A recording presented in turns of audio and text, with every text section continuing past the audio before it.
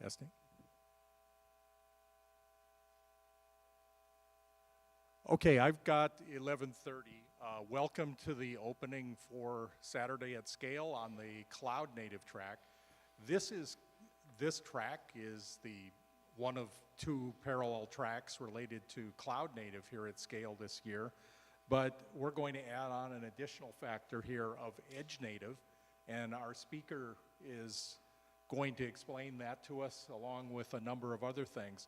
I've known Frederick for a number of years and recently bought his book, which was just out in December and highly recommended. I won't make him plug it. But this is still a legit testimonial that this is a really good book. And he has pretty deep knowledge on the subject of Edge and Cloud Native. He'll bring it up in a slide, but building... Yeah. And I have a slide on that, so you will see it in full version. And he represents the Eclipse Foundation, including some huge number of Edge native open source projects that he'll tell us about. So with that said, I'll turn it over to you, Frederick. Thank you very much, Steve. Really appreciate it. And welcome everyone to my talk. It's really great to have you here. So of course, the track lead is really a courageous person because yes, you're here for Cloud Native and yet we are discussing Edge Native here. As you will understand, of course, you can only define Edge Native in contrast to Cloud Native, and this is why this is highly relevant. And in any case, if you build Cloud Native applications, the probability, it's very probable that at some point you will need to interact with, so to speak, quote unquote, the real world, right? And Edge native applications are those applications deployed in our daily lives, in our pockets, on our phones or whatever, that interact with cloud native ones. So of course, they are part of any serious or enterprise-grade solution that you could think about. Now, before I jump into this topic, and Steve mentioned this briefly, I mean, I'm with the Eclipse Foundation, so please raise your hand if you knew that the Eclipse Foundation is something else than the Eclipse IDE. Just one, two. Okay, so now you will have to pledge to me. Okay, so stand up, you know, hand on heart, and you pledge to me that it's your new mission in life to tell people that Eclipse is more than the damn IDE. Okay? So feel free to love the IDE or hate it. We still have 6 million users for that, so it's not a trivial open source project, but we have been doing much more than that for a very long time. In fact, our IoT working group at the Eclipse Foundation has been around since 2011, okay? And yet, we've done a bad job because you don't know about it, okay? So I'm responsible at the Eclipse Foundation for everything about IoT and Edge, and when I say responsible, this is about two things. Keep an eye on 50+ open source projects in that space, okay? So that's quite impressive. That we are probably, apart from LF Edge, you know, the second in importance Edge native open source community that you can find around.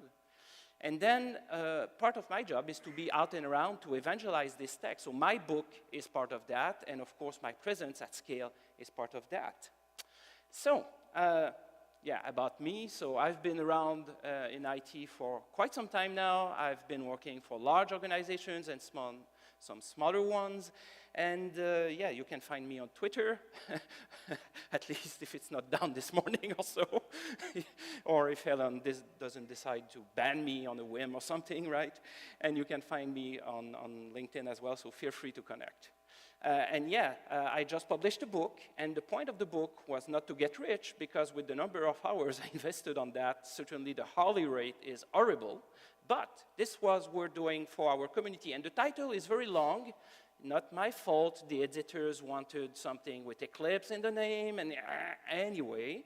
But the point there is to give you a thorough understanding of the IoT and Edge ecosystem at Eclipse, but not just at Eclipse. We have LF Edge projects, we have Apache projects mentioned in there as well. So, of course, if you love this talk, please feel free to order a copy. If you hate this talk, please order 10 copies and destroy them. so that nobody else will be exposed to my ramblings.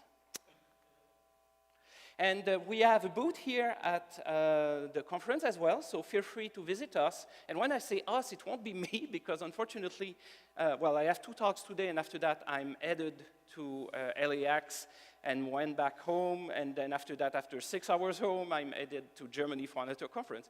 So I cannot stick around this time, unfortunately, but we have community members there. And when I say community members, you see them on the picture.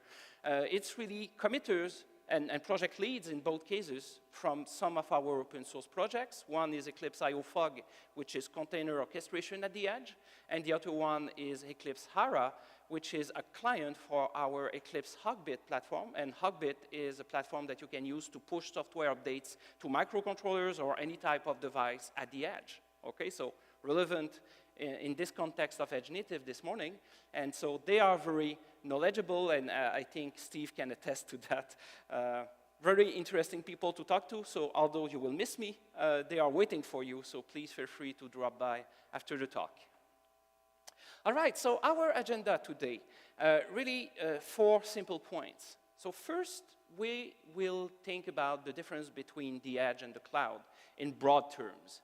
And after that, we'll jump right into trying to define edge-native applications and have a look at some of the possible runtimes you could use at the edge, okay? And finally, we'll have a look at what we call edge ops at the Eclipse Foundation, which is, in our opinion, the right way to do edge computing. So edge versus cloud. So let's start by defining the cloud. And if you are following this cloud native track, probably you have an idea of this, so I will be brief there, but when we try to define cloud native environments, we are talking about on-demand availability of resources. And this is about 3 things. First, it's an homogeneous environment. Well, you will tell me, hey, I have all of those different instance types on my favorite cloud. Yes, that's true, but they all are similar. You can order 100 of them, 2,000 of them, and start them, and they will all be similar in their properties and the way they behave. Then, of course, the cloud is a large-scale environment. Of course, your particular application may be small scale, no problem there. But, of course, your cloud provider operates thousands, hundreds of thousands of servers, and you can tap onto those resources in a nearly limitless fashion. I say nearly limitless because in a previous job when I was at Pivotal, I had a partner, and the guy exhausted completely for a specific geographic zone, a specific instance type on AWS. Congrats, Hans, if you ever see this talk. I mean, that was quite an exploit. So Amazon couldn't provision even more of those instances because they were using so many of them. So anyway, we had to implement changes in our software platform at Pivotal to accommodate those kind of weird situations. Anyway, and of course, the cloud is centralized. And you will tell me, hey, come on, I have availability zones and I can spread my infrastructure over the whole planet if I want. Yes, but you manage this through a central console, right? You connect to whatever, and that whatever will do for you the provisioning in various locations. And the thing is, we care up to a point when we do cloud native about geography, right? Because we want load balancing across continents, for example, or things like that. However, you don't care if the actual server is in Berlin or Paris or Dakar in Africa or whatever, right? Or you don't even care if the actual server is on one side of the street or the other. In Edge Native, you care about that, okay? And we'll see why. So what is the edge? The edge is literally the opposite of our cloud in the sense that the edge is about resources that are anywhere and everywhere. And of course, your phones in your pockets are probably already, depending on what apps you have installed, but you can consider them as edge devices. So what is the edge? The edge is fundamentally distributed, right?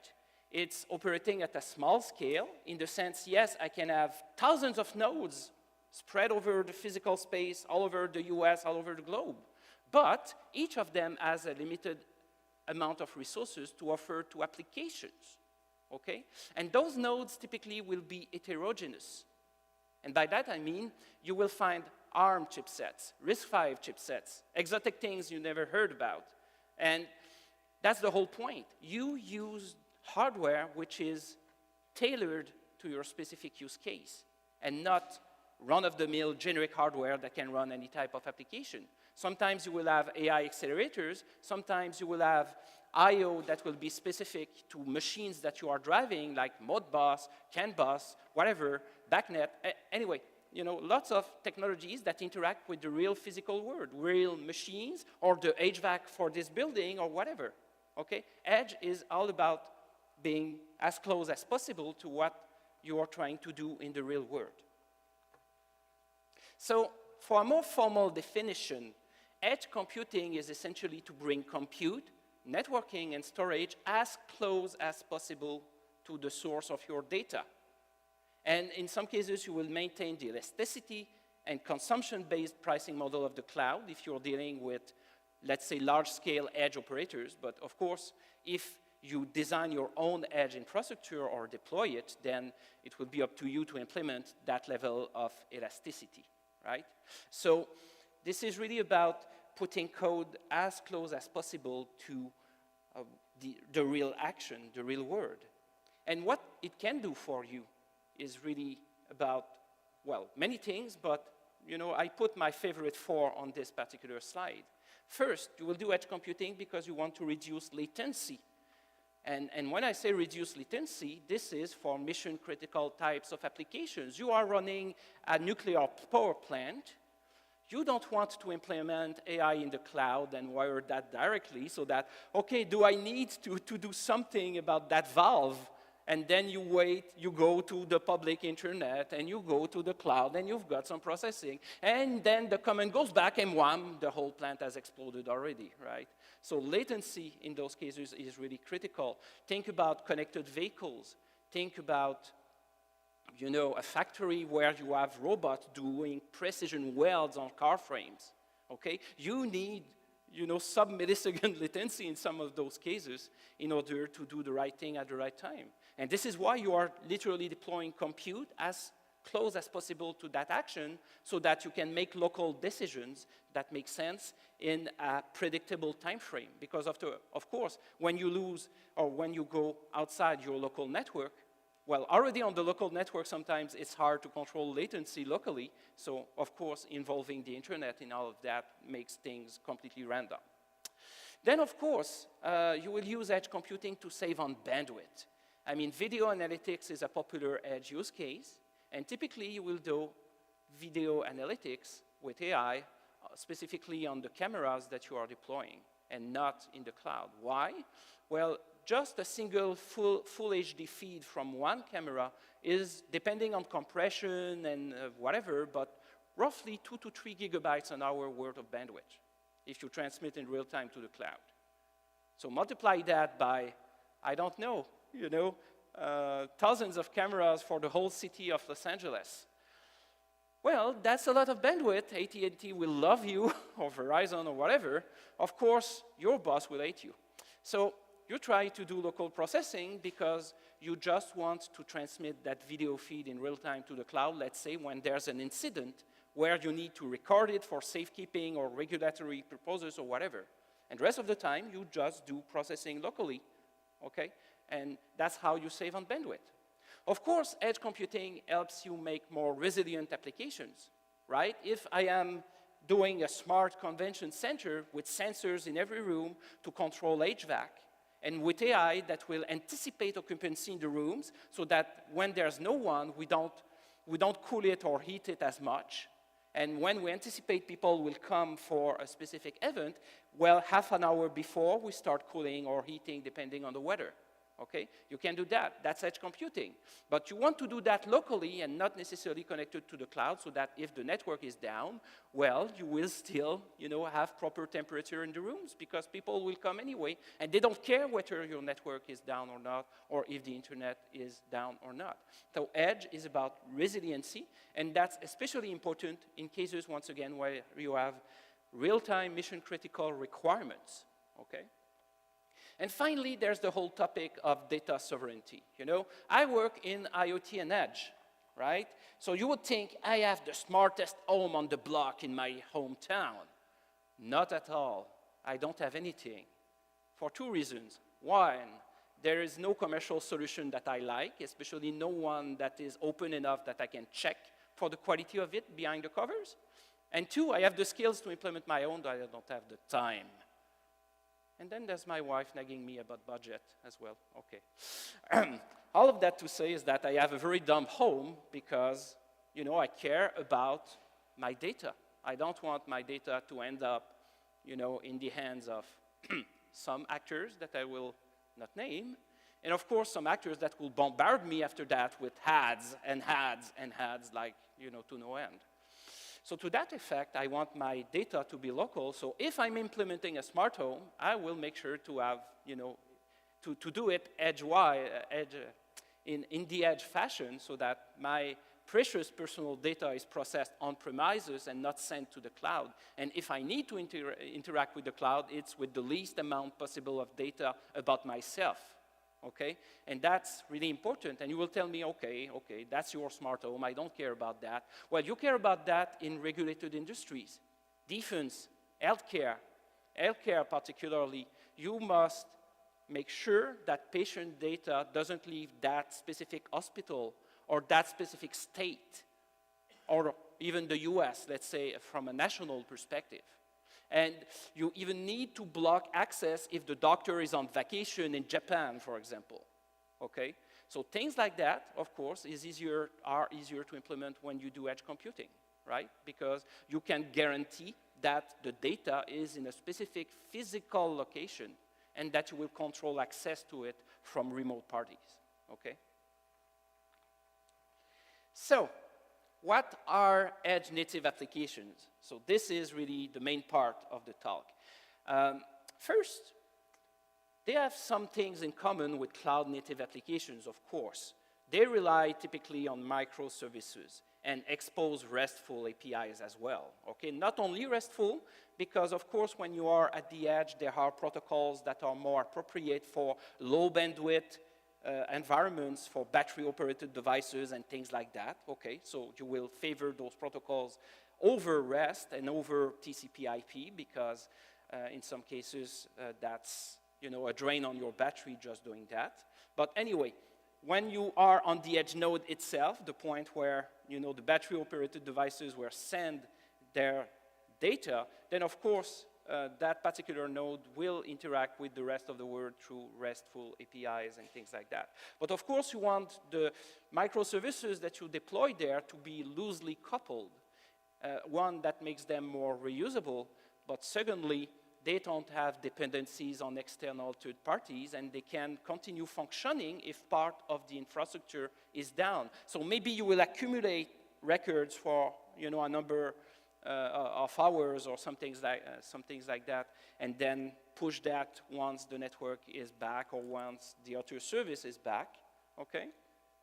But in some cases, you will selectively drop data because it, you know, if I'm doing a smart convention center, it's not a problem if I don't measure temperature every second or every 10 seconds. Maybe every minute, every 5 minutes is good enough to give a good experience to you in the room, right?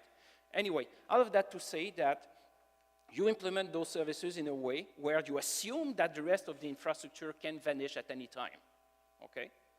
And then cloud-native applications are built by teams, typically today leveraging a DevOps approach with continuous integration, continuous development, and all of that is very good.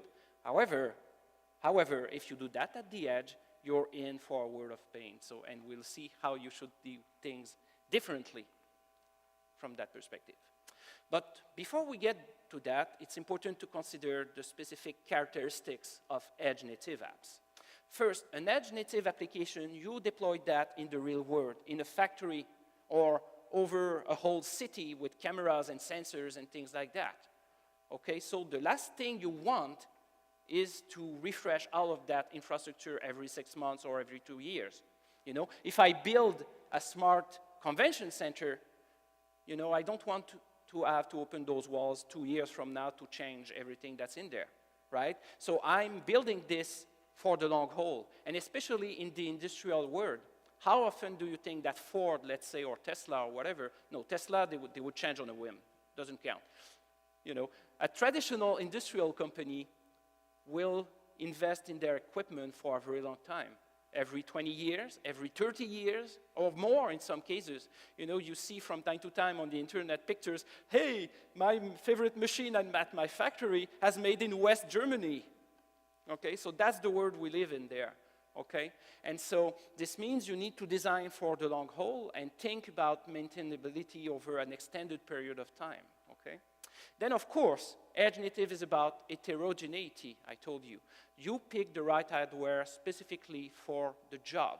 Okay, you don't deploy just random white box PCs and hope that things will work. You need industrial enclosures with protection against dust, water ingress, or vibrations, for example, and things like that. So you are putting, specialized hardware in special places all over the place. And once again, some of those places can be very remote. So if you have an edge node on every wind turbine in the US, of course, you don't want, to have to climb there just to deploy a patch or anything.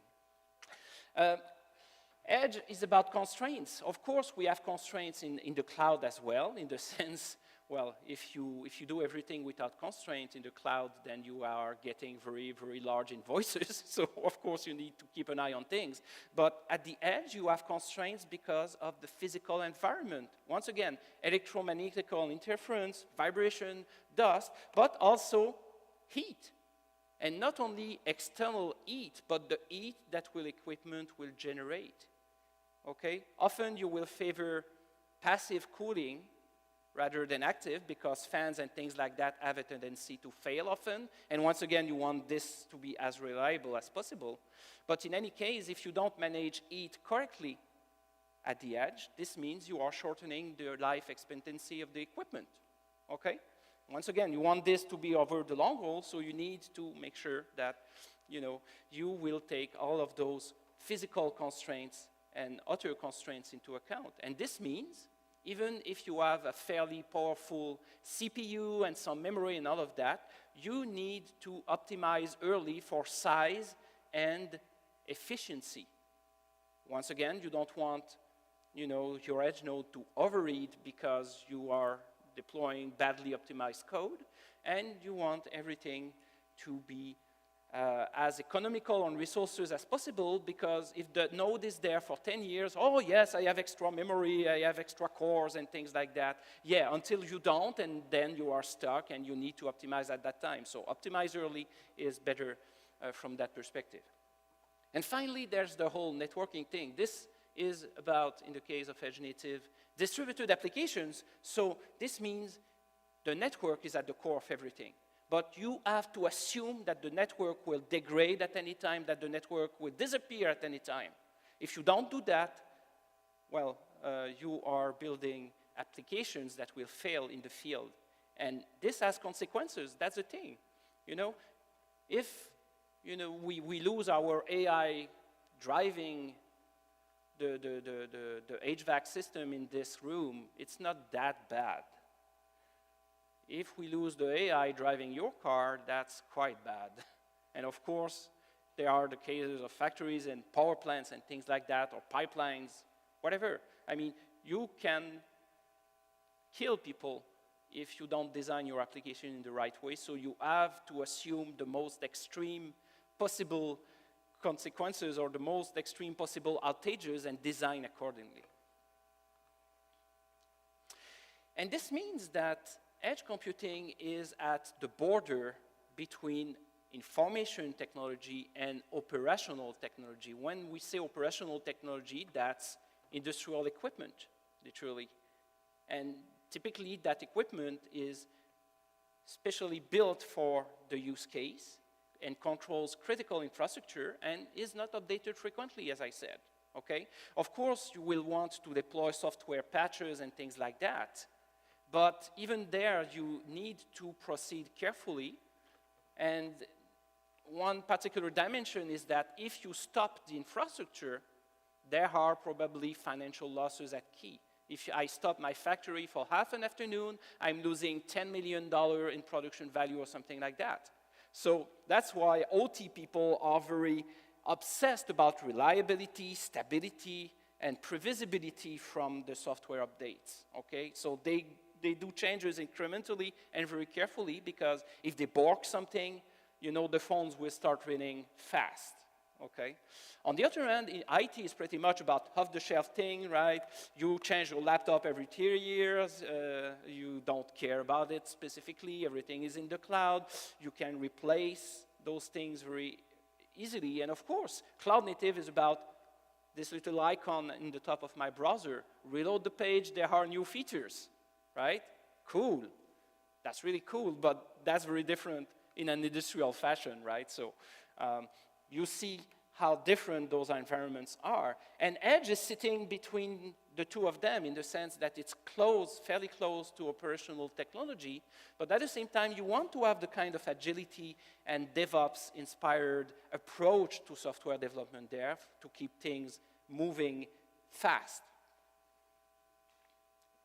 So typically, the way that most Edge native applications are built are around 3 specific planes. The data plane, where your software components will be deployed, the control plane, where essentially you control the infrastructure and do your real-time monitoring, and your management plane that will really manage everything else and perform device configuration. And this is really important in the case of device configuration, because you will have approaches like zero touch and zero trust. Okay, zero trust means that you don't trust any device that you put into the field. Everything is suspect, so to speak. And zero touch means that you need certificates and other credentials to be deployed on the devices, but you shouldn't deploy those through manual intervention. You should deploy those through proper automated systems that will do that for you. So that's the zero-touch approach. So literally, you plug the device on the wall, it will contact some kind of provisioning server, get its credentials from there, get validated, and wham. And this also includes the dimension of what we call device attestation. So you want to be able, at any time, to be completely certain of the trustworthiness of the device and every bit of software on it. So that includes the OS, its kernels, the drivers, the applications that you put on them, etc. And that involves, well, interesting things, let's say, from a deployment perspective once again. All right, so what are Edge native applications? First, they are optimized for field use. Since you are running on constrained hardware, okay, you need to optimize, as I said earlier, for size and power, okay? And that's really important. Of course, if you use a proper edge computing platform, the platform can help you out with some of that, but even then, you need to think carefully about your own code, because essentially, sometimes the fastest way to produce a result will consume too much power. So you will settle on the second best alternative, which is more efficient. So efficiency is a word that you need to take into account a lot in the context of edge native apps. Then, of course, they are resilient because you assume that anything and everything can fail at any time, okay? And you need to be obsessed by that once again, because if not, you can kill people or lose production value, or, you know, so that's really important. And once again, you want your platform to take that in charge, or part of that in charge for you, rather than coding everything on your own. One, this is tricky code to write. And second, of course, you want a uniform behavior for the whole system. And that's why you need a proper edge computing platform.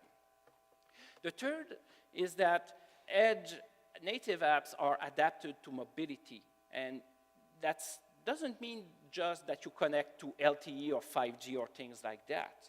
Yes, okay, you will probably use that kind of network or some other kind of wireless technology in order to achieve your goals. But many edge native applications are deployed on moving vehicles, you know, locomotives, cars, buses, planes, whatever. And there, you need to be not only location aware, because sometimes if you change from one country to another or one state to another, maybe your data data gathering requirements or data, the regulatory environment changes and the behavior of your app will need to change.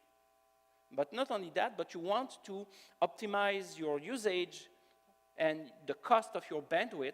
So that's why you will rely on location-based routing. So trying to find in the local environment the most cost-effective solution to send your data out and receive commands, for example. Of course, edge-native applications are orchestrated, but this is not just about containers. It's mostly about containers, but I've seen VMs, serverless functions, and even straight binaries on microcontrollers. And this means your orchestration is a different thing when it's not just about containers.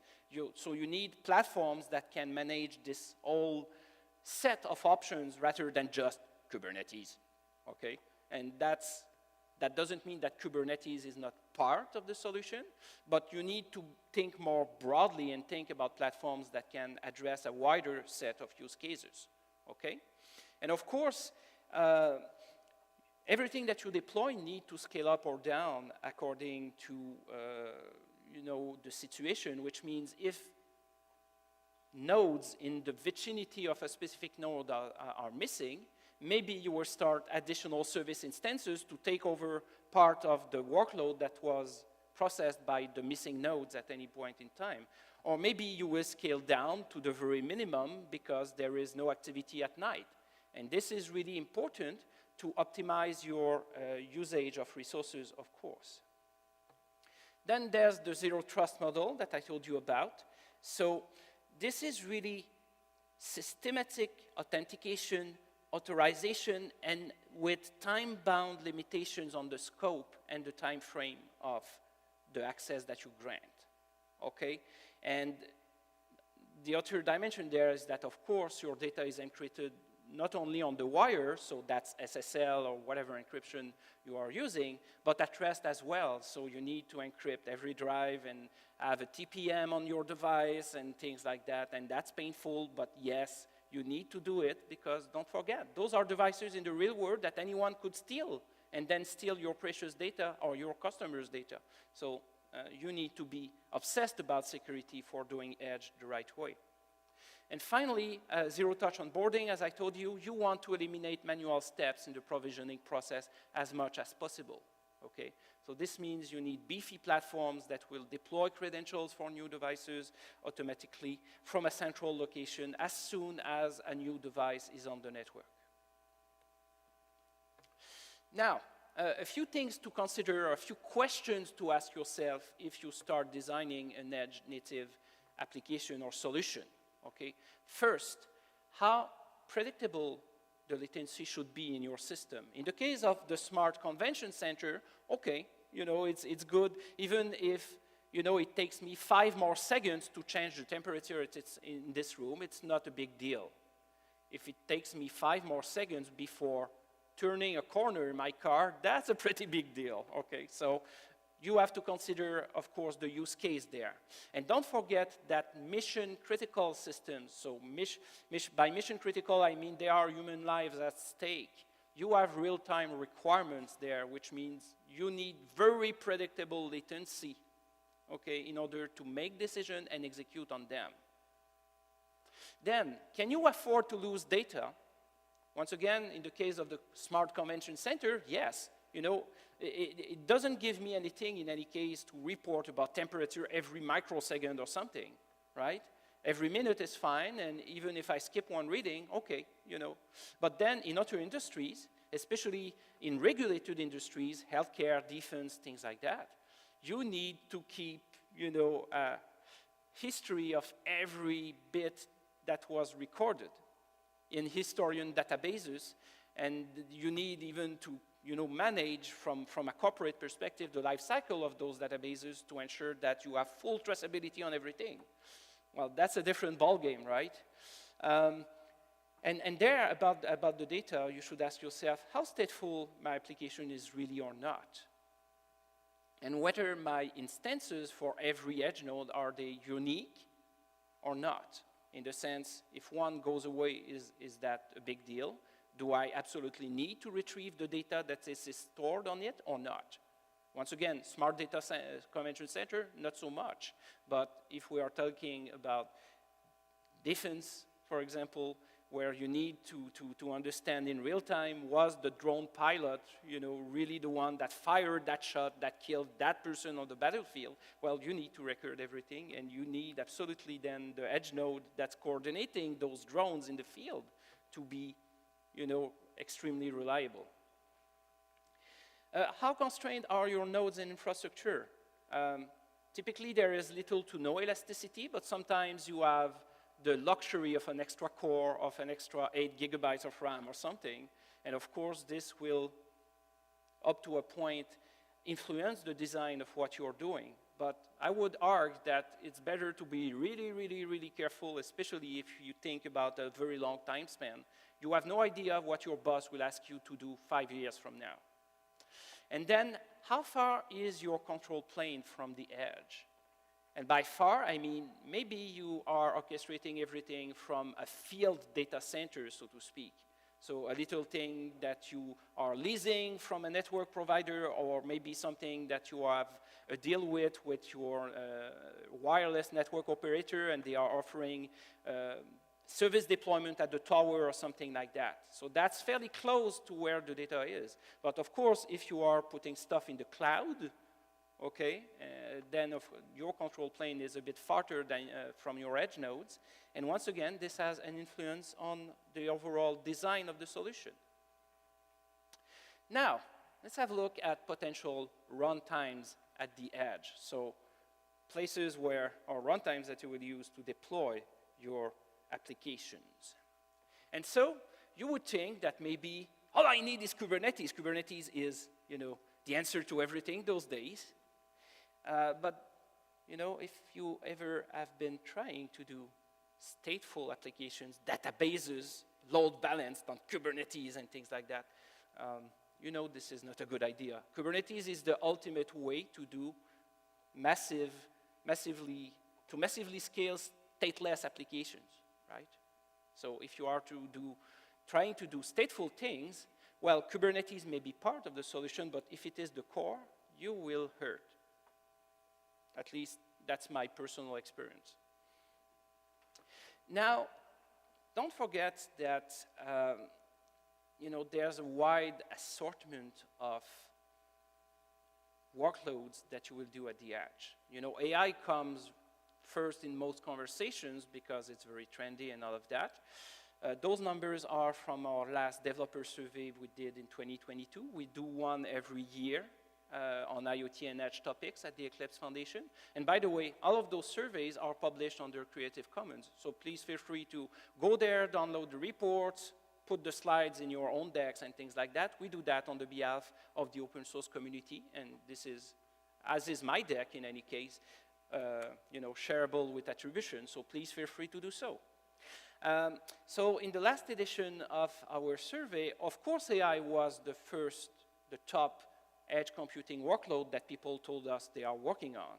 But there is also pretty much control logic, data exchange, data analytics, and many others. And you see that all of those categories in our survey grew between 2021 and 2022. So yes, AI is pretty hot, but people are increasingly using edge computing for many other things than that. Okay? And that, of course, influences the kind of runtime you want to deploy at the edge as well. Then we asked, and this is the proof point, are you doing containers or something else? And once again, you see that every category grew. Okay, so people are not, of course they are, mostly using or mainly using containers, and that's fine, right? There's nothing wrong about containers at the edge. But especially if you have real-time requirements, already the Linux kernel is not, if you talk to a hardcore real-time engineer and you tell them, well, Linux is real-time, I installed the preempt RT patches and all of that. No, that won't pass. I mean, it's getting close to hardcore real-time, but it's not there yet, okay? And this means, of course, if the Linux kernel is not enough for real-time, and then you add Docker or Kubernetes on the top of that, you're not real-time at all, okay?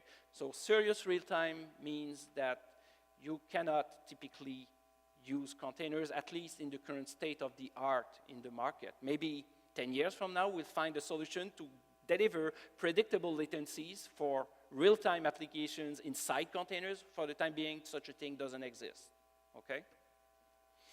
So that's why you will find virtual images, native binaries, script files, whatever, at the edge as well, okay? You need to use the right tool for the job, okay? And of course, you can run Kubernetes at the edge.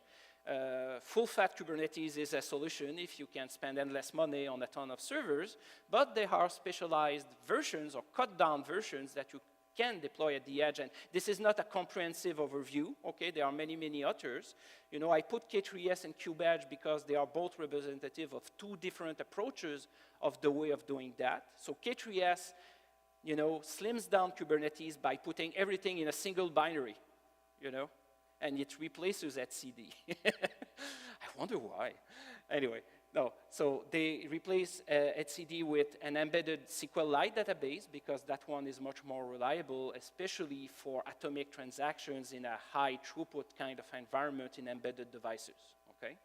So K3S has this single binary, and then it will work, it supports the plain Kubernetes API, and I think the change set between K3S and mainstream Kubernetes is maybe a few thousand lines of code, so it's pretty close to mainstream or mainline Kubernetes from that perspective. But there are other solutions like MicroK8s from Canonical and Minishift from Red Hat. So you have alternatives there, and the most, well, you know, there are differences, but I mean, the philosophical approach is to slim down mainstream Kubernetes in that way. And then there's the Kube Edge approach. Kube Edge is an LF Edge project at the Linux Foundation. And in their case, they developed custom components, the Cloud Core and Edge Hub and things like that that you see on the diagram. I'm not doing a deep dive on that, but essentially, the approach is to be API compatible, okay, with Kubernetes. And then they have edge-optimized components behind the scenes that implement the actual container orchestration, okay? So that's a different approach. Whether it's good for you or not, well, download it and test it. It's open source. But the field is much wider than that, right? And this is not even, once again, a comprehensive list, just some of the most popular options. And you will see 4 Eclipse projects there. And you see that each of those projects, some of them integrate with Kubernetes, some of them don't. Some of them can run in standalone mode at the edge. Some others require a Kubernetes control plane somewhere. So you have to figure out what your architecture is and really pick the right solution for your project. But please have a look at those Eclipse projects, especially Eclipse IO Fog, since we have our friend Kilton from Edgeworks here. That's a pretty comprehensive and compelling container orchestration platform at the edge. But we have other things at the Eclipse Foundation as well in that domain. Which brings us to Edge Ops, which is our little philosophy for the edge at the Eclipse Foundation. And when I say we, it's really about the community. You know, as a staff member, I don't have authority over our open source projects or anything like that. I'm just a staff member serving them and being the vendor neutral voice of reason, maybe, you know, in various settings. So when I say we, this is literally our community, and I participated to that. I was involved in writing some of the stuff, but ultimately, you know, I'm going where the community brings me and not the other way. So if you want the full version of the full history about Edge Ops, we have a white paper for that, so you can scan the QR code there or access the link, and you will get a copy. But essentially, Edge Ops is about making DevOps suitable for the edge. And what that means is essentially we have core principles, the short life cycle, the collaboration between developers and ops, whether they are one single team or distinct teams that work better together, CI/CD, microservices, infrastructure as code. All of that is fairly good, except maybe for CD, continuous deployment. In most use cases, you don't want to do continuous deployment at the edge. Can you imagine? Everyone is stuck on the interstate, 4:30 p.m. on a Friday afternoon. let's patch all of those cars. No. You don't patch the cars then, you don't patch the connected roadway infrastructure, you wait at night, right? So continuous integration up to a point, depending how mission critical your application is. And even there, you need, in some regulated industry, to qualify your code and things like that and pass through regulatory approval for patches. And so, you know, it's a different ballgame, as I said. But anyway, you know, the core principle of DevOps are still there. But you need to tweak them, adapt them to the challenges that Edge Native helps you resolve, to the characteristics of Edge Native solutions that I covered earlier in this talk, and of course the fact that you have a bit more diversity than in the typical cloud native environment, in the sense that yes, containers are there, but there are VMs, scripts, serverless functions, and many other things, and straight binaries to microcontrollers that you need to manage. And all of that requires a bit of a different approach.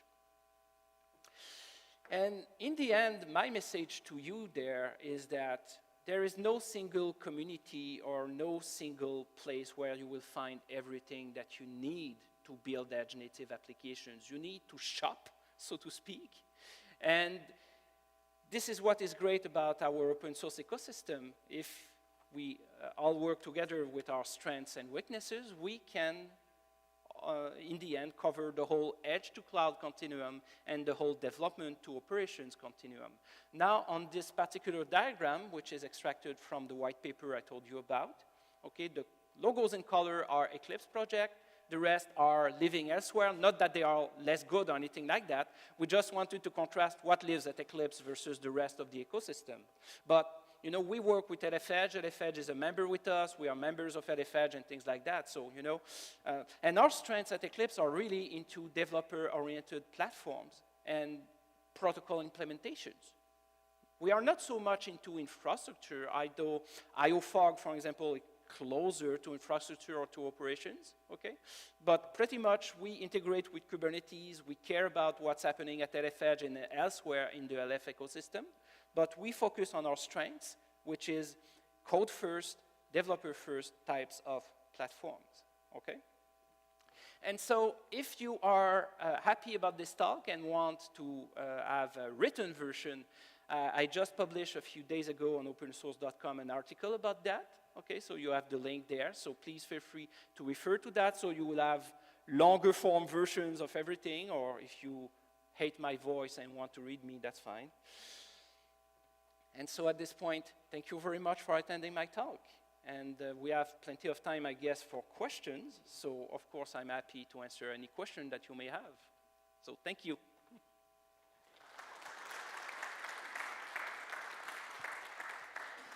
If anybody's got a question, raise your hand. I'll bring you the microphone so it gets on the recording.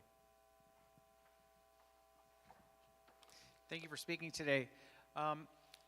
I haven't been following the Edge IoT. I remember 5 years ago or so, you know, it was a emerging field, and a number of different companies were trying to, you know, ensure that secure communication from the cloud out to whatever edge point was being done. My question is, in hearing that 5G networks were going to have a lot of edge computing resources, has a standard been developed for mobile and mobile edge networks that's different from here, or are they using some of the open source projects that you described today? Well, from a wireless networking perspective, there are many, many, many options in the market, okay? And of course, yes, 5G is part of that, but you have things like LTE-M and NB-IoT, and then low bandwidth solutions like LoRaWAN, for example, that don't use wireless network. Well, that's a wireless network, but I mean, they don't use carrier networks or telephone networks. They are, you know, with different properties and much lower bandwidth, but much higher power efficiency. So there is a wide array of potential solutions there, and there are players that play in the infrastructure market for every of those technologies. So the key there is really maybe to start small and evaluate according to your particular use case, Okay, what could be the good fit? We were having a discussion, Steve, me and other people yesterday, and Steve was mentioning, you know, a drink manufacturer was deploying refrigerators all over the place in locations, and they implemented ways to determine the inventory level so that people would come when it's nearly empty, but not come when it's, you know, still quite full. And they ended up setting up on LoRa because reporting once a day with a tiny packet about the state of that particular refrigerator was good enough for them. And in their case, it was not using fixed infrastructure. They were deploying, let's say, the endpoints in moving vans. So when a van was coming, you know, close to the place, then the packet was sent, and then at some point, I suppose the van was getting close to a cell tower and transmitting there to a central location, and etc.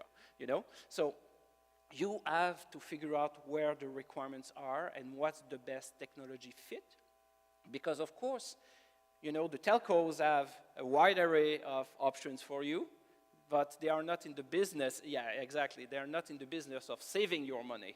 You know?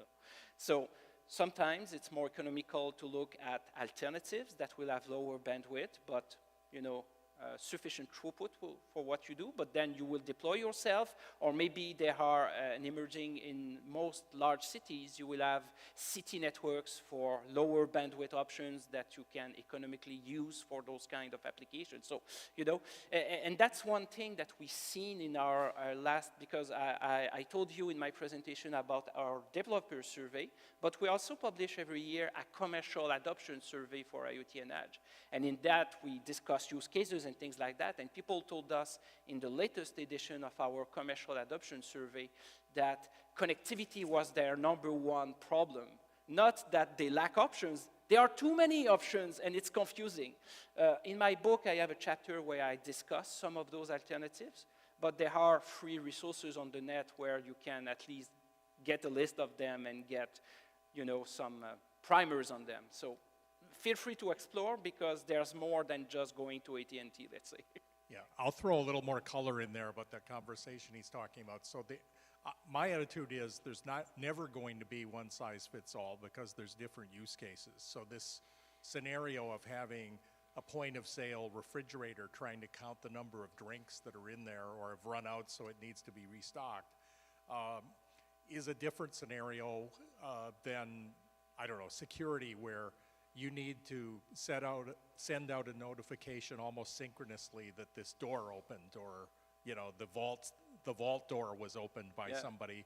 Active shooter somewhere. If you're just trying to guess the drink inventory by how many times the refrigerator door opened, sending that once a day is fine. There's probably also not a whole lot of security concerns about that, or, you know, sending a weather temperature sensor. Nobody really cares if that's encrypted, more than likely, but some other things, if there's financial repercussions involved, like driving an ATM out at an edge location, that's entirely different. A thing that commonly enters in here is even legacy protocols, and there are a number of very rich open source projects that label themselves as gateways that will translate or fully support these legacy protocols. Some of them, like Modbus, has been out there for decades. Yep. And getting it onto something more amenable to modern transport, maybe more securable. I don't know, there must be dozens of open source projects just in that category of protocol translations and gateways alone. Yeah. You shouldn't reinvent the wheel. Even if you're inventing a new app that needs data transport, you need to look at concerns like, is it one-way only?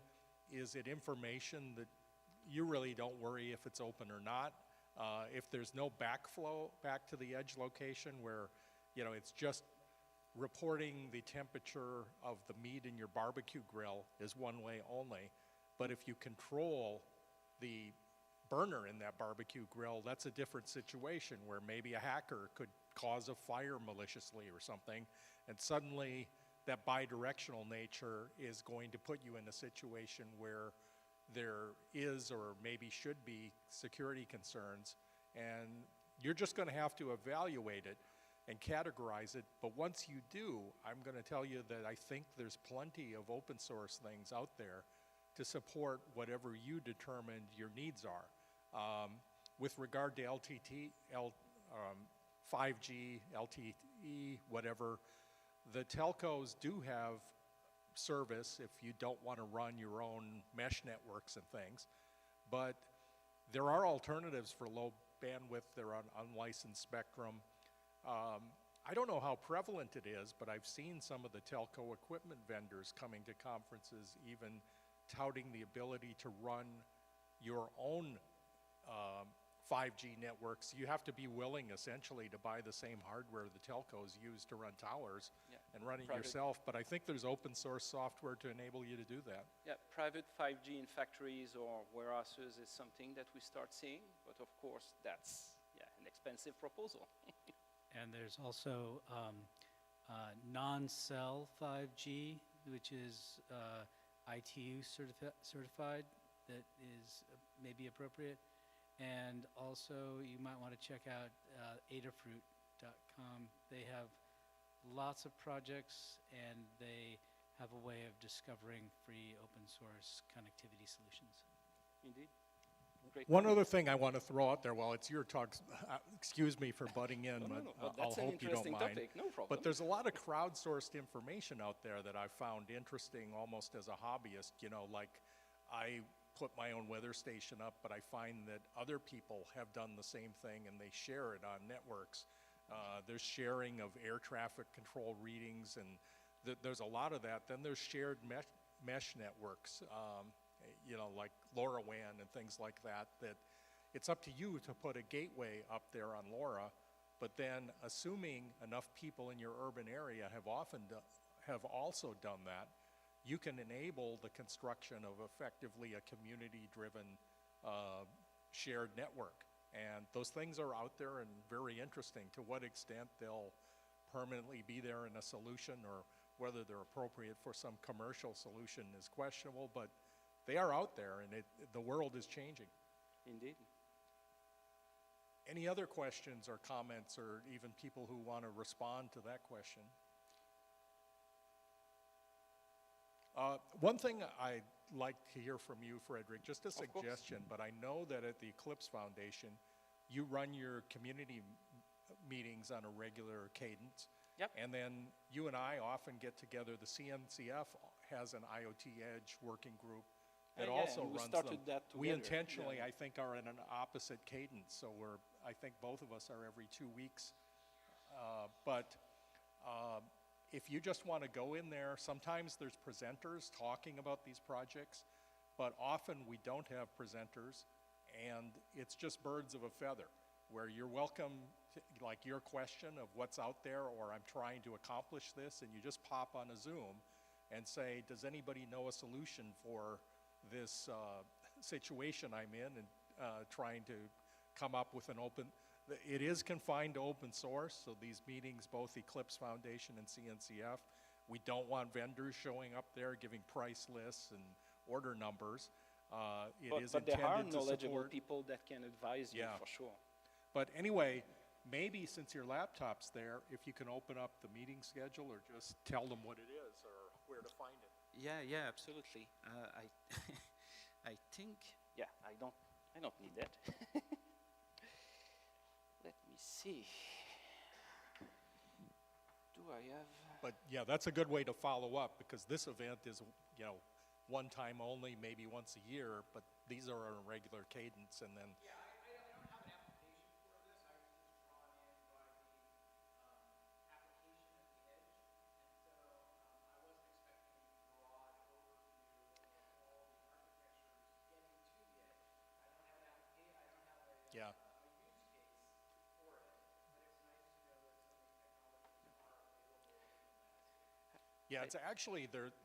You don't want to turn it into this technology thing, you know, at the cusp of new things, whether it's the internet, cloud native. Somebody shows you this hype cycle, hockey stick growth of this is going to change the world, and actually there's these analyst companies now that are saying cloud maybe is leveling off, but that edge is going to be, I don't know, you've seen them, Frederick, I think. What are they saying? 6 times the size of the compute that's going to be deployed at edge because of Yep. technology changes. Some people are claiming 6 times the size of what's in public clouds. So for our community meeting, I just remembered the information on the website is out of date, but you have the handy dandy button to join our Slack workspace. It's open to anyone. So feel free to join and then ping me, and I will give you the details, and I will ensure to correct that once I'm back from my trips. Sorry about that.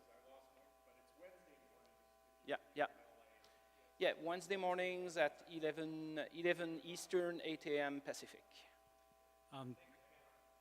One thing people say is that the cloud is just other people's computers. IoT might be thought of as the rain from those clouds. Also, you might find it interesting that Toyota will upgrade the onboard computers in their cars, but not if it's on a hill. Interesting. Yeah. So that's the type of location awareness and physical constraints that we need to take into account.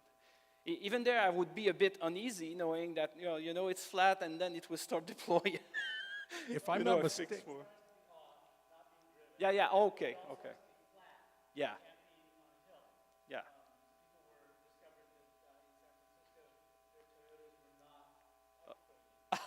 Okay, interesting. Yeah, I mean, SF is quite steep. Yeah. I'm not authoritative on this, but I've heard that some of these are only situations where they're like drive by the dealership too. So if your thing got bricked, at least you'd be there. And they don't broadcast it, in open spectrum. There are local broadcasts coming from the dealership or the parking lot, so you would go there and not have to book an appointment. You could just like drive your car in the vicinity of the dealership, linger around, and get your drop. And I think you might be more authoritative because you're hawking. And one thing that I don't want to see, but it seems car makers are contemplating, at least I've seen a news tidbit about Ford contemplating a model where if you miss a payment, the car self-drives back to the dealership.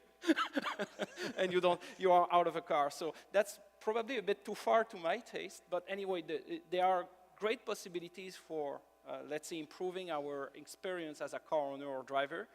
Finding the right balance, I think, will be key, because I don't want to, especially in Canada, to have a pay for a subscription for heated seats. Exactly. Well, I didn't want to name them, but yeah. Fortunately, I don't have that kind of money, so for now, I'm safe. Yeah. It's important to understand the timeline on BMW's understanding of transportation as a service. Their thinking began in the 80s. Yeah, BMW began thinking about transportation as a service at the corporate level as a transformational understanding that began in the mid to late 80s. And so having that kind of 20 to 30 year rollout into what is currently their current product line is a good scale to understand. Okay, I think we've reached the time limit, but I don't know if you've got a few minutes before you leave, but we can take this in the hallway and continue on if people just want to chat. Okay.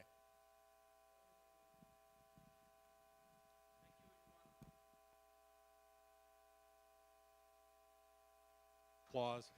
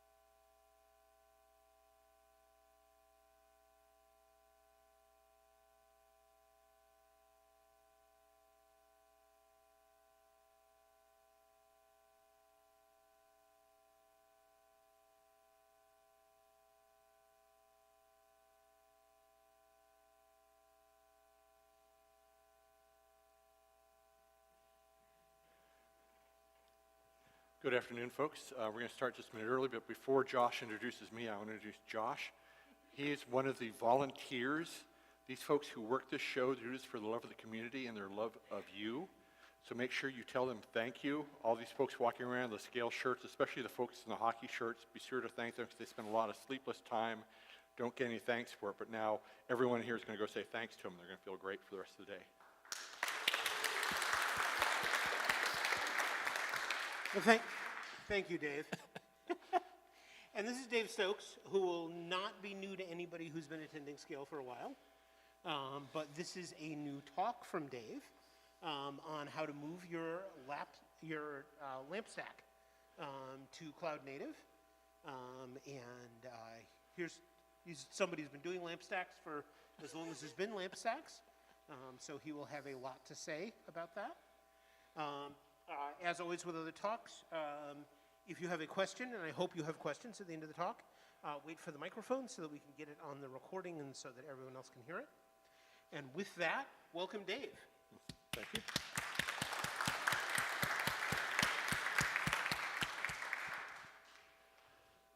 Okay, for those who weren't awake during that introduction, my name is Dave Stokes. I'm at Stoker or david.stokes@percona.com if you need to get a hold of me. The slides are available. I'll have the link at the end. So why this presentation? Many, many years ago, I put the American Heart Association on the internet. And at the time, the Apache server was still fairly new. I was running their website on a Challenge S from SGI. I see a couple folks flinch from me saying that. And this crazy guy had this thing called Personal Homepage that later became PHP. And from there, I needed a database but couldn't afford Oracle, so I ended up stumbling into open source databases. So got that technology pretty good, and then a couple years ago, I started hearing of this thing called Kubernetes. And as things started going, I thought it was interesting, but I didn't pay a lot of attention to it till I realized a lot of people were really heading down that path. So let me stay up front. This is from the best movie ever made in San Diego, and I do love LAMP. If you haven't seen Anchorman or Anchorman 2, they are probably near documentary status for the news industry, and very funny. So, LAMP, Linux, Apache, MySQL, PHP, maybe Perl if you're really old, was the basis of the web for a long, long, long time. Had a lot of good technology, technology that still works very well. And unfortunately, once you learn a piece of technology, that means it is automatically outdated. You have to learn something else. Whatever you have is now no longer valued. You have to tackle the next thing. And the next thing, of course, is Kubernetes. So ignoring the Linux and PHP aspects right now, let's take a look at just the web server, which is illustrated here, and the database, which we'll use the file server for that. So this came up. It was wonderful. For those of you who had ran Gopher sites, this was amazing. This is a lot better. You can actually have graphics, and it worked really well. And of course, anything that works well, someone pushes the limits, and they figure, well, we need to do it a little bit better. So maybe we'll do something on the database side where we'll split the reads and the writes, get better performance. And then, of course, someone decides that they need multiple front-end servers. And whenever you have multiple front-end servers, you end up needing a load balancer. By the way, I love these graphics. The idea of someone juggling being the load balancer just strikes me as great. And once you get this worked out, the database ends up being the part that you're really worried about. So you end up clustering your database, doing things redundant, replicate things for multiple sites or backups, and it goes from being a LAMP stack to being a horizontally scaled mess to manage, but it's still fairly much the same technology. So the two obvious problems that people started pointing out, and by obvious I do mean expensive, not all applications utilized all the resources. You had a lot of excess capacity. And anyone who's worked with a big business for a long time is excess capacity is something to be avoided. For some reason, it drives a lot of people up the wall. So they started looking at things and said, well, we're only using a fraction of the available resources. Let's go out and reduce this to its finest point. And this ends up being a container. And the question here is it more bang for more bucks? About 12 years ago, you started hearing things like Ansible and then Docker and these other containerized things that were great for developers because you could have your own little environment and one little nugget of computing power. And then people started saying, well, why can't we take this and put it up there where we make advantage of it? So this began the move to containers. I live in a part of Texas that's by a multimodal transport center. This means trains, planes, trucks, and all that converge all at the same time. And at any time on the road, directly in front of me, going 10 miles less than the speed limit, are thousands of container trucks. So containers are great. They isolate a lot. They give you kind of like what I think of as a nugget. You kind of go in there, it has everything there. It's like a studio apartment when you're in college. You know, you have everything you need, a fridge, a sink, a toilet, a place to sleep. And they're great in that they can work with each other, and they're fairly well-defined channels, and they take up a lot less resources. So let's take a look at this. You end up using your infrastructure with the host operating system, and here we're using Docker, or there's other engines we can use if we want, but Docker seems to be the prevalent one. And we can run a whole bunch of apps that can intercommunicate or be locked away from each other as much as possible. And the visual representation is kind of like this. Those who are locals who've been down the Port of San Pedro or Long Beach can tell you that they have these huge cranes moving these things in and off ships in an amazing fashion. It is the ultimate game of Tetris. So, containers emerged as the way to make software portable. You had everything kind of self-contained, and what was great about them is you can ship them off to somebody else and it would work, and you got rid of this old problem that Dilbert showed, where you had the old problem is, hey, it works on my machine, I don't know why it doesn't work on your machine, your server, or in production. So, containers. Let's take a look at a database example. So, here on a Ubuntu box, install curl, install Docker, and then I tell Docker to run a database, and in this case I'm going to use Percona Server. Plug for Percona, we're an open source database company. We take things like MySQL, give you enterprise features for free. So if you need connection pooling, data masking, encryption at rest, we have that stuff that Oracle or Mario charge you a lot of money for. And notice here that on the second line, I'm passing a root password, and I'm specifying a top layer version of the software to run. So get it up and running. If I do Docker image ls, it will tell me that it's actually running Percona Server. Oops. The version that I asked for, the image ID, when it was created, and a rough size. And if I do a container PS, it comes back and tells me the image that I'm running, how long it's been running, and down here Percona Server, and this funny BEB F3 stuff. It used to be when you had a server, you named it, and you had Star Wars names, you had Star Trek names, you had all these great names for these servers, and then things flipped and people started treating servers, instead of being like pets, they started treating them like cattle. So now they have these names like this, BEB. Now, once you have this out there and running, it's fairly easy to tell Docker that you want to go out there and talk to it, and you tell it where you want to talk to and the command you want to run. So you type in this, you're actually in that BEB F36, and we're running bash, so I tell it to run MySQL, and there I'm running Percona Server 8031. So that's the basics of containers. Now the next step up from there, well, first you have to learn how to stop it, and by the way, Here I'm doing a PS, kind of like the PS command you do on the command line to find out what's going on there. And then you get to stop it using that lovely handy name. Okay, next step is into the cloud. And this is an interesting quote. Before we had airplanes and astronauts, we really thought that there was an actual place beyond the clouds, somewhere over the rainbow. There was an actual place, and we can go above the clouds and find it there. It's probably the best thing I ever heard Barbara Walters say.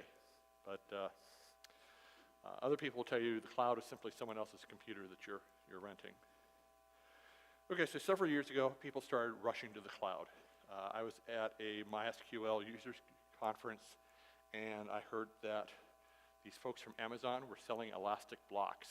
And I was thinking something physical in a cube shape that was made of rubber, and I couldn't figure out why people thought it was so interesting.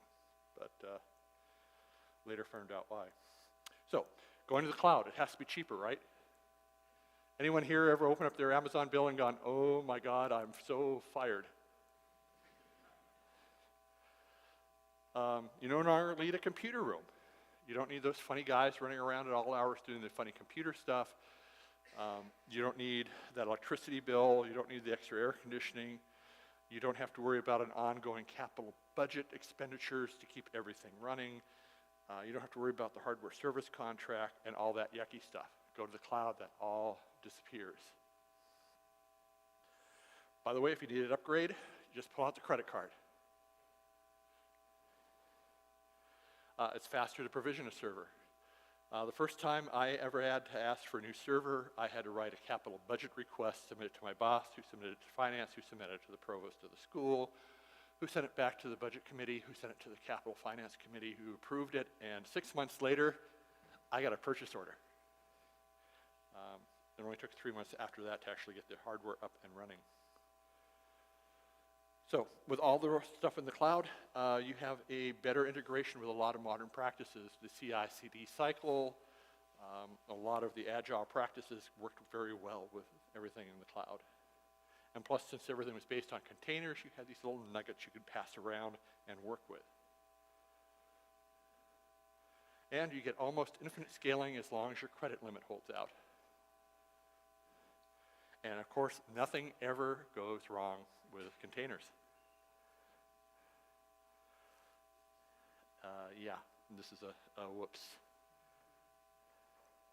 So, along came Kubernetes, and the great thing about Kubernetes is I don't know anyone who will really tell you, I know everything about Kubernetes I need to know, and it all works great.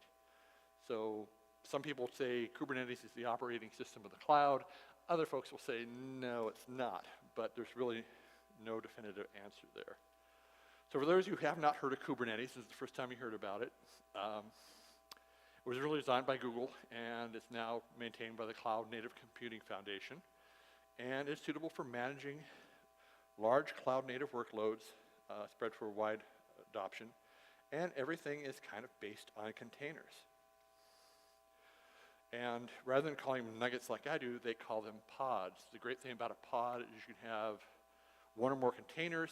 They're guaranteed to all be located together. That makes interoperability nice and easy. And you can make sure they all get unique IDs.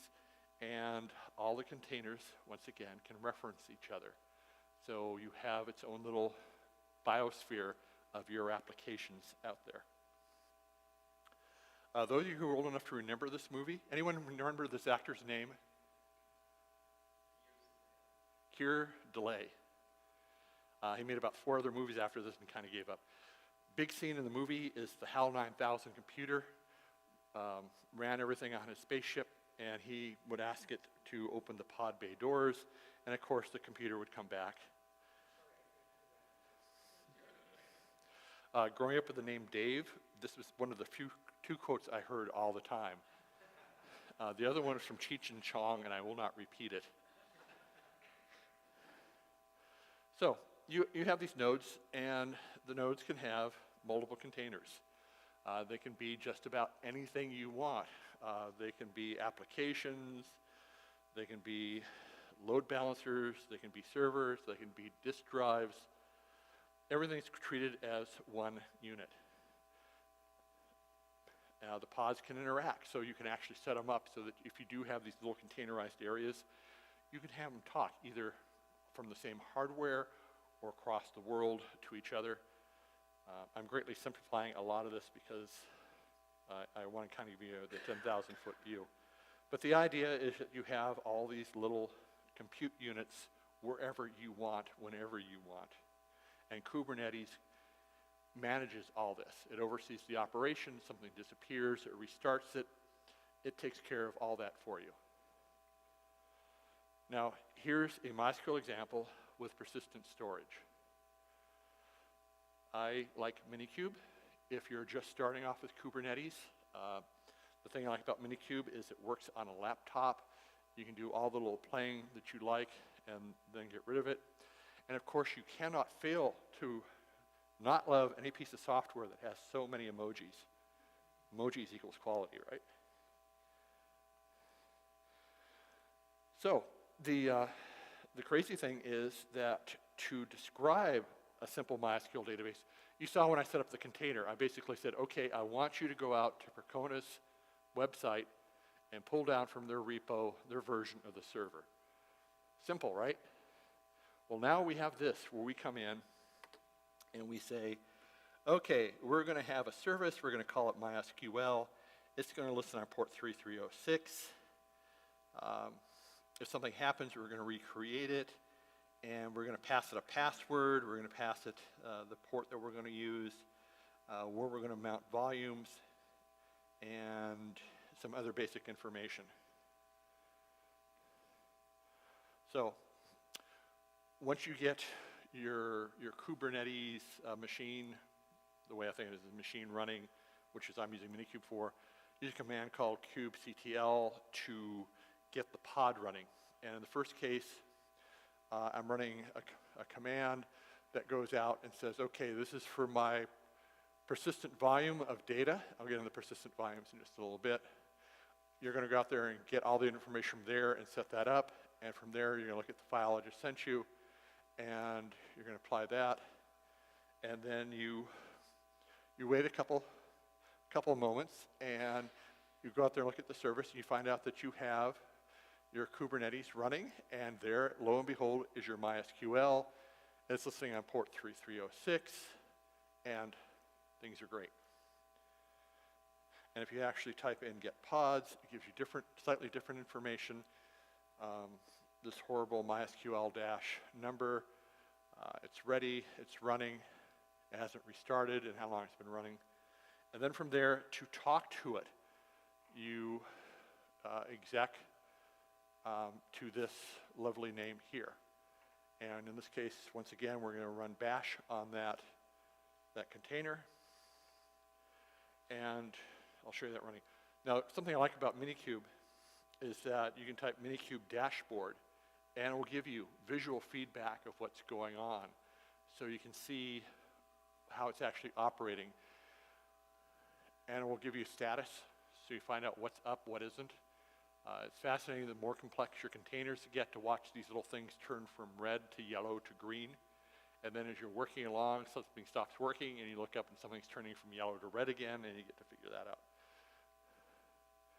So we're now actually ready to talk to the database. So we've run bash in the last slide. I get out there and I say, okay, run MySQL, and there is, in this case I'm running Oracle MySQL. It's all there and running. Very similar to the container idea that I showed you earlier. We're just running containers. Now we're doing it under Kubernetes.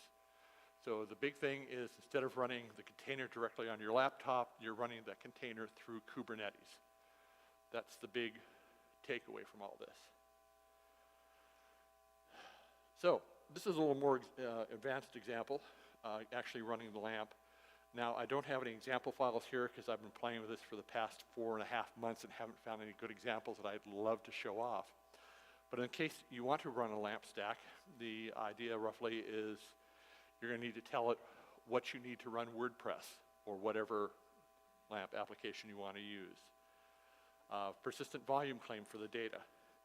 And then you're going to have to do your MySQL deployment. And once you get everything up running, it will tell you that you have WordPress running and you have MySQL that's set up to run for the WordPress, and now you're ready to have your LAMP stack run. Now, there are thousands, if not millions, of predefined YAML files that have all this information out there. Like I said, I've been playing for 4.5 months trying to find a set that I really like. Not yet. Writing your own is a little rough. We'll talk about that a little bit later. But the idea is that your LAMP stack is not that far away. It's fairly easy to move things over. So, right after launch, by the way, I need to get a picture of you all for my boss. I've got a new boss, and he keeps wondering, why do these people come to these computer talks? Okay. Here we go. Thank you. So right after launch, you have Kubernetes running. You have the PHP service. You have WordPress. You have MySQL. Now you notice with all that, I didn't have to define what the PHP service looked like. That was defined under the Kubernetes service. What's interesting sometimes, if you're grabbing something from column A and something from column B and something from column C on the web, trying to get your own stuff running, other folks may have already defined something that you want to do before you've gotten there, and you end up having 2 PHP services or 2 database services or whatever. So be careful as you pick these things. Also notice the ports over here. WordPress is listening at port 80. Load balances front end port 80. And MySQL is listening at port 3306, the standard MySQL port. So whatever port you're used to, they can still be used in your Kubernetes deployment. And I'd like to warn you that these are not the droids you are searching for. Scaling. A lot of people use Kubernetes to easily scale. It does do that. You need more resources, throw more pods at it.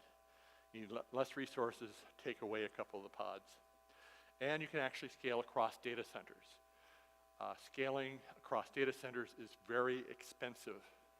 And with anything cloud, if you screw up, you can have something out there running for weeks on end before the bill hits. So be very, very careful.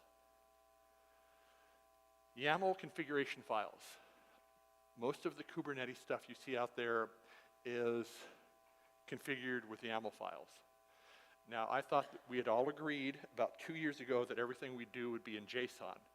But someone came up with the idea of YAML files, and they're easy to read, they're easy to parse,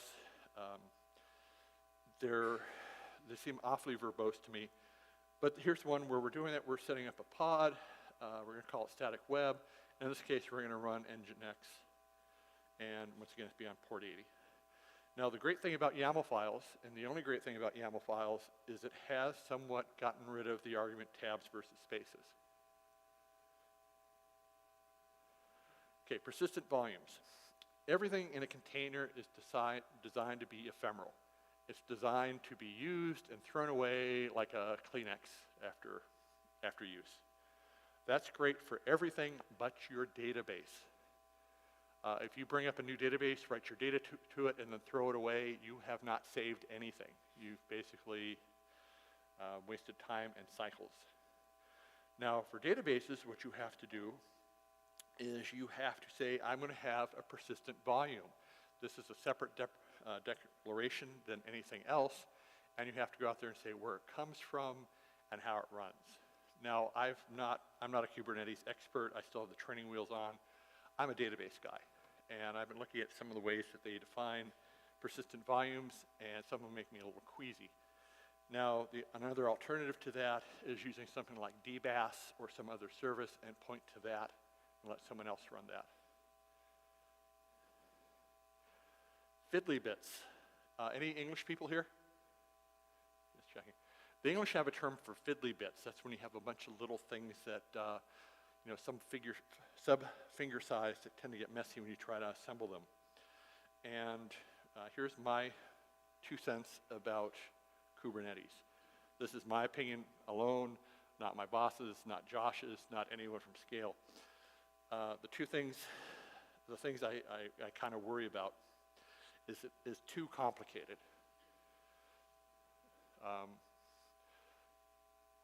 A LAMP stack is fairly easy to configure. Even when you're doing crazy rewrite rules with the web server, it's still fairly simple. Kubernetes is far from simple. Too many varieties. There's still no coalescing around one or two Kubernetes approaches or monitors. If you go out there and look at operators, which is something I haven't touched on, everyone seems to have their own operator for whatever they're doing, and they all work differently. And some give you things you don't want, and a lot of them don't give you what you do want. As I'm begging here, we need things to modularize. Too late early in the day for me to say that. Hopefully over the next couple of years, this will kind of straighten out. And another problem is one size does not fit all or most. If you grab someone else's configuration, it may be exactly what you want, but odds are it isn't, and you're going to have to be able to tailor it. And as my dad used to say, when the only tool you have a hammer is you tend to whack the crap out of everything. So not everything needs to go into Kubernetes. If you have a simple application that works with the LAMP stack and you want to port it over, that's okay. Do you need to port it over? No. And with that, I'd like to invite you all to Percona Live, May 22nd to 24th at the Denver Marriott. It is the open source database conference to attend if you're into databases. And with that, I'd like to point out the slides are available speakerdeck.com/Stoker. And with that, what questions or pleas do we have? Yes, sir. We got a mic over here. By the way, you have the best beard of anyone here.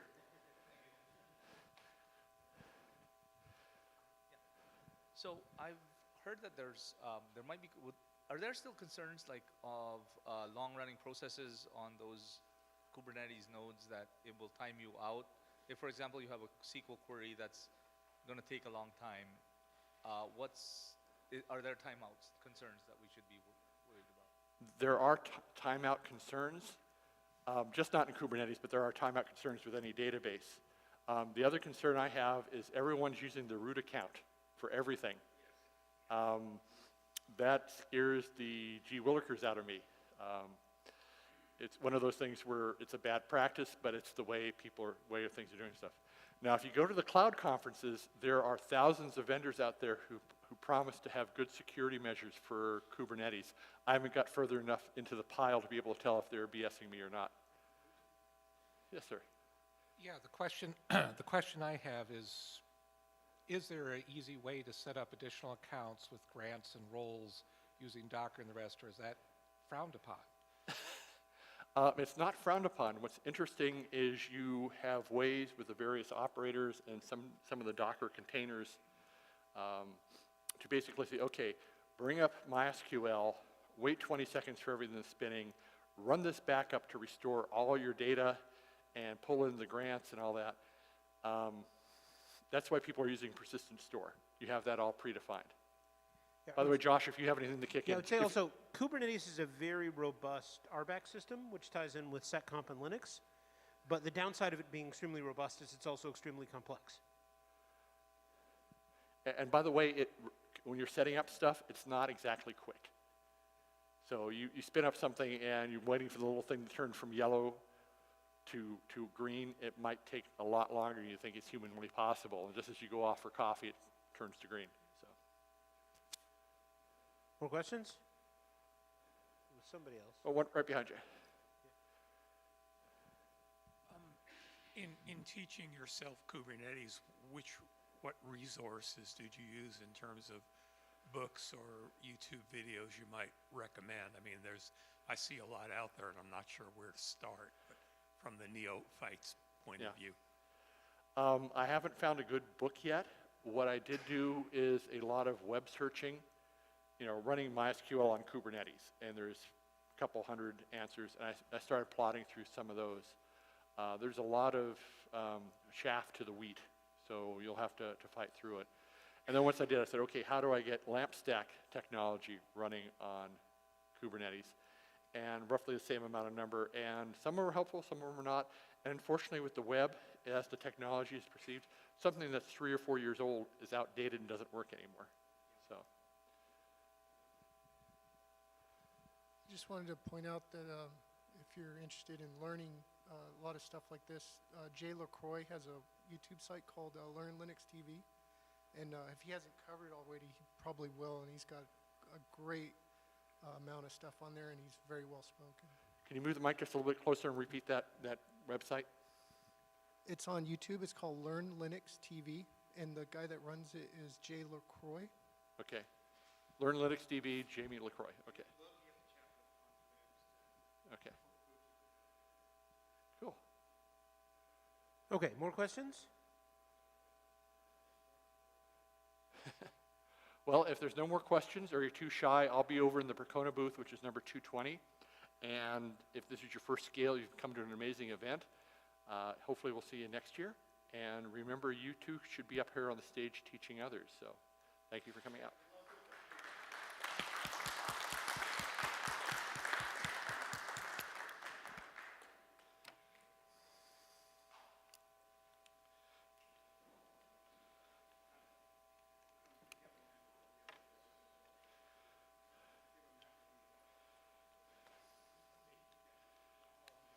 Well, thank you, sir.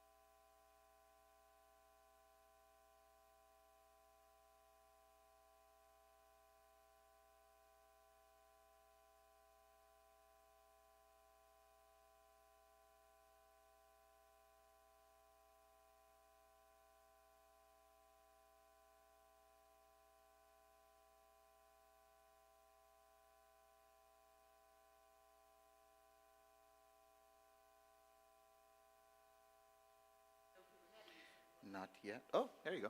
Fantastic.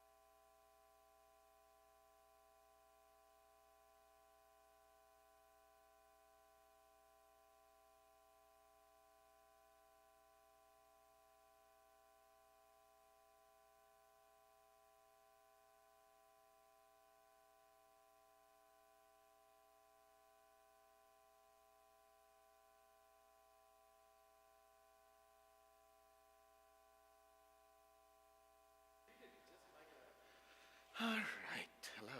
Yes. It is? Okay, it is. There you go.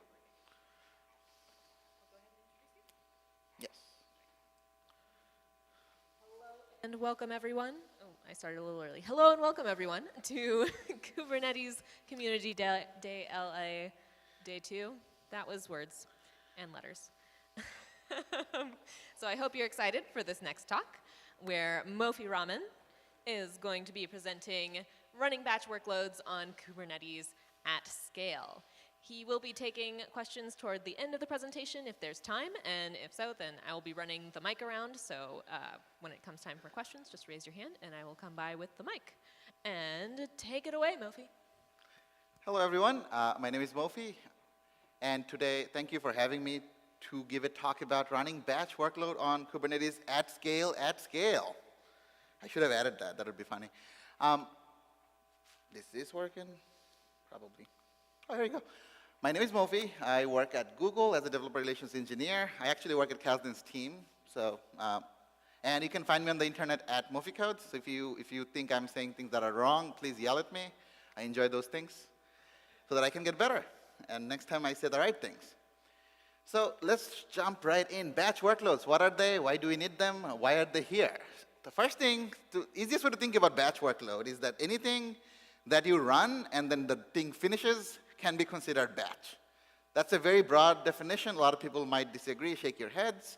That is fine, but for the purpose of this talk, anything that starts, does something, finishes, we're going to consider them batch. We're going to see more like a niche definition of them in a second, but start thinking in those terms.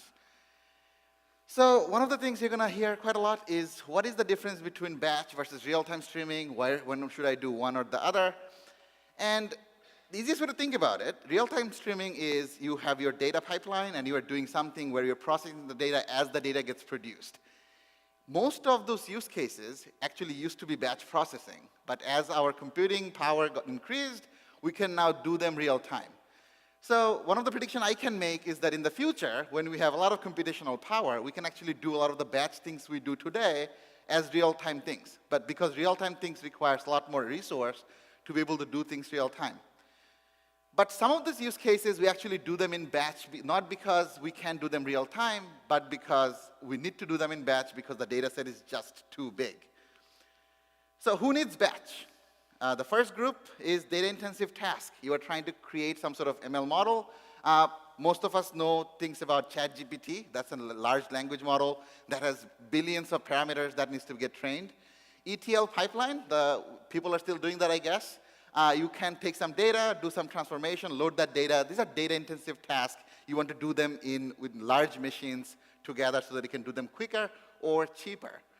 Scientific research. So a lot of the cool things that happens around us are product of people doing some math and science and figuring things out.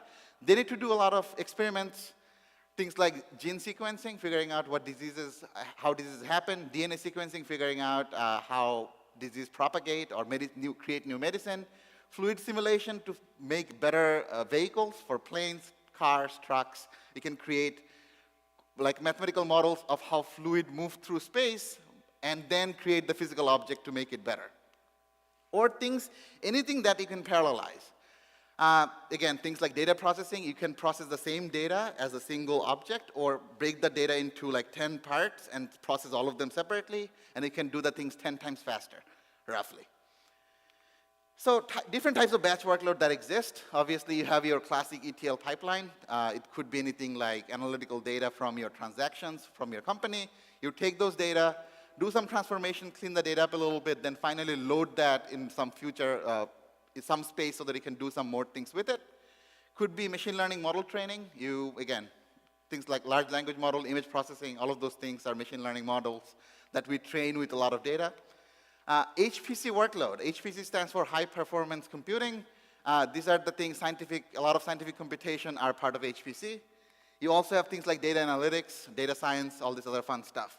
Another fun fact, HPC initially actually was the term that we used for both machine learning and data analytics, but as these different things grew, we realized, calling all of them HPC was doing a disservice, so we decided to break them apart into their own kind of practices. So machine learning model, data analytics, all of them kind of do similar things that HPC does, but more specialized on their own things.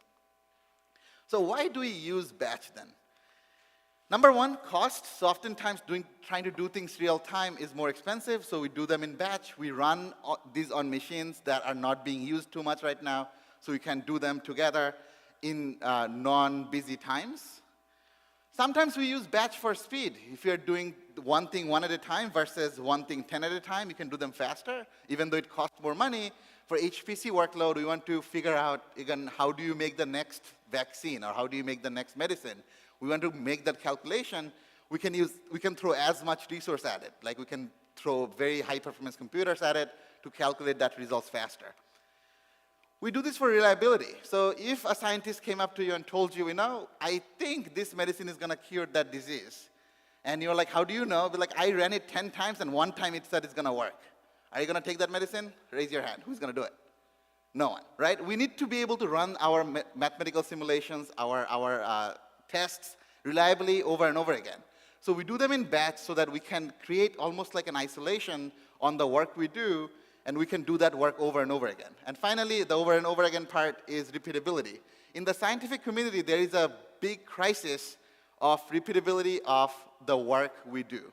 Oftentimes, they will create some cool thing, and then we're like, oh, it worked once on my machine, and then I think it does work, but I don't know how to prove it actually does work. So let's talk about designing batch workload. We still haven't talked about anything Kubernetes. We're going to get to that in the future at some point, but let's talk about just designing batch workload. It all starts with a job. This is not Kubernetes' job. This is just a job, the thing that we're going to do that's going to run to completion. And then when you have the job, you want to run that job in some worker nodes, and that worker nodes, we're going to put a scheduler in front of it so that we can schedule our work onto that worker node. But we just don't want to give the job direct access to the scheduler, because that way, if we have multiple people using the same space, our scheduler is going to get overwhelmed. So what do? We throw in a job queue in front of it. We put our job in a queue, and as resources become available, we can run that job onto our scheduler. And we want to add some monitoring on top. We want to see what's happening in both our scheduler as well as our worker nodes, so that we know how much resource we're using, if we need to add more resources. And again, when you're doing a job, oftentimes you're dealing with data, so you need data for the input, as well as once you have done the work, you need data, some storage for the output. So you train a machine learning model, and you want to be able to write that model out to some space. And if you want to do this in SCaLE, you need to be able to auto-scale your worker node to some degree. Like you have a lot of work coming in right now. Let me scale my worker nodes to a certain number. When I'm not using it, I'm going to scale them down back. So now the big part, why use Kubernetes? Because people have been using batch workload even before web servers were a thing. Like we have used batch things since the 1980s, even before, to be able to calculate different things. So why use Kubernetes? Number one, resource management. Kubernetes is basically resource management with some fancy API on top. Jeff is going to probably disagree with me on that one, but it is what it is. I am holding all questions till the end. Very nice. Scalability. Kubernetes has really nice APIs to scale up and down when you need to. And if you're in a cloud provider system, ecosystem, you can scale your nodes up as well and scale them down when you're no longer using it. Fault tolerance. Kubernetes has built-in systems for if some job fails, automatically restart the job up to some back-off period. You have monitoring and logging. This is not part of Kubernetes itself, but there's a lot of tooling in the world of monitoring and logging for Kubernetes that you can use to get information about your cluster. And if you want to learn more about the observability state of Kubernetes, there's a talk I'm giving tomorrow in room 107 at 11:30 that you should probably check out. I'm going to give you more of a Cliff Note version of all the things that you need to know about state of Kubernetes observability. Finally, portability. And this one is hit or miss because for the most part, if you build an application on Kubernetes, you should be able to take it and move cloud to cloud, on-prem to cloud, or any other hybrid situation. I say most part because there are certain things like networking, storage, those doesn't necessarily translate all that well. But with a little bit of work, you can kind of do it where the same workload you have built out will be able to move between clouds, even on-prem. And finally, and this I think is the big one, your company is already using Kubernetes for a bunch of other things, and now you're asking for like a different platform to do batch workload, and your boss went to you and said, why do you want a different platform? Just use Kubernetes because everybody's using it. And that is probably a big one, right? Anybody in the room right now, as their day job, only do batch workload or machine learning workload? Just that. Okay. Anybody do any machine learning workload or batch workload? Couple of you. So all of you has a mixed type of workload. You're using some for web servers, some other things, and you also have some batch needs. So in that kind of a system, Kubernetes is really cool because Kubernetes can do both pretty good. All right, so let's talk about running batch workload on Kubernetes. Not at scale yet, but just on Kubernetes. So first thing you need to know, job. This is the job we're talking about in Kubernetes. So not the other job, it's the Kubernetes job. We're going to get to it. So what is a job? A job is a computation that runs to completion. A group of pod run independently or collaboratively to process a task. And task is something you yourself will define. And finally, often flexible on time, location, and or types of resources. And this is the part where Kubernetes being a system that has APIs to give you resources really comes in handy because you can choose for a particular task that needs SSD or GPU or TPU or need to be in a particular location. All of those things are knobs that you can configure. And two types of jobs in Kubernetes. Someone yelled out cron jobs, so this slide is for you. So you have jobs and cron jobs. And we already talked about jobs, but this is what a job would look like. The font is pretty small, but I will say what's in there. So you have a definition of a job, and this particular job is using a Perl image and running BPI, which is printing out the first 2,000 digits of pi. Not interesting, but it does something. It's a job that does something.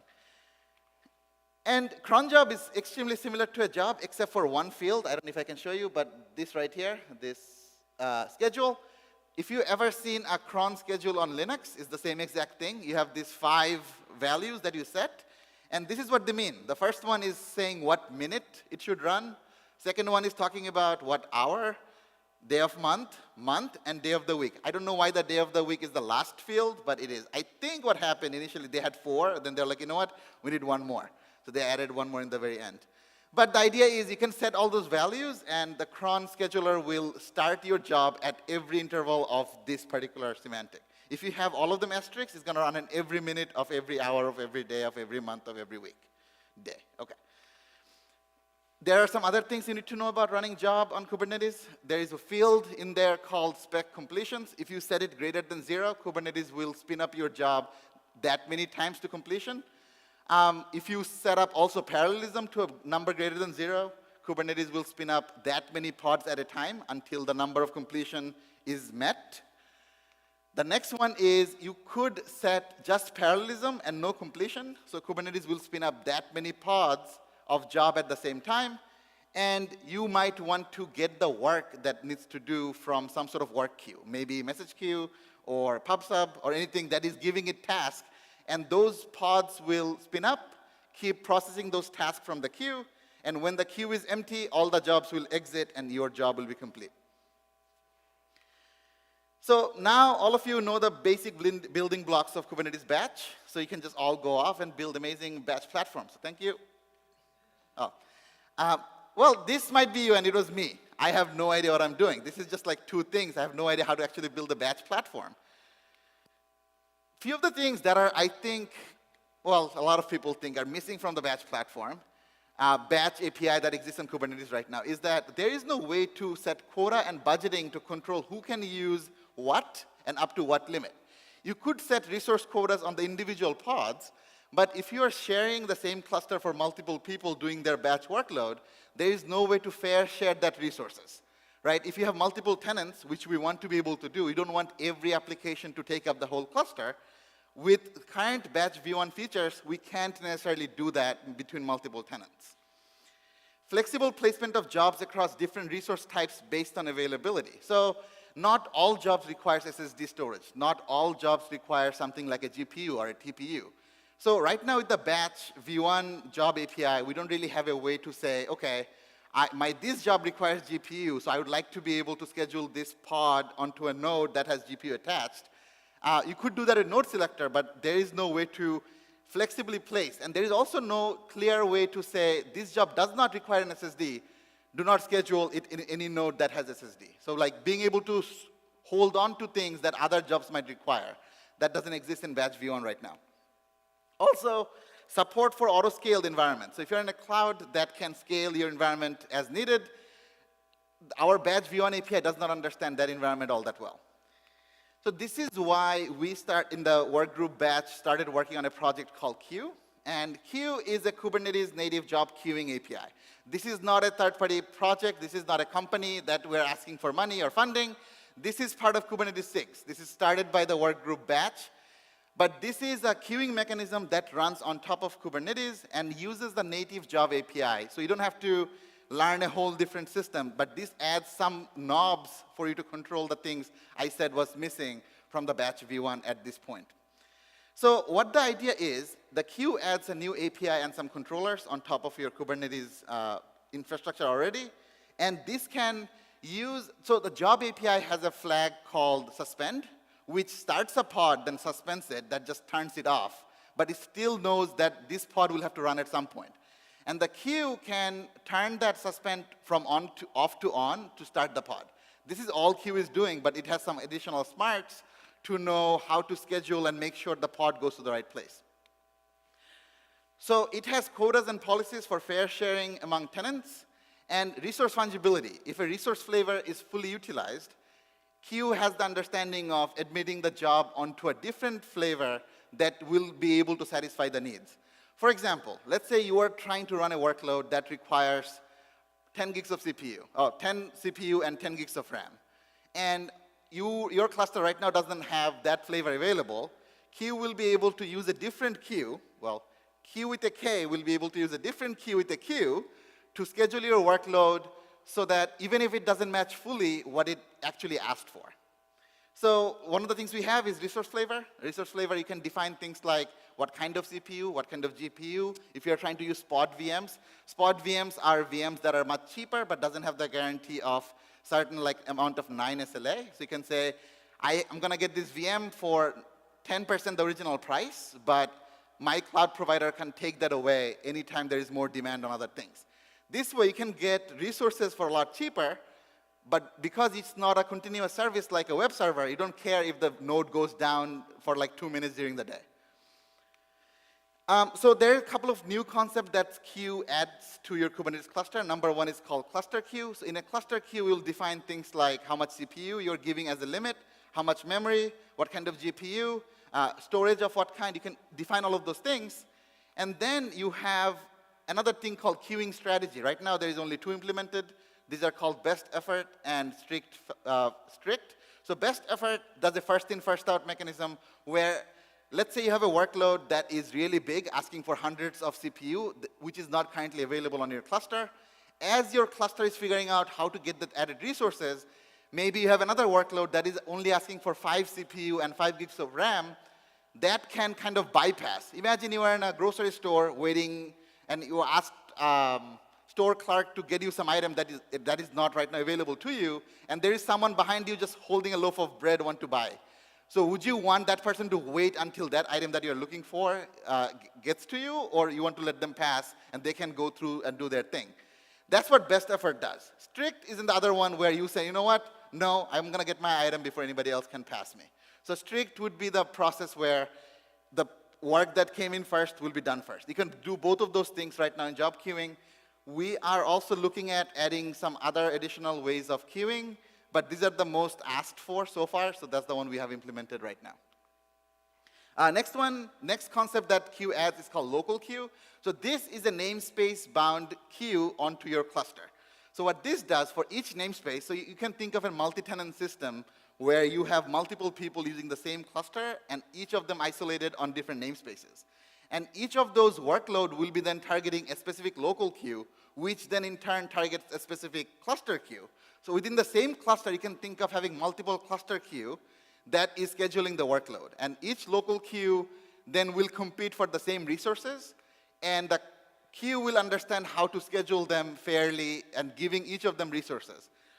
One of the problems that can happen with a Kubernetes cluster, let's say you have a cluster that has 20 gigs of RAM and 20 CPU, and I have a workload that requires 15 CPU, and Kathleen has a workload that requires 15 CPU as well.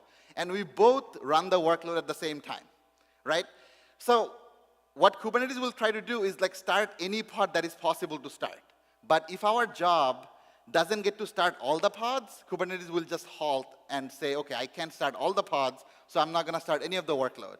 So you will end up in a deadlock-like situation where both jobs spun up few of the pods, but none of them can actually complete the entire workload. With queue, because the cluster queue will let only one of the jobs that can fully complete in first, that way your workload will not actually get into a deadlock situation. Next, so in terms of this side, this is very small, but if you read it, what it does, it is actually your basic job definition. Only thing you have to add extra to use queue is this annotation here. This annotation just points to local queue of your namespace. Everything else is exactly the same as your regular job object that you're creating on Kubernetes. And queue controller will then pick that up, and the moment you start that job, it will put that job into suspend mode until the local queue can talk to the cluster queue to schedule your workload. Then the suspend flag will be turned into false, and your pod can start and do the thing it needs to do. All right, so that's queue. We're going to see an example of that in a second. But let's talk about the other thing in our basic structure of a batch infrastructure. So batch monitoring. We need to understand what's happening in our cluster, how much resource we're using, and the queue and the job status, like what's happening in our jobs, what's happening with the queue. If you're getting a lot of load, what can you do about it? So enter Prometheus. Prometheus is no surprise to anyone that this is the way many of the Kubernetes things we monitor. And this is the de facto standard for most cloud-native applications that we have got going. But the challenges for batch workload and Prometheus is that Prometheus is a pool-based system. So what Prometheus does, the collector will query the application to get metrics out of it. Batch jobs can die or end at any time. So if you have a Prometheus metric that's checking every 30 seconds, and your batch workload basically starts and ends before the Prometheus metric pulls anything, all of a sudden your Prometheus metric didn't get any information about your job because it just fell under that weird period where Prometheus was not querying your application. So you have a chance of missing important metrics. So Prometheus, again, very smart people, so they figured out how to solve this problem, and you use something called the push gateway. So for most applications that are long-running, Prometheus collector can pull that information out of the application, and for jobs that are short-lived, in our case, bad jobs, what we do here is we push our metrics automatically, or we write the code to push the metrics to something called the push gateway, which Prometheus can query at times to get the information they need to. So even though it's a challenge, it's already solved, so you don't have to worry about it. Batch storage. So this is where it probably starts getting fairly complicated. Anybody who is coming from the world of HPC, you have your favorite storage option, Lustre, Gluster, and we have people from Ceph here, we have people from, so we have a lot of ways to store things. But I'm gonna just talk about them in principle, and each of the category has different storage options, and both internally to cloud providers and externally as other service providers. So batch storage, mainly because we cannot do all the computation in memory. It would be nice if I could, I don't know, have a RAM of 100 terabyte and store everything that I needed to on my RAM. On Google Cloud, we do have an option to get up to 11.5 terabytes of RAM on a VM. Very expensive, might not be worth it, so we probably don't want to do that. We want to be able to use commercial, cheap hardware to do a lot of work by scaling it horizontally, not just getting a big and bigger machine. So another reason you need storage, you sometimes want to write state as a checkpoint for fault tolerance. We're going to talk about fault tolerance in a second. But the basic idea is you are doing some work, and your work can fail at any time. So at certain interval, you write down the current state of your work as some file externally. And if your pod dies for whatever reason, when the application comes back online, you can just start off from the checkpoint. It's like a video game. You just save, did a quick save before you fought the boss. Write intermediate state as a way to pass data. So when you're doing ETL stuff, one of the things you might want to do is you extract transform. The transform state gets written down somewhere so that the load state can take that data and do something with it. So that's why you need storage. And finally, write output for further use. So if you're building an ML model, that ML model is the output. You want to write some storage so that someone can take that model and do something cool with it. So different types of storage that you can think of, local storage. So Kubernetes has a way to attach hard drive or SSDs to your node itself. So in Kubernetes API, you can access that directly. The only challenge is it is not shared across your entire cluster. So each node has access to a certain amount of storage. The next one is file storage. So file storage is anything like your NFS volume type things. So on Google Cloud, we have Google File Store. Amazon has EFS. Azure has a file system. So you have different options. And on top of that, any Lustre, Gluster, all of them are also file systems that are working over the internet. We have object storage. So this is like your classic S3 bucket or your GCS bucket where you can just write a lot of information into as objects. So files as objects, you can write them. And the benefit of object storage is you can open up, 1,000 different buckets, and each of them has an upper limit of the network bandwidth. So when you have a file store, all the different file pointers to that file store are sharing the same network bandwidth of your NFS volume. But on object storage, let's say your limit to write is 1 gig per second, and then you have 1,000 of them, all of a sudden you have a terabit network. You can write terabytes of data at the same time. Finally, block storage. So this is your takes a file apart into singular blocks of data and then stores the block across multiple storage. From a user point of view, block storage just looks like file storage, but internally they are just hashes, and there are some interesting things that people are doing. You should talk to people at Ceph and other folks. They know a lot better about how this whole fun things work. But ideally, products like Google Cloud PD, percentage disk, or Amazon Elastic Block Storage, these are products that you can use to get block storage for your batch workload. All right, so this was the picture we saw before as a standard batch platform. So you have job queue, scheduler, shared storage for input and output, worker nodes, and monitoring system. And this is what it looks like in the world of Kubernetes, right? You have job, which is the same name. Then you have queue, that's the missing part that we thought of, we are trying to add to the Kubernetes ecosystem. And we have Kubernetes scheduler that does the scheduling. You have the node pools that does the scaling of worker nodes. Prometheus to check the monitor everything. We have the Kubernetes auto-scaling to scale up the node pools, and we have storage options like GCS, file store, any type of other storage you can think of. All right, so batch job types. What are the different batch job types you can do? I don't know if these are official terms. I kind of tried to group them into some logical thing that it made sense. I didn't find it anywhere that said this is the different batch job types. So I might be missing things. But ideally, these could be the category you can think of. So ad hoc runs are job types that you are just individually just starting yourself, manually saying, okay, I want to train this ML model, I'm going to press this button, that's going to start the training. That's like a job run that you're doing manually yourself. Same idea of drug discovery, genomics, data analytics, all of these are things that you're manually starting yourself. You also have, like, for example, a user use the kubectl API or the Kubernetes API using some programming language, talks to Kubernetes, Kubernetes spins up job. Straightforward. Storage and other things exist, we're not talking about that right now. React to events. So things like someone uploaded a file to GCS, I want to take that file, change the file, generate a thumbnail, or take a video, do some transcoding to it. All of these are reacting to certain events. So this one, or some new user signed up, we need to send them email, we need to send them a lot of marketing stuff because people seem to like that. No one? So you do that as a batch thing. Or your CI/CD pipeline. CI/CD is a batch workload. No one likes to think about this in these terms, but CI/CD in reality is just a batch workload, right? It's a pipeline that does things. And after it's done, it shuts down, which is the definition of batch. Next, so what it looks like, you upload a file, it creates an event, Kubernetes picks up that event with some mechanism. Kubernetes doesn't have built-in event mechanism right now, but you can use some third-party tool to get events caught and start a job to do something. Process the file, write it back to storage. Done.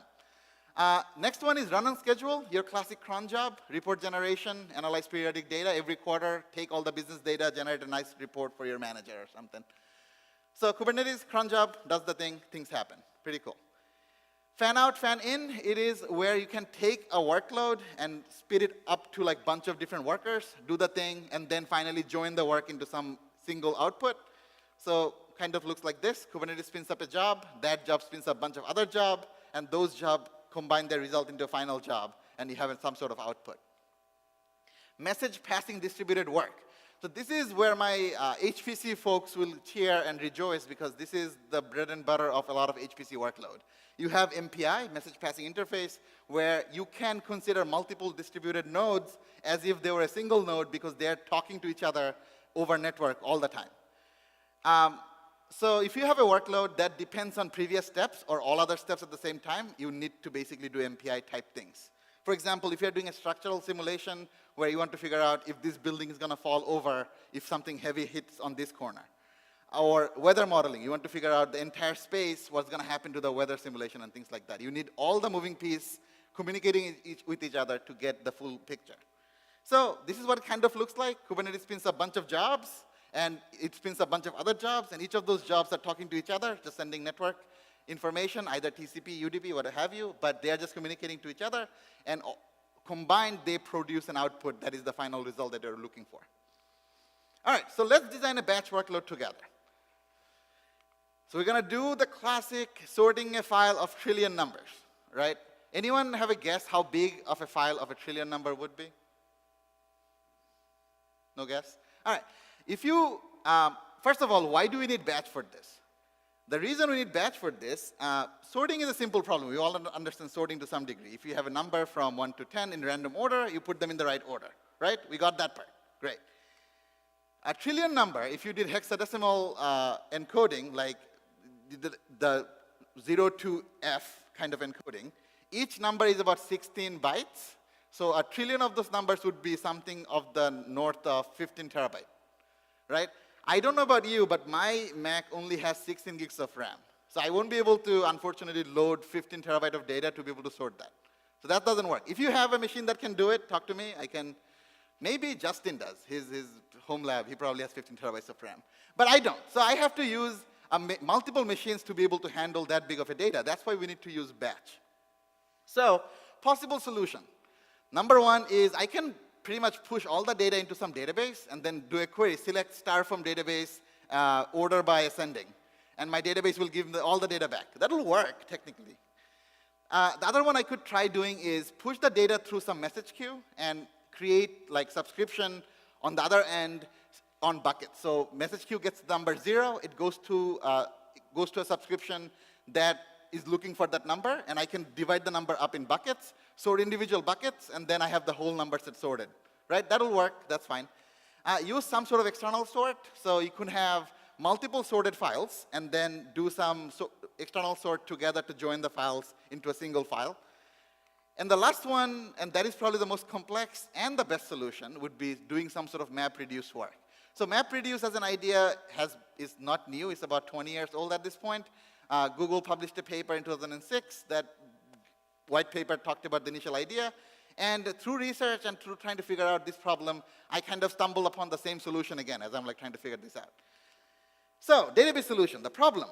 If you have a database that can handle that much storage, so if you go to your cloud provider and go like, I need storage for 15 terabyte of data, they'll be like, yes, I just need your entire network to get that much big of a database for you, right? So you could do it. The actual task of sorting is fairly trivial. We just need to write a query that says select star from database order by ascending, and it will just be sorted. But the task of putting the data in the database and getting the data out of the database will be fairly slow because we're limited by network, how much query your database can take in. So this is what it looks like. You put the data in a database and get the output. Very simple architecture, fantastic. The challenge here is expensive insertion operation, expensive to run and operate the database, and expensive output operation. These are all kind of like all the red things that are happening. So message queue to bucket. Combining sorted file will be fairly trivial. Once all the buckets individually are sorted, you can just say join this end of this file to that file to that file to that file. Then you have a full sorted file. Or you don't even have to join the files. You could just be like, okay, the first 1 billion numbers happens to be on the first file, the second 1 billion number in the second file. You can pretty easily, sorting just means I need to be able to find the next number easily, which you can pretty easily do. Pushing 15 terabyte of data through a message queue, that is a pretty challenging task. And we'll probably take down our network by trying to push 15 terabyte of information through a message queue quickly. And it will be slow because you are talking to network to send the data to the message queue. Message queue has to talk to network to send the data to your individual workers. Fairly slow operation. So message queue will look something like this. Your input goes to a message queue, which then gets sent to individual workers. They all sort their data, write to some output. So that architecture will work pretty well. All right, this is the bottleneck, obviously, because you're trying to push all your data through a single point. External sort. So external sort, you have room for a lot of parallelization and need to synchronize work at some point, because if you're doing multiple chunks of files sorted, you have to join them at some point. And that's going to end up being your bottleneck. And I solved this problem using external sort. We're going to see the example of that in a second, and the code if we have the time to. So what it looks like is you have an input. You use some sort of split operation to take the input and break it into smaller files, pass it into different workers. An individual worker will sort the data and then merge the data into a single file. So your bottleneck is mostly here because you're trying to sort, let's say, 1,000 different files into a single file. Finally, MapReduce. It works really well for parallelizable workload. And if you're trying to write it yourself, it's going to be fairly complex. But there are a lot of tools that does it. Things like Hadoop or Array, they have algorithms built in to do MapReduce type of things. So what we do is we map a bunch of data onto a bunch of reducers. Each reducer sort them and then write to disk. It sounds more complex than it actually is. It looks a lot more complex. So what it happens is you have a bunch of mapper. The data gets sent to each of those mapper. And the mapper sends the data to the right reducer. So each mapper knows I have this number that should go to reducer 7. This number should go to reducer 5. This is the same idea of a message queue, but instead of having a single message queue, you have n number of mappers. So you're just scaling the message queue up instead of having just a single mapper. Each reducer will sort the data and write to output, and the first reducer has the first bucket of number, and the last reducer has the last bucket of number. So all the outputs are sorted in order. Very much similar to the message queue solution. All right. In this case, our bottleneck is the middle part, right? Like where you are talking over network, and all of this job has to talk to all other jobs, so that kind of blows up your network a little bit if you're not careful. All right, before we go to that, let's do some demo because we're running out of time. And the code that we have got going here is, this is a GitHub repo. It's public, it's open source. You can go play it around with yourself. But I have a bunch of different Go applications that, for me to get a terabyte of data, I need to generate it first. So I have a Go application that just generates a bunch of data. I have a Go application that joins those files into a single file. I have one Go application that takes a big file and splits it into smaller files. And then I have another application that sorts all of those files. And then I have a final application that joins a bunch of sorted files into a single sorted file, right? These are the 5 different applications we have got going. And I have, internet is probably still working, hopefully, maybe. Okay, I have a VM here. I have a file store instance where all the data will go. And I have a VM so that I can show you the files actually exist somewhere on the internet. I'll connect there, and I have this to be able to, I have right now no pods on the default namespace. And in this cluster, I have queue installed already, so I have like local queue and cluster queue, so I can do watch, okay, get queue. So I'm looking at my local queue. So I'm gonna do cluster queue. So I'm watching my cluster queue. Right now, there is no pending workload because I didn't start anything. And I don't have any pods here because, again, there is no pod here so far. So let's look at this CD volume 1. The font big enough? Should I make it bigger? A little bit bigger. There you go. You can always go bigger, I think. What did I do? OK. So if I do ls, you see I generated some files already, so I'm not going to have to do that again. But what I did, I ran this job generate. So what this one does is close this one. So first thing, it says job. I'm going to make it a little bit bigger so that you can see it. I have a job that has a name generate. It's an annotation that is targeting the local queue. So I'm using queue here. I'm going to spin up 10 jobs, and I have set parallelism to 10. So I'm going to spin up all 10 jobs at the same time.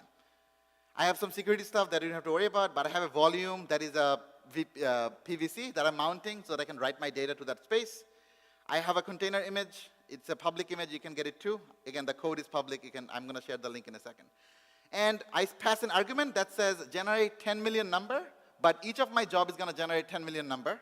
And I'm using an index job in Kubernetes that passes a variable called job completion index. It goes from 0 to up to the 1 minus the completion number. So my first job is going to get this value as 0, 1, 2, 3, up to 9 this way. So once I ran this job, you can see here I have, where did it go? Of course, here. You can see I have generated 0, 0, 0, 0, 0, 0, 0, 1, up to 9. And then I ran this other job, which is job join, which is the similar job, but what it does, it's a single job that spins up and joins the files, all the file that starts with the word generate, join them into a file called join.txt. So what you can see that right here. I have a join.txt file. If I did ls-lh, my final file is about 1.6 gigs of data. Again, for times constraint, I'm doing this for much smaller. The example I ran at home was about 300 gigs of data. It took a couple of hours to do. OK, so let's run the example on now splitting the data. I want to take this big file, join.txt, and split it into 10 small parts. So I have job split, which is similar thing, but it just takes one file, splits it into 10 parts. OK, so I want to do it here.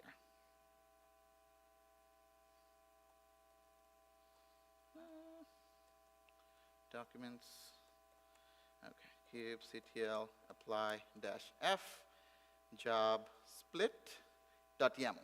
So the moment I do it, it's going to be very quick. So pay attention to that one top at the bottom. Right now, there is 0 admitted workloads. The moment I run this workload, you would see the job batch split created. A new pod has started here, container creating. And you can see the workload is immediately admitted because queue right now has nothing in the queue. So it could immediately take that job and put it in the queue. So my job started. It's running right now. It's going to take a few seconds. It's doing the thing. And we can actually, once it completes here, it's finished completing. So we can go back here. I can do an ls. You can see now I have a bunch of new files called split 0 to split 9.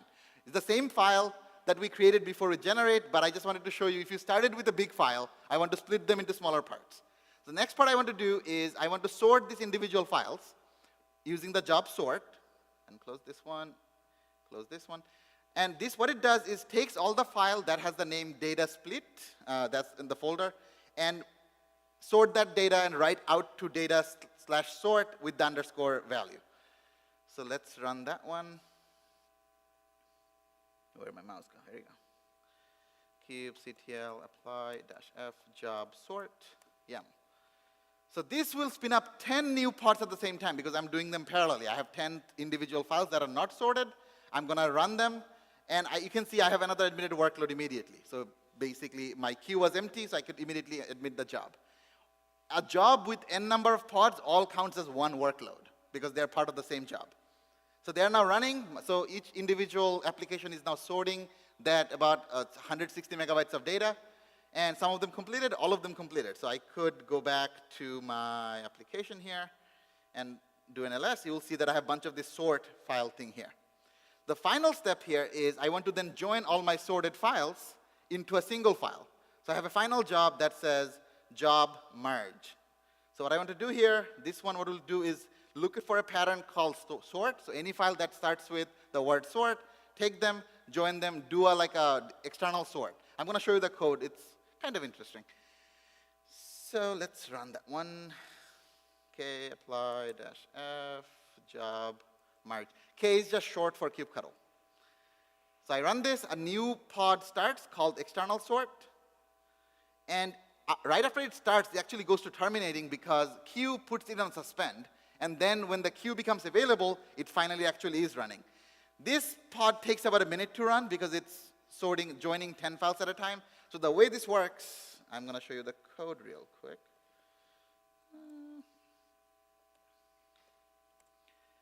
And close that. Internal, files.go. Actually, make it a little bit smaller until I find. Okay, so this is the function, merge sorted files. And it takes the name of all the different files. Is it too dark? It's fine, dark mode is okay. You have 10 files here, so I'll create 10 file pointers. And then for each of those file pointers, I'll open the file and then get the first value and put it on a heap. And in my heap, I can get the smallest value from the heap.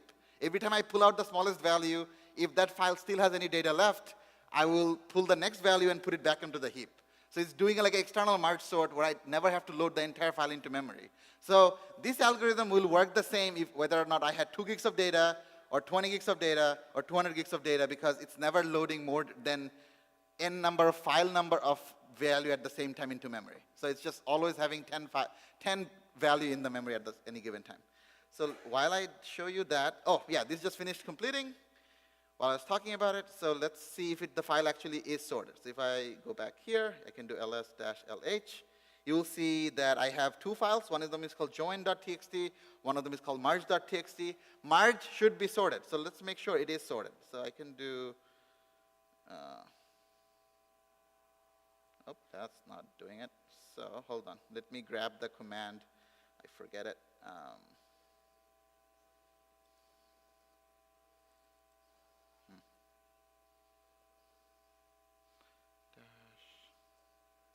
Okay, so that's the command. So this is sort is a Linux command that exists. So I can just run this, and I want to check if the file merge is sorted. So I'm going to delete the D here, and I'm going to get rid of the test data here. And this is going to take a second because about 2 gigs of data, and sort is going to go through individual column to see if the file is actually sorted or not. So if it prints sorted, that means my sort algorithm actually did the thing, which it should. We're going to come back to it and see it in a second. So one of the things you might be wondering, like running this job was kind of annoying, right? Like I had to do this one thing, then I had to wait for it to finish, then do this other thing. Kubernetes by default doesn't have a concept of a workflow. You can't really do this thing where, do this thing, when this thing finishes, do this other thing. For those kind of behavior, you have one of 2 options, or one of many options. But the one option is writing a simple bash script. So Kubernetes, kubectl has an API called wait. So you can wait for a certain condition before it moves on. So you could do something like write a bash script that does, where is it? Somewhere. Job generate, so, or job sort. So what you can do, you can say, okay, apply job split, and then wait for condition completed, then run job sort, wait for condition completed, or then run job merge, and wait for condition completed. So you can just do this over and over again until your entire task is done. The other option, other of many options, is running something like Argo or Airflow or Tecton that has a concept of you can define pipelines. So Argo and Tecton usually are thought of as CI/CD tools, but Argo has a project also called Argo Workflows where you can define things like do this thing, then once this is done, do this other thing, and once that is done, do this other thing. So to define Argo workflows, you can use something like this, where you have an Argo workflow where I define multiple steps. So I have a step of split, step of sort, and finally step of merge. And I'm going to quickly run that, but before I do that, okay, this was sorted. So the file was sorted, that's great. So I'm going to delete some files here, rm-rf, anything that starts with split. I'm going to delete that. rm-rf, anything that starts with merge, delete that. rm-rf, anything that started with sort, delete that. ls-l. So you could see I only have the data that I generated. So I want to run this as Argo workflow and see how that goes down. Hopefully well. So now that I'm using Argo, when it spins up jobs, it actually doesn't use Kubernetes jobs. It uses bare pods, and Argo controller takes care of things. So you have still the problem of not being able to control queues and such, because Argo handles it itself. If you have multiple Argo instances on the same machine, you're going to get into some trouble. But it is still a good mechanism, and we're in the talks with Argo to use things like queue as their queuing mechanism instead of the Argo built-in one. So in the future, you might be in a position where you can use Argo, but queue is used underneath. That would be a fun times. But I'm going to do Argo submit workflow sort. And this is going to immediately, this is not going to even touch our workflow because I don't have, Argo doesn't understand what workflows are. I'm talking about the queue and the cluster queue. But it does know how to spin up pods. And each pod will have two of two because one of them is my job and one of them is the Argo sidecar that is doing some administrative task.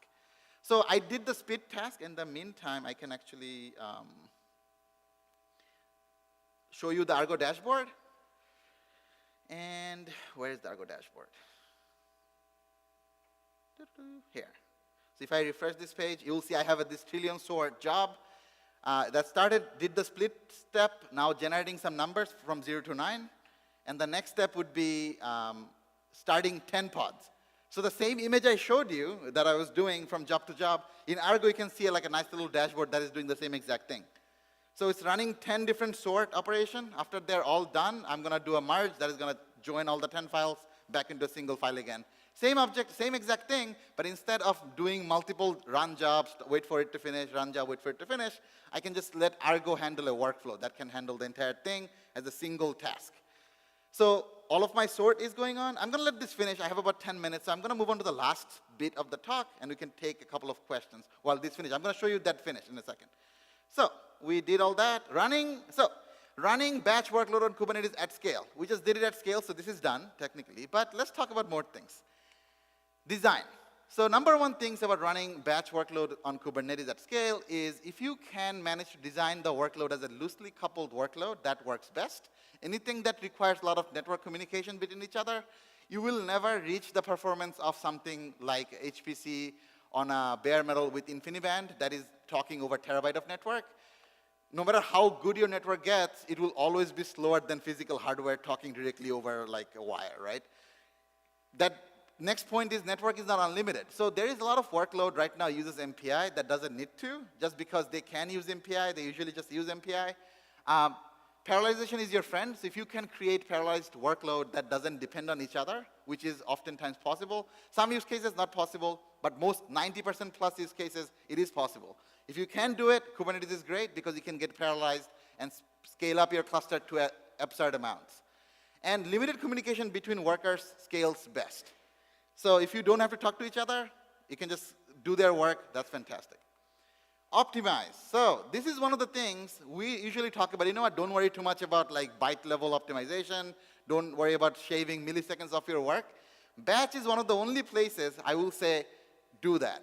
Because if you can say I save 5% of time by writing my algorithm better, that is immediately 5% cost savings because you're no longer doing that 5% extra work. In Kubernetes, you can do the work, and once the work is done, you can scale down the cluster to nothing. That means you're no longer paying for that resource.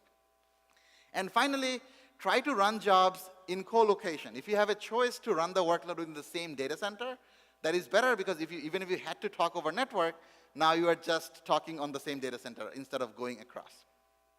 Scale Kubernetes. Scale down when not needed, that's pretty obvious. In Kubernetes, especially in GKE, we have an option to set up that I only want minimum of 1 node, maximum of 100. When there is no work happening, your cluster can scale down to 1, like just like barely nothing. There is a limit on how much you can scale up to. In GKE, we can go up to 15K. I think open source Kubernetes generated us about 5K, which is a lot. Most people never need more than like 100 nodes. But if you are one of those very few people that needs to spin up thousands of nodes, for example, a company called PGS use GKE to build their supercomputer, and they needs about 50,000 nodes. So one Kubernetes cluster wasn't enough. They used 12 different GKE clusters to parallelize their workload to get 50,000 plus nodes at their peak. And use spot VMs because you want to save money. You don't want to, and batch workload doesn't really care about running on VMs that has a 4 nines, 5 nines SLA. Node goes away, it goes away. You can restart the job, that's fine. Monitor, of course, monitor cluster resource usage. But the next point is important because oftentimes people are like, I'm going to trace every call that happens. In a batch workload, every time you do any extra task that you're not supposed to, you're using more resources. Unless you absolutely need to trace your every call, I would recommend for batch workload, don't do that. Because you build that application, optimize it to the best of your abilities, and then you look at the cluster level monitoring for the information. Individual traces is not going to give you much more. Limits. So understanding individual limits for your Kubernetes cluster. So Kubernetes has soft limit for both pod, service, node, secrets. And there's an upper limit that's defined. But that doesn't mean you can do upper limit of every single one of them. If you do the most pod in a node, that means you probably won't be able to do the most secrets in the same node. You kind of have like an envelopes type system where the truth is if you're running all the things at the same cluster, your upper limit is actually limited by other things. For example, HCD is a big bottleneck for Kubernetes. It has a hard limit of about 6 gigs of total memory.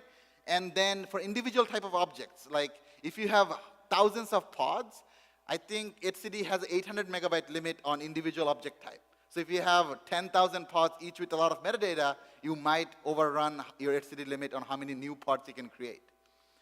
Fault tolerance. Assume everything will fail. That's just basically the fault tolerance guidance, right? It will fail. So you have to build your application in a way when it does fail, you have enough checkpointing so that you can restart back without having to do the entire work over again. So as you're building your application, batch workload, you have to rethink, rather than saying, oh, I am going to write the best application, I'm going to write the best application that can fail but still do the job. So only one slide about GCP and GKE, some of the things we are doing here. I think that is going to make running batch workload on Kubernetes a lot better, is we have a node limit of up to 15,000. So if you're one of those few people that needs it, we have it. Manage Prometheus with zero hassle. We can just have Manage Prometheus collect all the information without you having to handle Prometheus and scaling Prometheus and all that fun stuff.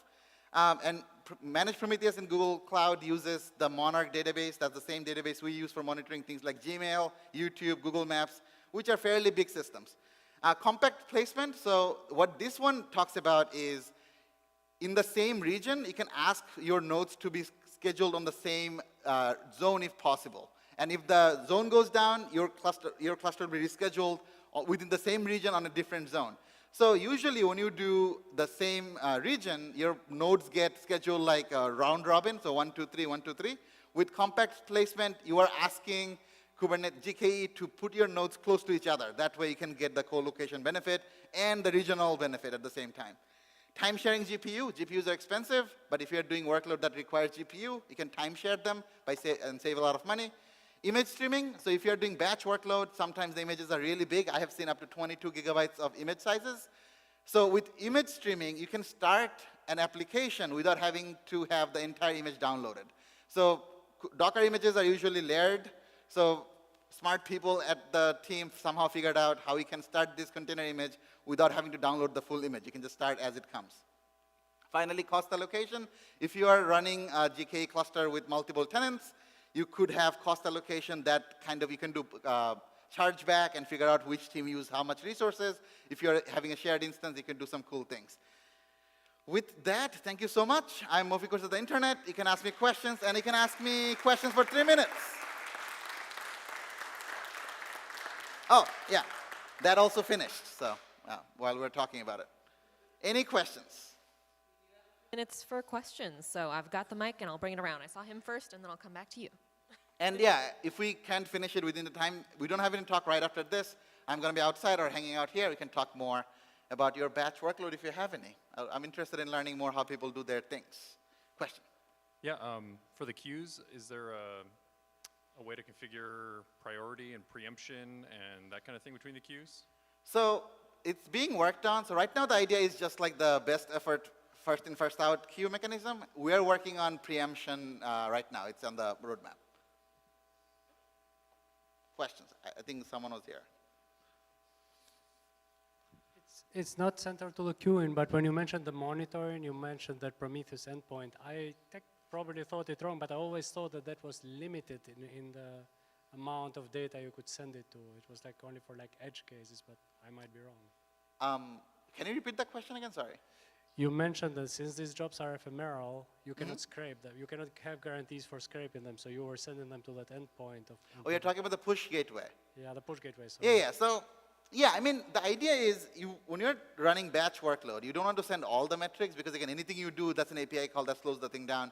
For the most part, one of the key things I want to see on my batch workload is how much resource it's using currently, because on programming languages, you can check your garbage collector and other things. Just send that information, because based on that, you can resize your job limits later.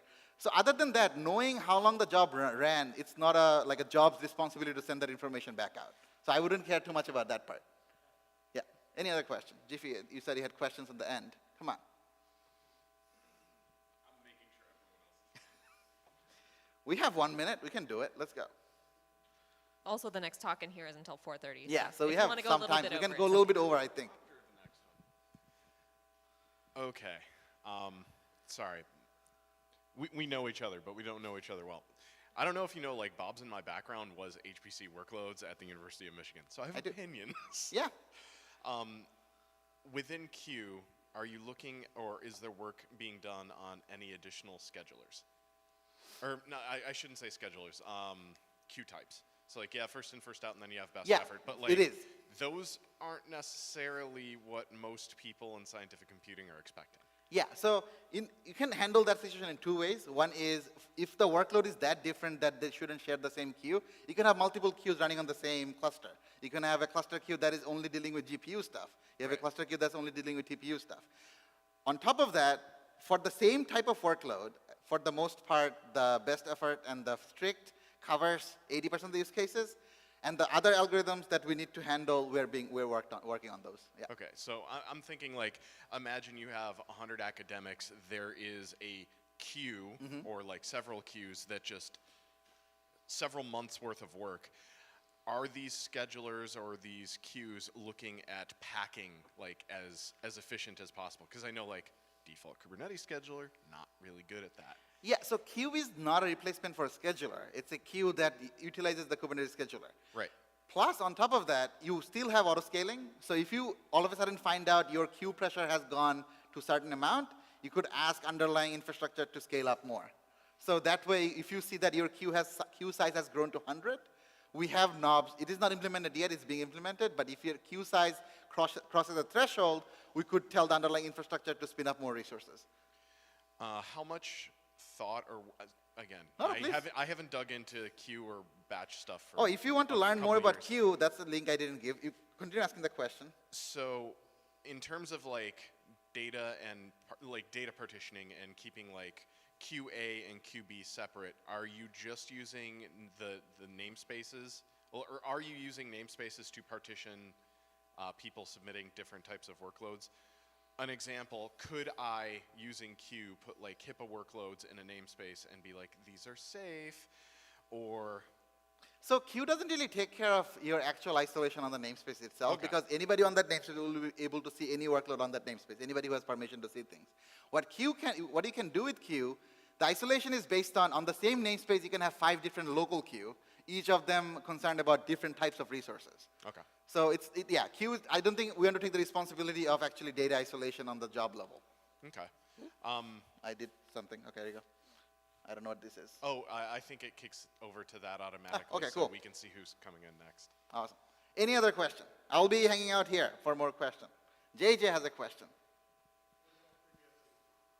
What about FreeBSD was the question. Well, it's free. I don't know what you want me to tell you. All right, so yeah, thank you so much for having me, and thank you to the organizers for giving me the opportunity to talk to you. So, appreciate it.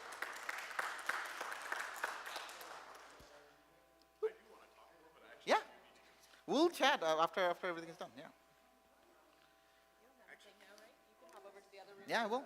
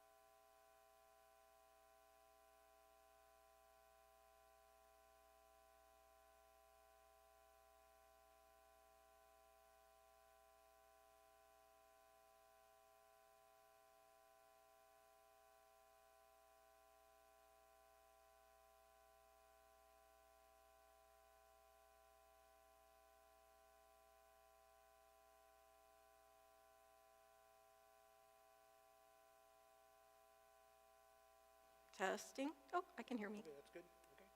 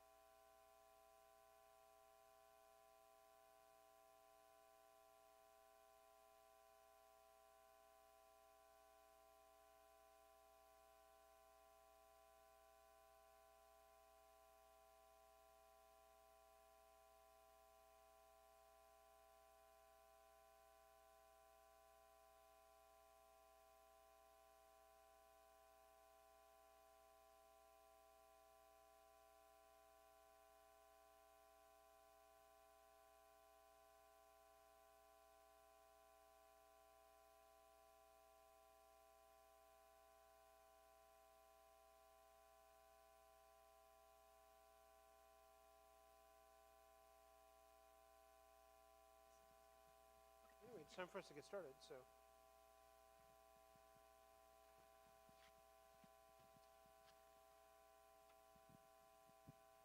Welcome, everybody,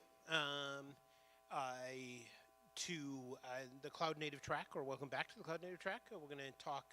You've heard, if you've been in the track for a while, you've heard a lot of talks about running Cloud Native stuff on Linux. So we thought it was about time for you to hear a little bit about running Cloud Native on a different OS, FreeBSD. And this is going to be presented by Karen Bruner, who I've known for quite a while as Fuzzy KB. Yeah, you got it? Okay.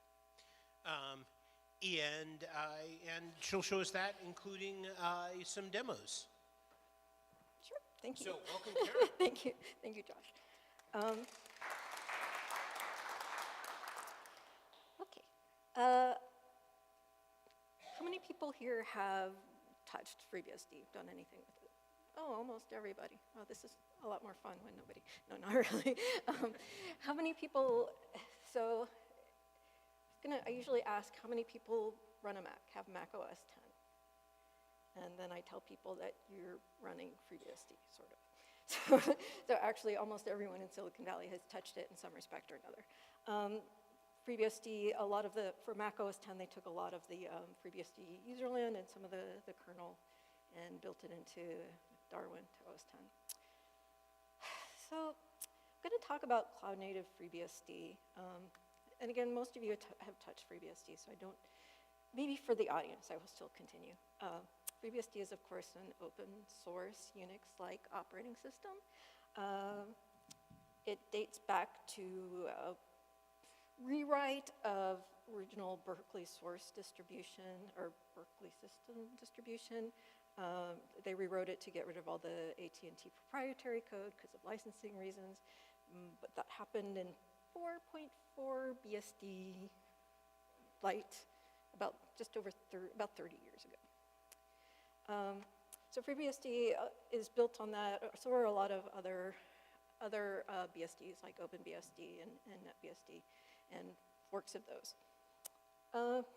So why are we talking about cloud native BSD, FreeBSD? Well, it's kind of, should probably talk about what cloud native is, and this is one of those definitions that not as much as DevOps, but one of those things where everybody's going to describe it differently. But it's basically higher level. It's applications which were built to run on clouds, which were built to run on,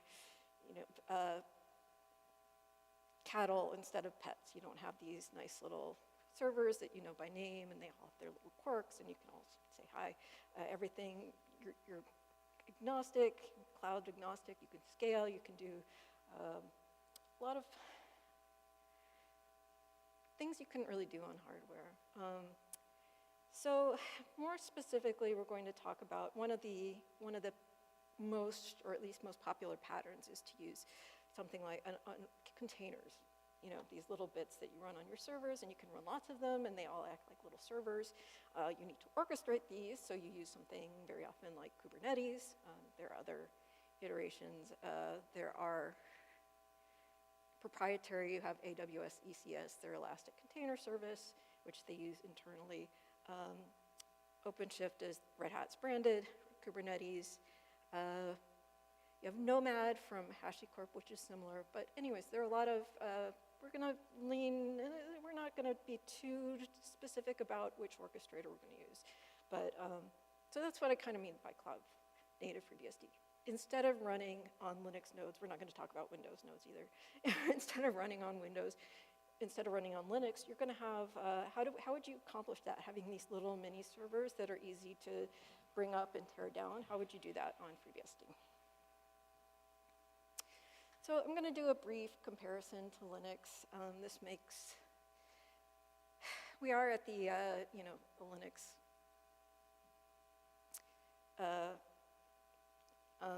exhibition event, so I will at least throw some Linux in there. First thing is, Linux is GNU Linux. FreeBSD is not GNU FreeBSD. FreeBSD is using the original BSD userland.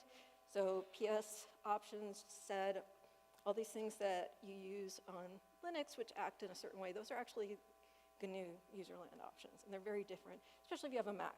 Your Mac is using predominantly the BSD userland. So PS takes different options, SED doesn't work like you expect, a lot of these. So you can install these easily on FreeBSD. You can install GNU SED, which I end up having to do. You can install GNU Make, gmake, which you pretty much have to do if you want to build anything. But this also gets into, it's confusing to people who go back and forth, maybe are not as familiar. But if you've been running on a Mac, you're probably pretty familiar with those differences. This goes back to licensing. GNU is using, or Linux is using the GPL, the GNU public license, and this is kind of interesting. It caused a lot of issues as far as embedding Linux in devices for a long time. FreeBSD uses a BSD license. This is extremely, a very open license. As long as you maintain the copyright, you can pretty much do almost anything with the source code. You can't necessarily merge it back into FreeBSD if there are proprietary options, but as far as using it for your own purposes, it's very open. So it always confused me a little why Linux became so much more popular when it had such a problematic licensing in some respects. But anyways, that's one difference. They both have cute mascots. I think the Beastie is a little cuter, but they do both have cute mascots. Linux uses systemd to manage, orchestrate processes on a server. I'm not a big fan of systemd. I don't know if you are. So it may or may not be a feature that FreeBSD does not have systemd. FreeBSD is still using the old RC. I don't even remember what it stands for anymore. It's that old configuration. This is a little dated. It doesn't scale very well. There are conversations about making it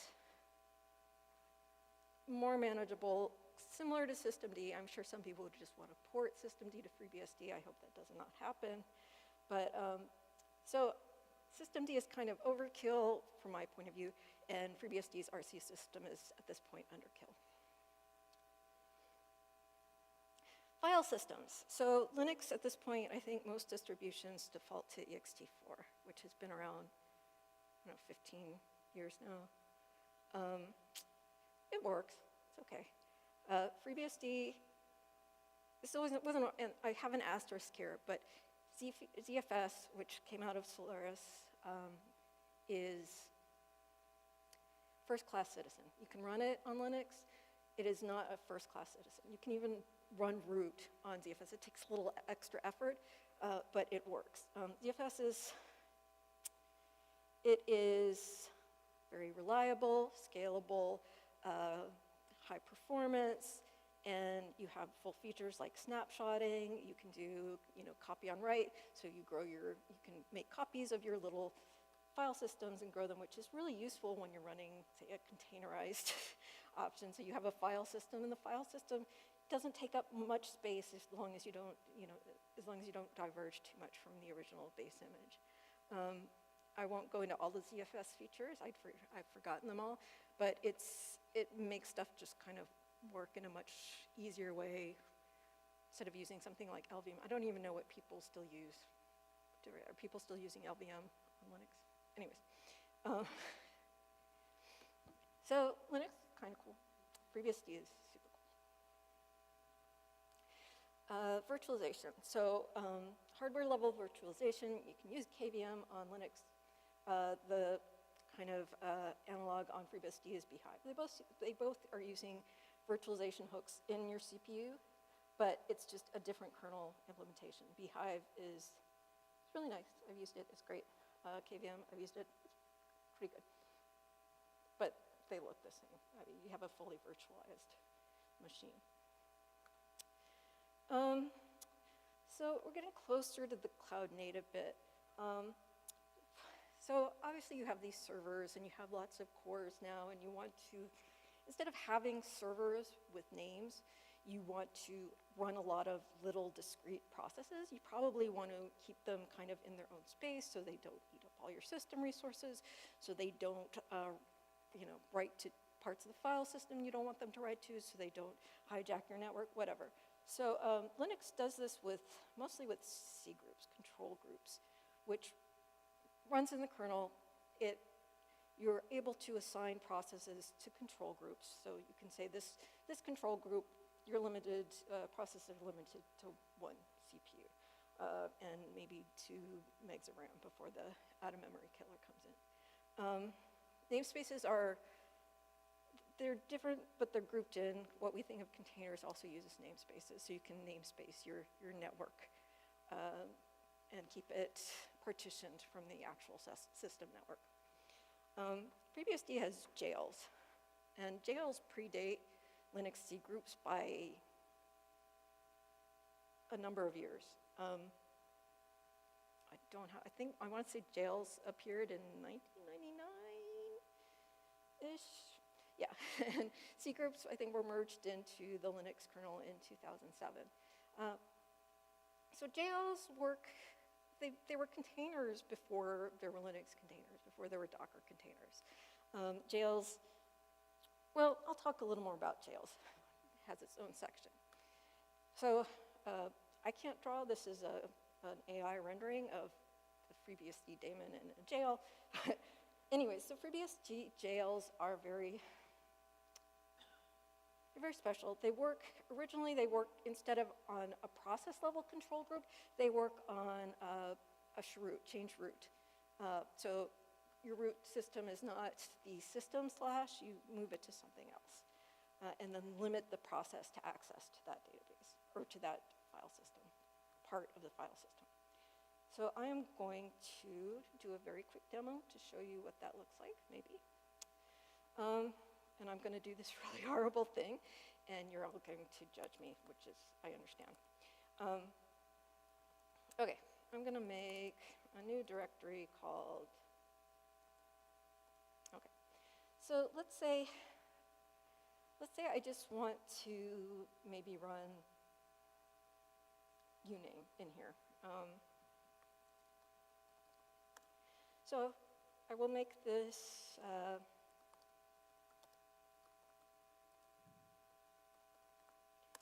and I will copy into my, oops, I did that wrong.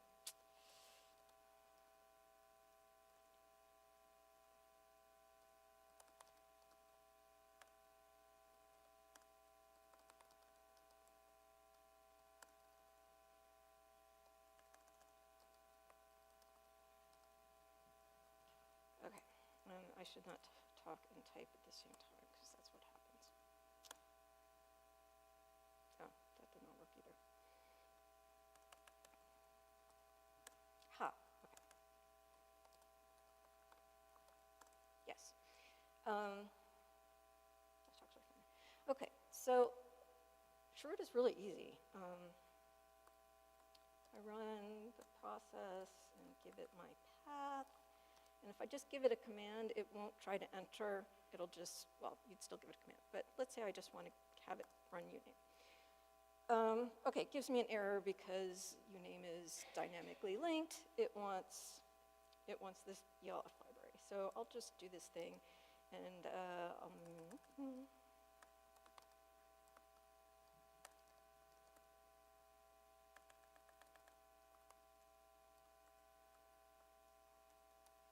and then I'll copy again.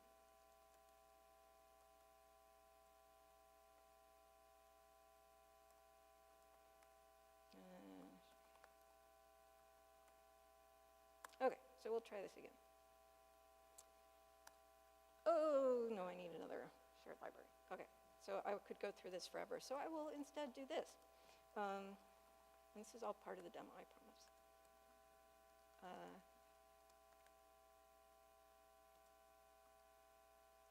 Just do this. Yeah.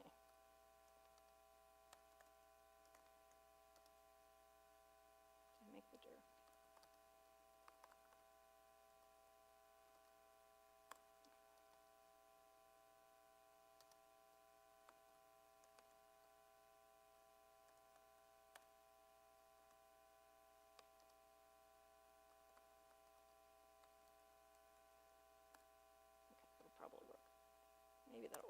Yay! Okay. I can't do this because there is no binsh in my shrewded file system. Okay, well, jails are a little more complicated than that. This is the basics, but you know, I can't really network out of them, not easily, and they're not very isolated. They're not very secure because I can do, if I copy the PS variable, or binary into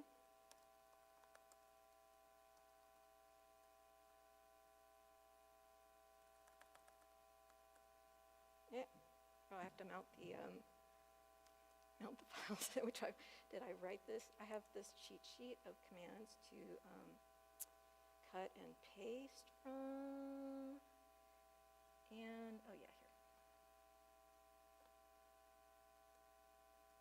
You will pretend like you didn't see that.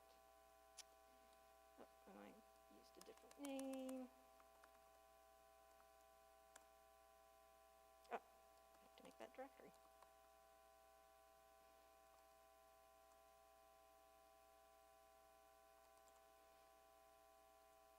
Okay, now then, if I try this again, I can see every process on the server, which is probably, it works as long as I don't really care about security, or as long as I'm not trying to do anything weird to the process table. That's probably not what we want. So the concept of jails came about, in one sense, to make jails much less leaky. So now, let me check where I am. Okay. So they're still built on Shroot. Oh, and I am demoing. Okay, well, I haven't demoed the jail. So you saw the problem with statically linked. You know, these are dynamically linked binaries. This would all be much easier if they were statically linked. I wouldn't have to copy all these libraries over. There are a lot of things like that. You can do that. But if you want to just be really quick and, well, not quick, but complete, you can just kind of install all of FreeBSD in your file system, your jail file system. I will not run this. I don't know what the network is going to do, but in theory, I could just do, and I actually can just do it. You know, and I'd say, this nice jail file system, I would say, my new first jail. Well, I actually already have something. This would, by default, it goes onto the network. You give it a mirror to go to, and it will look and do the standard BSD install from it will download your base as a tar file. And I've done this. So I will go to, and I'll treat it like it's an actual full server. And it's like the root file system on the server, except I have other junk on the actual laptop root server. But it's just it's your standard file system. So I've also done some other stuff here. I will show you. So the jail stuff is built into the FreeBSD kernel. You just have to enable it.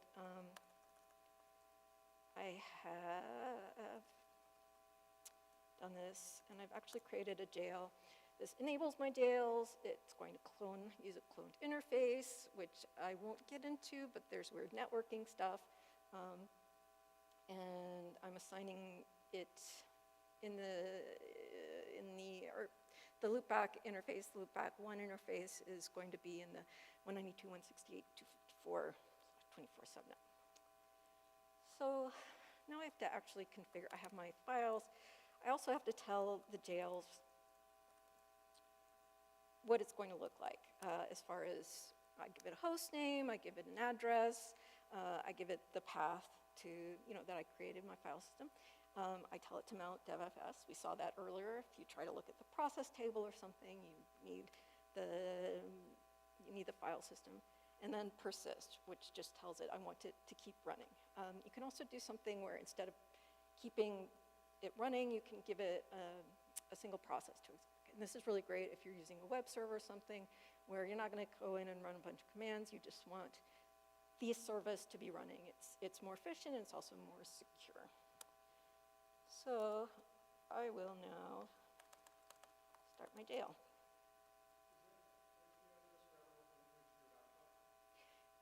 Yes.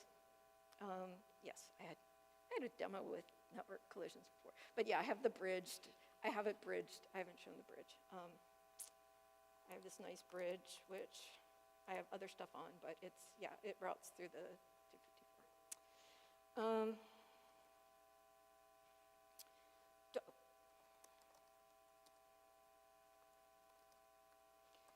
And I should have picked a shorter name, but there we go.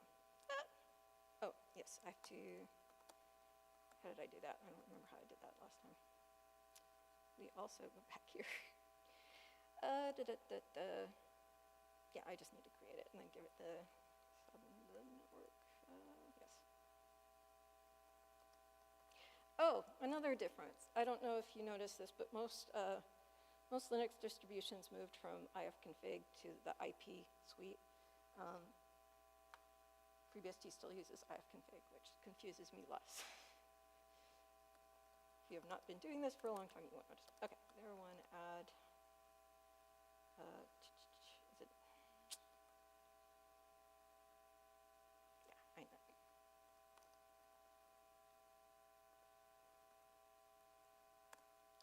Okay, now I'm trying to start my jail again. Yay, I have a jail. So I can look at the list of jails. There's my jail. That shows the path, the address. I can now run something in my jail. Do something like this.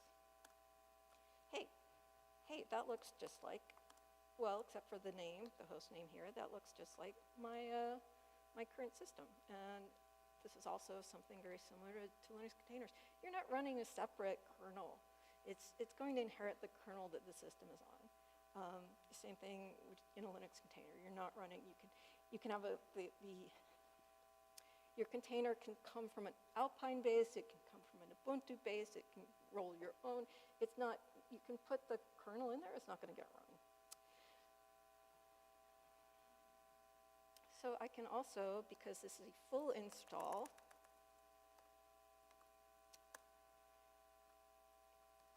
and that's my name. So, but it's still a file system. And this is useful, like you've seen services, services kind of the analog to the systemd control if you've used Linux. Jails are first-class citizen in FreeBSD. Both, they've been around that long, but they're also really, really useful. So it's, yeah, this tooling, it's made to, we saw BSD install. You don't necessarily need to run it for a jail. That's what you run when you install directly to hardware or directly to a virtual machine. But it's got, I just passed the jail argument and it says, hey, I'm installing a jail. Service usually operates at the level of your, again, your laptop, VM, whatever you're running directly on. But it takes the jail option and it knows that, well, this is a jail story, but it knows that you're running, you want it to run a process in a jail instead of. So it makes it, because it's still a file system though, it makes it, you just stop the jail and put some stuff on there. Unlike a Docker container, well, you could still do that, it's kind of ugly. But where you don't want to run apt-get inside your container, you want to run it in your, when you build your Docker container. But this makes upgrades easy. This system is set up to be a first-class citizen. But I can also do stuff like stop the jail. And if I wanted to, I could just, instead of pulling in a file from externally, I could run it. But, oh, I didn't. Actually don't remember if I did this right. Oh, yay, I got the resolve set up. It's actually, you can limit the network. This is sharing the host network directly. You can use something like VNet or some other create a virtual interface, which is going to confine and secure your network a lot more. It's going to limit it to its own network, and it's invisible. The server will not be visible, the server network. Okay, so that's a jail basic. Very simple. I can stop the jail and drop a file in there just directly from my host, CPE file into jail file, and restart it. It's there. Okay, so what do we mean when we say making FreeBSD cloud native? Well, it already has these containers, these semi-virtualized processes. So why do we want to do this? So we'll talk about what the standard for a container is. These are all standard containers. There's this CRI container runtime interface, one for network, one for storage. And this is a specification about the plugin. If a plugin is going to call itself a a CRI compatible runtime, it needs to run, these functions need to behave this way. These methods need to exist. You can create these in any language, as long as the specification, as long as they take certain arguments and behave in a certain way, give you certain outputs. So you have the runtime, you have the network, and the storage. So the runtime, network, and storage, the names are fairly obvious. But what do we mean when we talk about runtimes? So runtimes basically are run, when you tell it to run my container, it creates the container, the running processes, assigns whatever, if I'm going to run a network, if I want a network on my container, it calls the container network interface plugin. Storage is the same way. Okay, so what's next? Well, there's the Open Container Initiative, and these are standards about what container images should look like and how they should behave. This is, Docker containers. Docker containers are kind of weird. Docker is not really an actual implementation of the container runtime. But anyways, your images should behave in a certain way. And it doesn't matter if they're Linux images or they're Windows images or if they're FreeBSD images. They just need to have certain files in certain ways and be packaged in certain ways so they can unpackage in certain ways. So basically what happens is you have your runtime, which implements the container runtime interface. You have an OCI tool, and then you have the actual container. So runtime, we're talking about things like, again, Docker engine is not quite right. It's no longer standard in Kubernetes, but they actually use containerd as a shim. Containerd is a nice runtime. You can run containerd. I think Red Hat's OpenShift uses CRI-O. There's something like Podman, which is also out of Red Hat. Rocket, there are a lot of them, but containerd is the new standard for Kubernetes. So, and Kubernetes or containerd has been ported to FreeBSD, which is nice and convenient. So you can actually just run containerd directly on FreeBSD. Works. So, well, you need your OCI tool, so you can actually, which knows how to manipulate your actual container objects. On Linux, you usually use something called runc, run container. So if you were using FreeBSD jails, you'd call it runj. And runj is an existing project. It was created by Samuel Karp. It's got other contributors now, but it implements the OCI specification. So you pass it a certain options, and it behaves in a certain way and passes, ends up creating your object. So obviously, instead of creating containers, we're creating jails. Of course, if you were running this on Linux, you could still have containerd. This would go to runc, and then you'd spew out some containers. So let me show you something first. So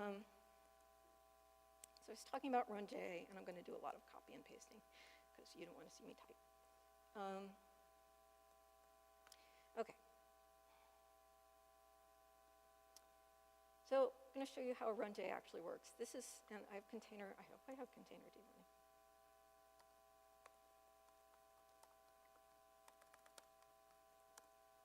Yay, I have containerd running.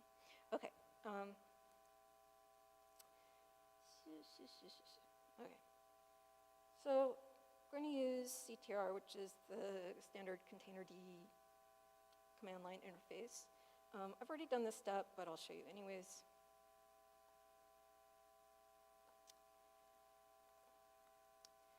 So Samuel Karp has built an OCI compatible image for FreeBSD, and he has kindly hosted it on a public AWS ECR, Elastic Container Registry. ECR doesn't care if it's, doesn't care what the artifact is, so it doesn't care if it's a FreeBSD image. Hopefully this will cut and paste. So I've already pulled this image. Oh, and my network isn't working anyway, so that's fine. Oh no, I see what, I made a typo. Yeah, okay. I copied twice. Yay, okay, I did already pull, so that's nothing new to pull. And then, hopefully I did not make another. Okay, so now, if I were running this as a Linux command, if I were on a Linux system and I wanted to run a container, it would look very much, I could use CTR if I were running containerd, and it would look very much like this. The biggest, I already had this running. We'll call this my JO container 2. Okay, so the command line here, run, I'm gonna run, you know, my thing. Runtime, I'm telling it specifically to use runj. This is the path specification. Snapshotter is how it's going to handle on the host system the storage. ZFS is, again, talked about lovely ZFS. It's going to manage our snapshots for us. It's similar to, I think on Linux it's using ButterFS, all right. But we can use ZFS, we can do anything with it, so including use it as our container snapshotter. And then this is my image, my FreeBSD 13.1 release, and I give it my name and my command. And so I'm in my container. I do not have a host name because I did not give my container a host name, but and I can only see my processes because jails have nicely done that for me. So I've run it as a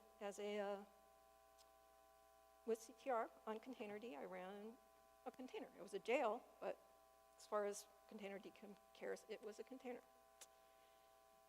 So, okay. So this brings us to another interesting thing. The FreeBSD is really, one of the nice things about FreeBSD is that it has gone out of its way, and by it I mean the maintainers, gone out of its way to play nice, play really nice, like be a nice host to technologies from other operating systems. And so it had pretty early support. I'm pretty sure that I mounted an NTFS file system on it at some point, read, write, and put files there and didn't corrupt it. I think it had a great ext3 driver. I haven't tried this recently, but I think the ext4 driver is read-only because of journaling. I don't know if you know the answer to that. I keep looking at that original here because he knows. But a lot of this is nice. It's one of the really nice useful things it did was make a kernel level Linux emulator. As long as you are running an architecture compatible binary, it will Linux binary. It will run it for you. There are some caveats. A lot of these are much nicer than they were. I don't know. The last time I did this 5, 8 years ago. 10 years, about 10 years ago. It's those dynamically linked libraries. So there are now packages you can install that will install a couple different Linux distributions, but will install the libraries for you, the dynamic libraries, so you don't have to hunt those down yourself. But it just, the binaries just run. You load you load a kernel module, you start it. It's like okay, you pass it. You try to exec a command that's a Linux binary. It says, okay, I'll just run that, unless you can't find the libraries. So this makes it possible to do some very interesting things. I could run a Linux container on FreeBSD. So how would I do that? Well, go back to runj, and I don't know why this works. It just works. And I've already pulled the image, but I will show you this. oh, this is really small. I forgot this is really small. So again, using my CTR command line, and I've already pulled this image, so it won't be an issue. But I'm telling it, same thing I did when I was pulling the FreeBSD, mostly image, telling it to pull from this image. I'm doing something very similar. I'm telling it to pull, but I'm telling it specifically to pull a Linux for a Linux platform image. I didn't have to tell it that when I pulled the FreeBSD image because it's FreeBSD, and so that matched. But I'm on a FreeBSD system and I want to pull a Linux image, so I have to specifically tell it that, and then I give it the actual image. I'm pulling just the standard Alpine Linux container. So now I can do this really nice thing. I can run a Linux container directly on FreeBSD. Now, to FreeBSD purists, you're kind of like, just run Tails. But I don't know. This is kind of fun. Yes. Wait, so how is that running? Because it doesn't have a Linux kernel to access. It's the Linux emulator, the Linux-ulator. Yep. So I'm still using the runj runtime, but because when it goes to execute the actual process, the kernel says, oh, hey, this is a Linux binary, but I know what to do with those. So boom, I actually have Linux.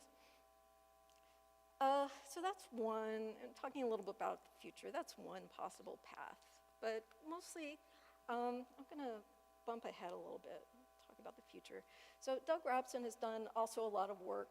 And Doug Robson, Samuel Karp, they're doing this on their own time. They're not paid to do this. They're excited. They want things to work.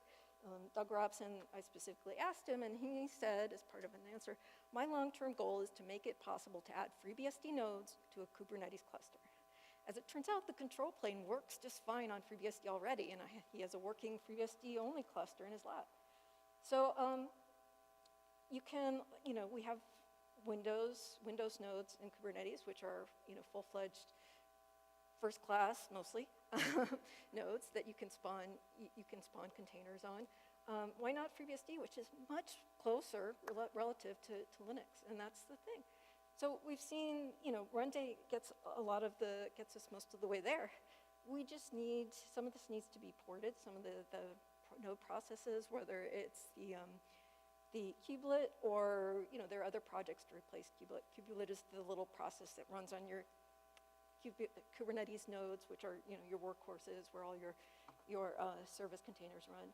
And so it's what talks to the Kubernetes API, which kind of sits between the Kubernetes API, the control plane, and your container runtime. So it makes total sense why FreeBSD should be a first-class citizen in the cloud-native world. And that would be great. And you could then use, I don't know what Windows, it runs its little containers. I don't know what they look like. But on FreeBSD, you could make jails. And you'd understand that they don't behave exactly like Linux containers, but hey, you're running on FreeBSD.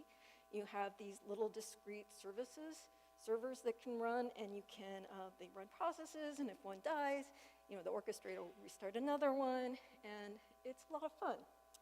And it's very useful. And as we've seen, if you have Linux emulation mode turned on, oh, hey, you could also schedule Linux containers on your FreeBSD system. Obviously, there are some caveats if you're using some really low-layer Linux stuff. But, basically, you can do that. So that's what excited me when I thought about it 2 years ago, because I haven't worked with FreeBSD in a long time, and I miss it. I was working a lot more in the Kubernetes cloud-native world, and why aren't we doing this? Why aren't these two things, it's the Reese's cup. Why isn't my peanut butter, my chocolate in the peanut butter, or how do I get the peanut butter on the chocolate? Because we've seen the revolution that containerization and orchestration have made, mostly on top of Linux. Just makes development, it's changed the game hugely. Almost nobody knew what Kubernetes was 5-10 years ago. Now everyone is running. And I say everyone, but it just makes sense. A lot of people are excited. We made a huge amount of progress. I haven't done anything except talk about it, but so I think that'll happen. And there's one, unless people want to stop for questions, there's one really, oh, yeah, no, I'll show you it anyways. So we saw when I installed the jail, it's the full FreeBSD file system. So it's kind of big. So, Docker containers can be really small. They can be really big, but they can be really small. So it's the same thing with, we saw with this root example, it's the same thing for jails. You can have a very tiny image. Because if I go back to my, all I had was, I have the binaries, but I copied my dynamic libraries. But I can now do, and I've already cheated and created this file. It actually may give me an error. Okay, we'll deal with that later. Oh, and I need to edit this.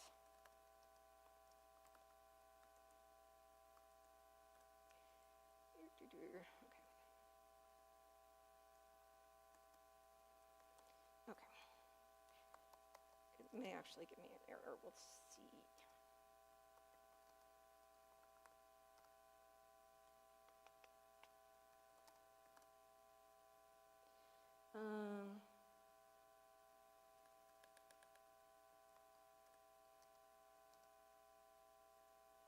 No, it didn't like that. Okay. Actually, let me do this.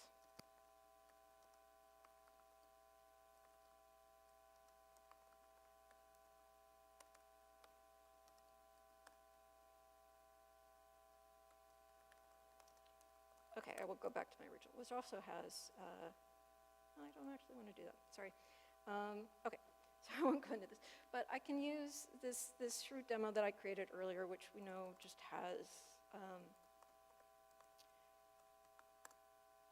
it's got the dev file system on it, but it just has a bunch of libraries and the PS and the uname binaries. That can be my image. This worked, I could run a jail off of that. Again, the jail does not need based on truth. I just need what I'm going to run. It's this very similar, looks the same on a Docker container, where it's just, your kernel, everything, all that boilerplate is outside.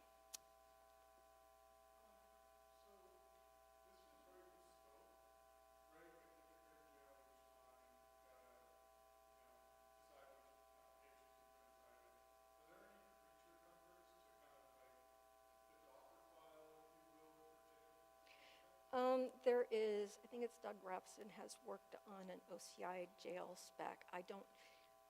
He has actually worked on, so he and Samuel Karp kind of came at it from different directions. Doug really wants, he wants Podman to be a full-fledged, Podman is basically Docker without Docker, but not by Docker. And he wants it to be a full-fledged runtime. And he's gotten Builda, which is the Docker build, Podman build, he's gotten it working. So it would be nice to have it more general. Again, people came at it from the containerd direction. But it's, yeah, you can build these images. He has some tooling to build the images. Or if nothing else, you can copy files into your root file system and tar it up. Yeah, but that's definitely part of, that's standard tooling. So people are definitely looking at that. Oh, I think I have it open. Do I have it open? I think I have it in the other, did I open? Okay, no, I don't. I need to generate a list of my references, but I will definitely point to, I don't know if you're on Mastodon, you can, okay. I will post those probably in the next 48 hours. Okay, so anyways, you can make really small images. You can distribute them just like Docker. We saw, with RunJ, with Samuel Karp's image, it was full-size FreeBSD, but it was an artifact that was on AWS's Elastic Container Registry, and I could pull it just like I pulled a Docker image for Linux. So this is just a snapshot of where we are.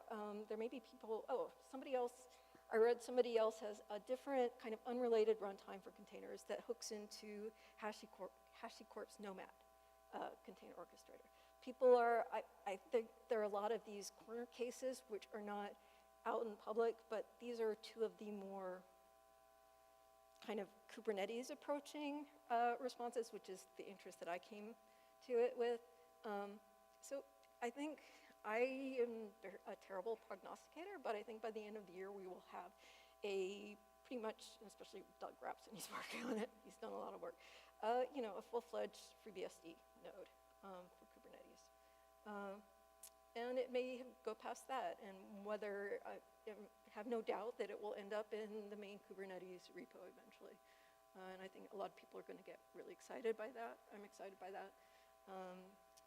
People who, like I am, I've worked with Linux, I work with Linux now. If you miss FreeBSD, that's great news.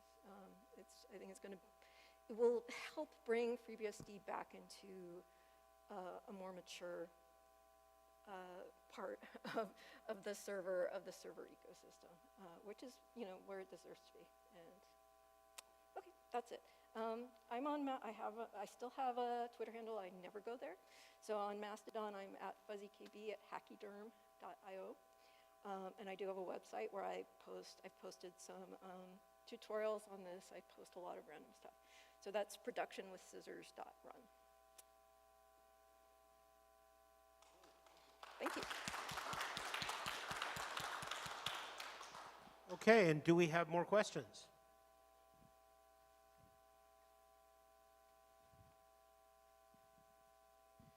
I know this might be a little bit beyond the scope of the talk, but like at work, we were a really heavy BSD adopter, even on desktop. Like we had it was like a Windows terminal server, but it was with XRDP and FreeBSD.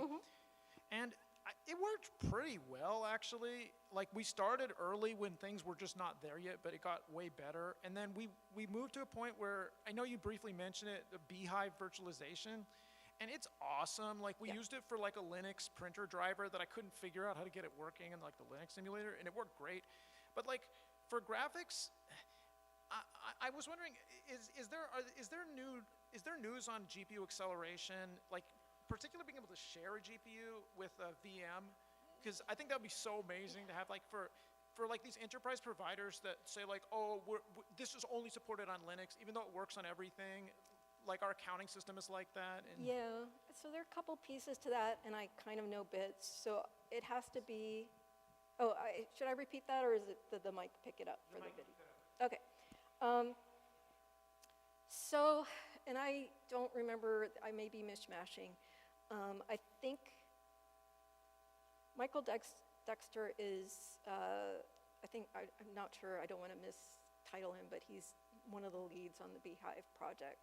And I remember asking about several months ago, and I think it was about GPU support. And I think he says they're working on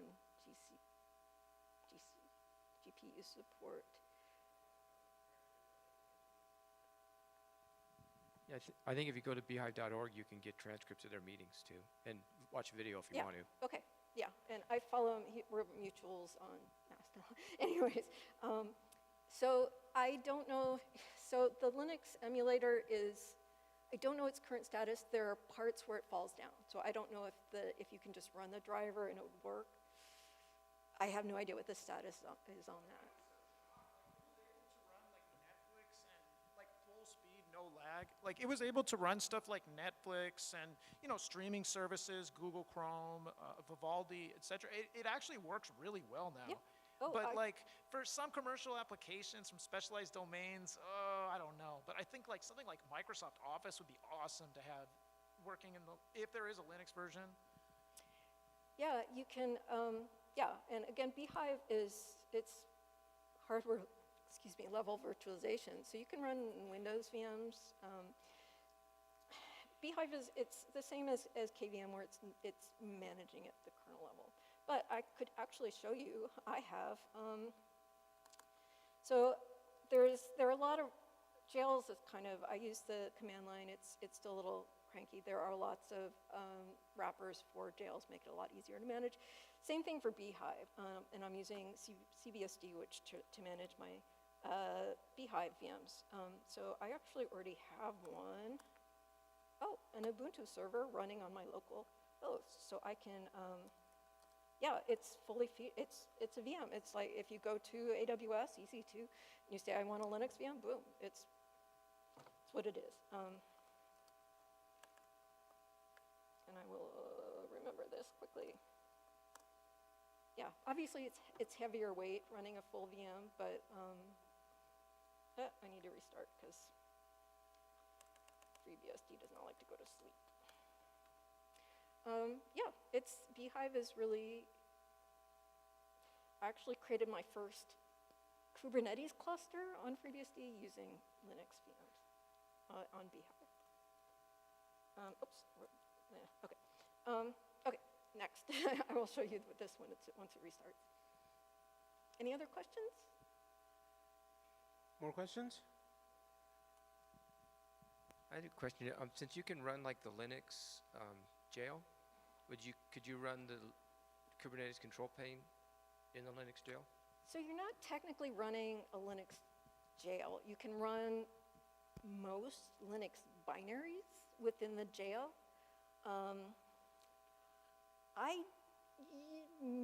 Maybe, so there's still some virtual network stuff that needs to be worked out to make that stuff, make the specification look, get really full-fledged networking in the containers. Again, a lot of people are actively talking about it. I don't think we're there yet. I don't know how Doug Rapson is doing it, but okay, so I can log. This is a VM running locally on my laptop. It's Ubuntu,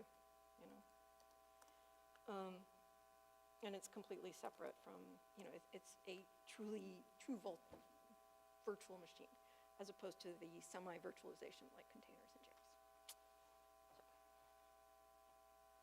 I actually have a question. Yes. So jails and containers are not the same thing. No. Has anybody explored trying to build a jail and ZFS native orchestration system? Probably, and I'm actually sure they have. I don't know what it is. Okay. No, there are definitely bits. People have done this. They've existed so long. Yeah, I think Pot and Nomad are kind of similar as far as orchestrating jails.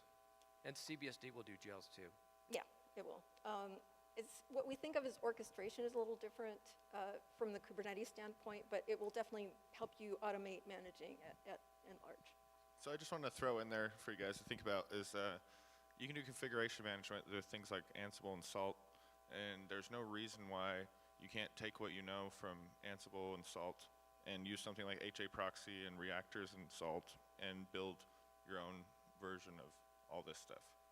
I mean, you can tell it, build me a jail, configure it, install these packages, do all these things. So I mean, if you want to, you can go down the route and hand build your own thing. But I understand the need, to put it into the standard tooling and get it into the community. But I'm just not involved in any of those communities. So for me, that's the route I'm taking with it, and it all works fine. Yeah, I mean, there's so many ways to approach it, and organizations, people should do what works for them. There is no one right way.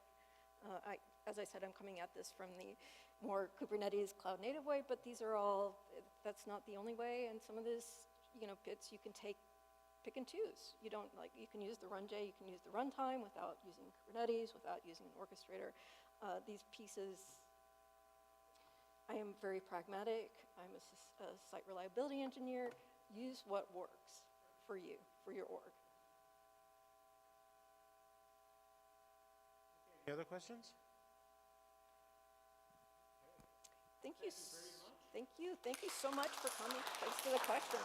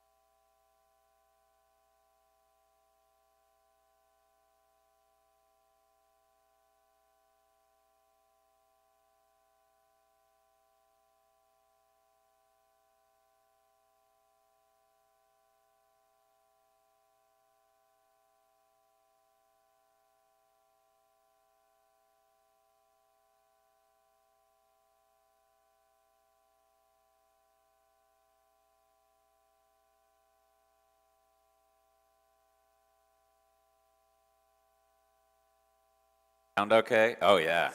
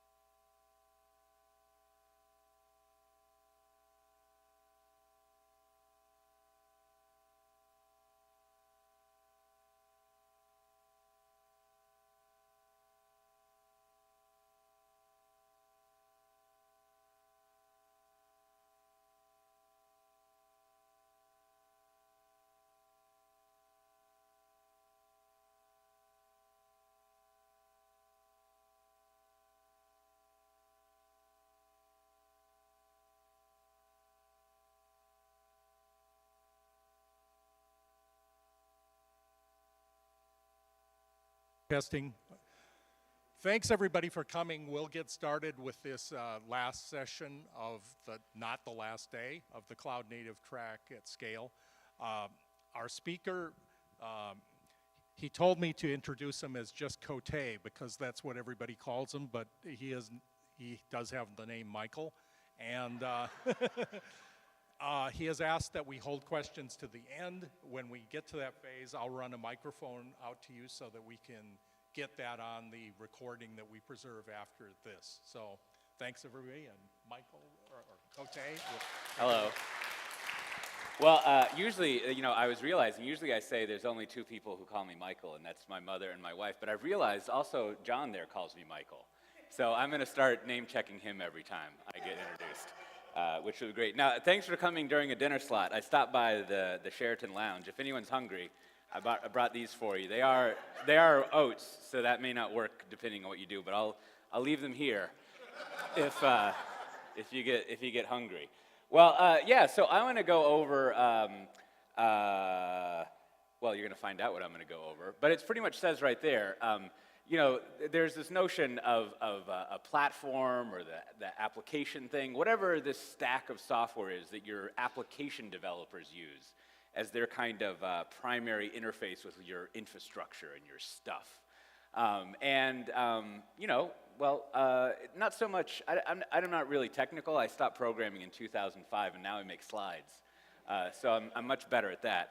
But I don't really want to give much of a technical overview because I'm not capable of it. But what I can talk about is how people have been, kind of the practices that they follow, the way they think about it. What are the lessons learned and the best practices for being successful with your platform, if you'll pardon the word strategy, your initiative. But before we get to that, I thought it'd be good to talk about mayonnaise. But really, what I'm going to go over here is, I think, whenever you're talking about something like infrastructure-y or platform-y or whatever, I, having been an application developer, think it's always good to remember why you care about infrastructure. Now, I just sort of told you I'm biased. I used to be an application person. But typically, in the case of a platform, the reason you have a platform, a thing that runs applications, is because you have software, you have application developers, and typically, the reason you have applications is because people are using those applications to accomplish some task. I suppose you could have an application that no one uses, which would be academically fun, but not very useful. So I think as you think about how you get a platform in place, what it is, how it's successful, it's always good to have the use case, the goal, the reason. Remember that guy who talked about the whys and stuff like that? Like the why that it exists. And that is when our mayonnaise friends come into play. Now, this is a story from a while ago, and it's a company that back when I was at Pivotal, now VMware bought Pivotal, so I'll go between VMware and Pivotal. Although I'm pretty well trained, I'll probably say VMware. But we worked with this company a while back, which is why I know the story. And they're a food services company, which means they will ship food to you or deliver food, or they will also run your big commercial kitchens, whether it's a campus or whatever. I don't think they would come into your home and run the kitchen, but they'll run a kitchen for you. And so, let's consider they're a business, right? There's three core things businesses want to do. Among other stuff, they want to make more money, make more profit, and retain and get more customers, right? And generally, the way that they do that is they focus on, part of what they focus on is like optimizing costs, doing things as affordably or cheaply, if you prefer, as possible, not wasting, and then having good customer experience. So let's go all the way down to the kitchen here. So those are the big drivers from way on high. People who have big dry cleaning bills have these priorities. And they thought, we've got these kitchens, and we want to have better customer experience, and we want to optimize them. And currently what we're doing is we have these 3-ring binders of the recipes that these chefs use. And obviously, we're doing some digital transformation, so we need to put them on an iPad. So let's go get, and that'll make things more efficient because paper recipes, you lose them, you got to ship the new recipes each week or whatever the period is. And it's important that you sync up on the recipes because you want consistency of the food, and also, presumably, down there at downtown or headquarters, they figured out the most optimal, affordable way to make recipes. You don't have This guy being like, well, what if we add truffles to it? Like, you know, you're kind of limiting the expenses of the meals that you have. So it's very analogous, actually, to the way that a lot of IT is managed. You have a centralized governance that kind of gets sent out and enforced, and you follow what's in the run book or the recipe book, so to speak. And so they set off the application developers, and they gave them the mission. What you need to do is you've got to digitize these 3-ring binders. And now, normally what would happen is the developers would say, like, sounds great, and then they would do that, and they would give it to them like 3 to 18 months later, depending on how good they were at getting software out. But instead, and again, focus on, like, this is the goal that we're shooting for, right? Instead, these developers, because they were good and very focused on how they can make their software better rather than just doing what they were told, which, now that I think of it, is a great way to pitch a developer. Would you like to not do what you're told?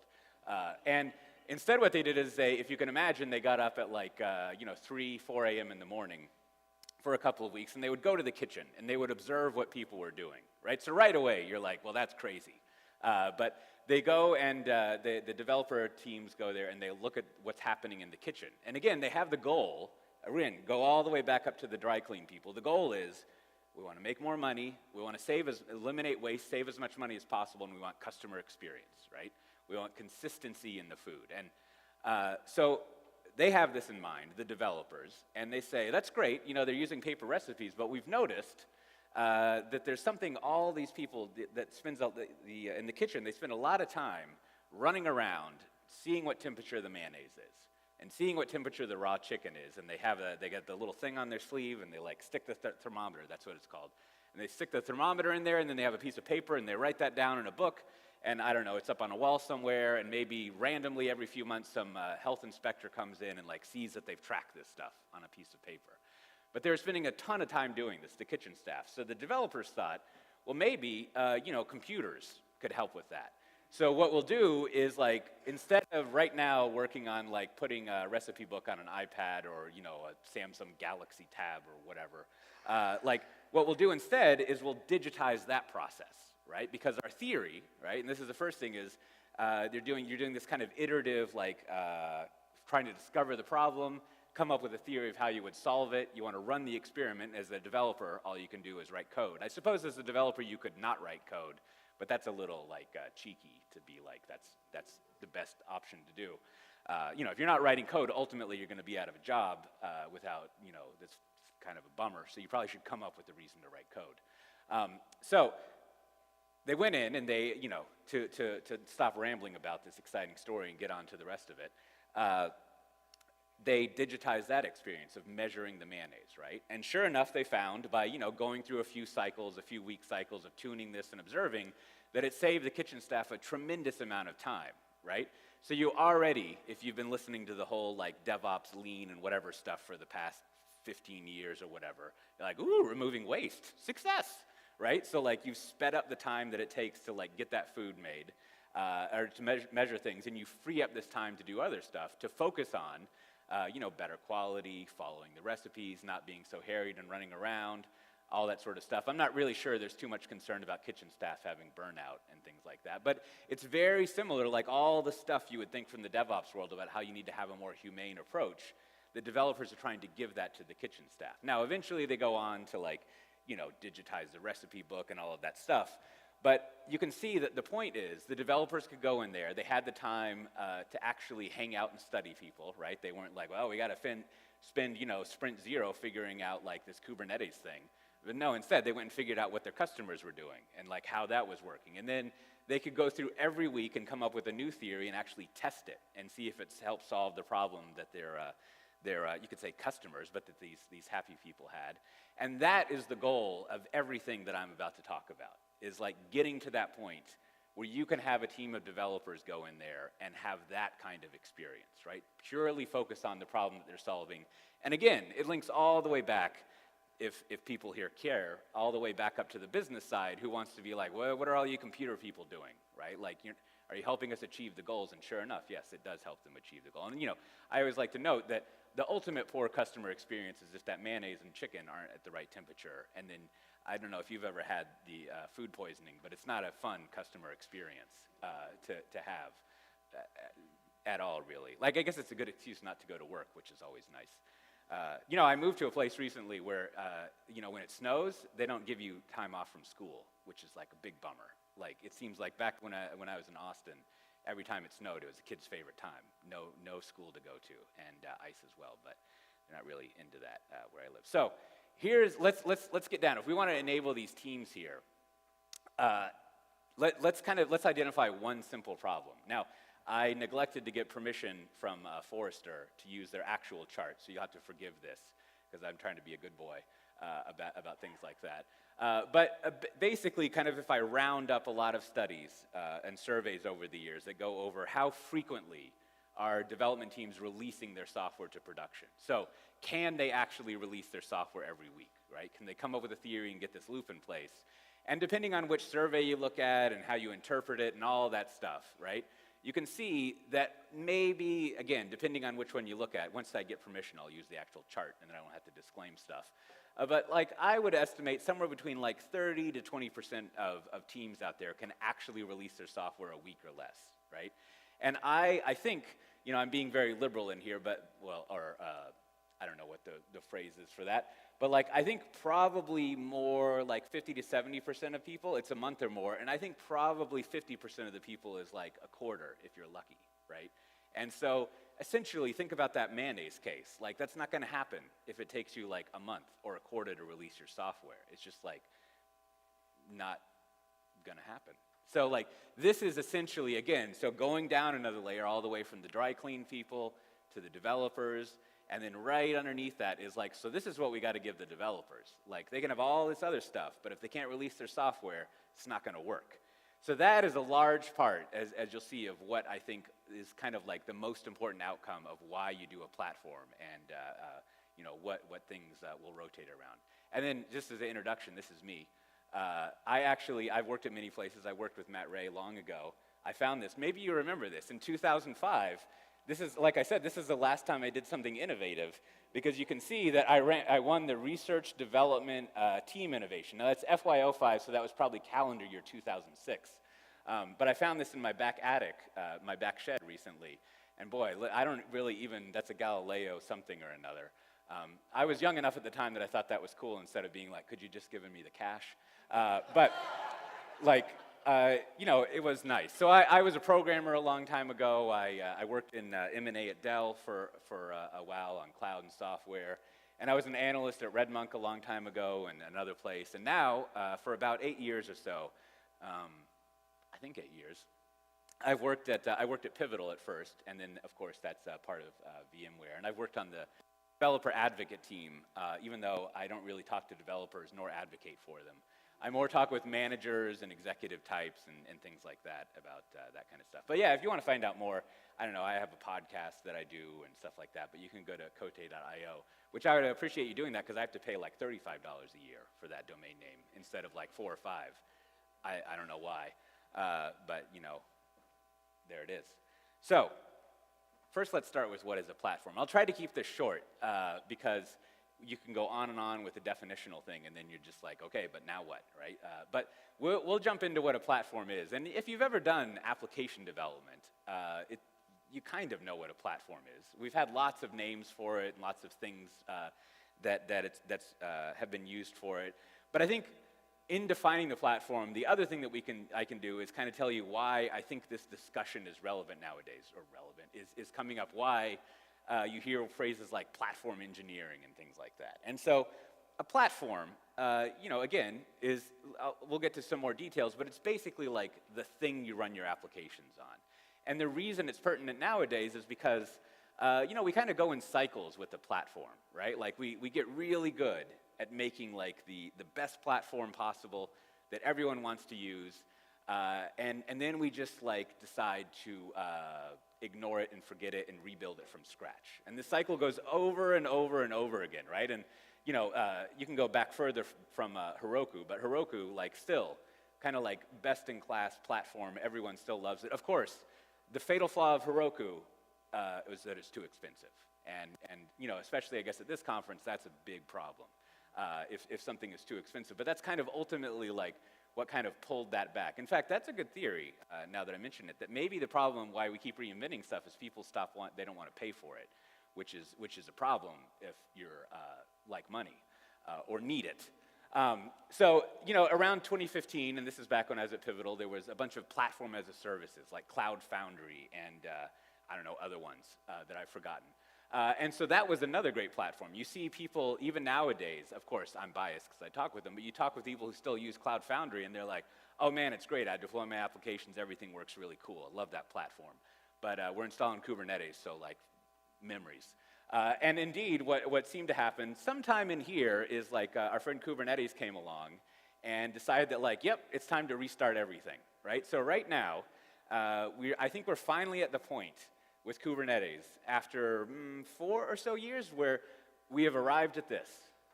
Congratulations, right? So now you can stand up Kubernetes, you can go to your developers, and you can be like, here's your blinking cursor, ready to go, right? Now, that doesn't really work for developers, right, as numerous people will go over, right? Like some developers enjoy not going to talk to the chefs and instead spending a lot of time figuring out what to do with the blinking cursor. But most of them would like to say, here's my application, let's get going, right? Like, and just actually start using it. So this is why platform conversations, I think, are happening a lot now, is because we're right here. Like we've kind of gotten rid of the past few cycles of platforms. Those are no longer cool. No one wants those. Too expensive. And now we're like at the very beginning of building out what this platform is going to be on top of our new friend here, good old Kubernetes and other stuff. And so finally, what are the components of a platform? Well, this is from, there's a newer version of this diagram, but I like this one better. So I'm going to use it. But this is from a CNCF like working group of a working group to define what's in a platform. And I think this is pretty good. I like this because it means I can show you a vendor agnostic diagram of what a platform is. But I guarantee you, if you go look at, including our own at VMware, if you go look at any vendor's platform, it pretty much looks like this, right? You've got your infrastructure under here. You've got this middle layer, not supposed to call a platform as a service, a platform. And then on top of here, this is kind of what's new and interesting nowadays, is you actually have like very developer-centric tools and collaboration stuff, right? That hasn't necessarily been part of previous platform sort of revs that we've been going through. But, as you look through this stuff, it's like, yeah, I mean, that's if you're running software, you need all these things. Hence, the thrill that we get to reinvent it all the time instead of just kind of using what was already there. But that's great if you're into like getting work. Because what you get to do is you can build this entire platform on top of this blinking cursor, right? Now, as you're out there building the platforms, right, again, you want to keep a focus on like who it's for and what the goals of it are, right? So this is back from 2018 from the ThoughtWorks people. Just as a side note, these ThoughtWorks people, they're great at marketing. Every time they come up with something, in my VMware Pivotal position, I was like, why didn't we write that like 2 years ago? Like, we would probably do a pretty good job just like sending ThoughtWorks stuff to ChatGPT and having them rewrite it and post it on ourselves. But they're fantastic at documenting things. And this one back from 2018 really, I think, captures the essence of what a platform is nowadays. And remember, it's like very focused on developers, right? Like it's very, very focused on how do we make the application developers' daily life and lives easier, right? That's what the focus of a platform is. Now, I mentioned that there's this kind of new thing, like, so you hear like platform engineering, right? And so this rev of platforms it has that much more closer focus on not only it being for developers, but thinking about what are the tools on top of the platform that developers use, right? Like, basically, like, what's all that Atlassian stuff, right? That we can pile on top of there. And so that's where you encounter this phrase, let's see if my laser works, this phrase, internal developer portal, right? Or IDP. Now, I think this is one of the most boring names I've encountered in my entire career, like portal. I don't know about you, but every time I hear the word portal, I don't want to be involved. But whatever, that's what it's called. And it's actually like, again, if you look at this diagram, and you go back to this diagram, kind of the same thing, right? But you can sort of pick out how there's more developer-centric stuff like your build tools and stuff like that. So in this rev of doing platforms, we're further trying to like pull in as many different tools as possible that are used to get the software out the door, because it has that bigger focus on helping developers out. So that's as brief as I can possibly make a definition of platform stuff. Again, hopefully the notion that you get, I mean, especially if you need some references, I didn't mention this, but you know, these are also platforms. So, you know, and unless there's a lot of, well, judging by the look of some people, you probably recognize many of these things. But, you know, again, it's this stack of stuff above your infrastructure that you run your applications in, right? So that's what we're shooting for with the platform. Now, let's say you have a platform in place, right? Now, luckily, because we do have this like eternal reoccurrence of platforms, right? We actually have lots of knowledge and lessons about how to run them. So while we might delight in rewriting all the platforms and recoding them, we don't actually have to rewrite the culture or the process or the ways of using them. We've just got a better tool that we're swapping out, and we can kind of reflect on like at least, you know, I just kind of chose 7 years arbitrarily. Well, actually, was it arbitrary? I forget. I guess that goes back to 20. I can't do math in public. That's very embarrassing. But back when I was making this up, it was basically about you know, the height of the platform as a service era, more or less, before Kubernetes started coming in and just sort of you know, bringing us back down to the infrastructure layer. So that's what I'm going to do with the rest here. Is like, so you got your platform in place. Like, how are you going to have it be successful, achieve the ends of having your developers be able to wake up at, you know, 4 a.m. in the morning and go watch chefs? I mean, if you're like operations people, like any excuse you get to wake developers up before 10 a.m. is probably delightful for you. And so that's what's going to be motivating you to build these platforms here. So the first thing is, again, take on that perspective of like a platform is to support application developers, right? So the first thing that you're going to want to do, you know, straight from the sort of like DevOps and lean sort of like area of thinking is like, you want to think, all right, so if the goal is to like get application developer stuff out the door, like I don't want to be involved in waking up that early in the morning and go watching people measure mayonnaise. They can do that.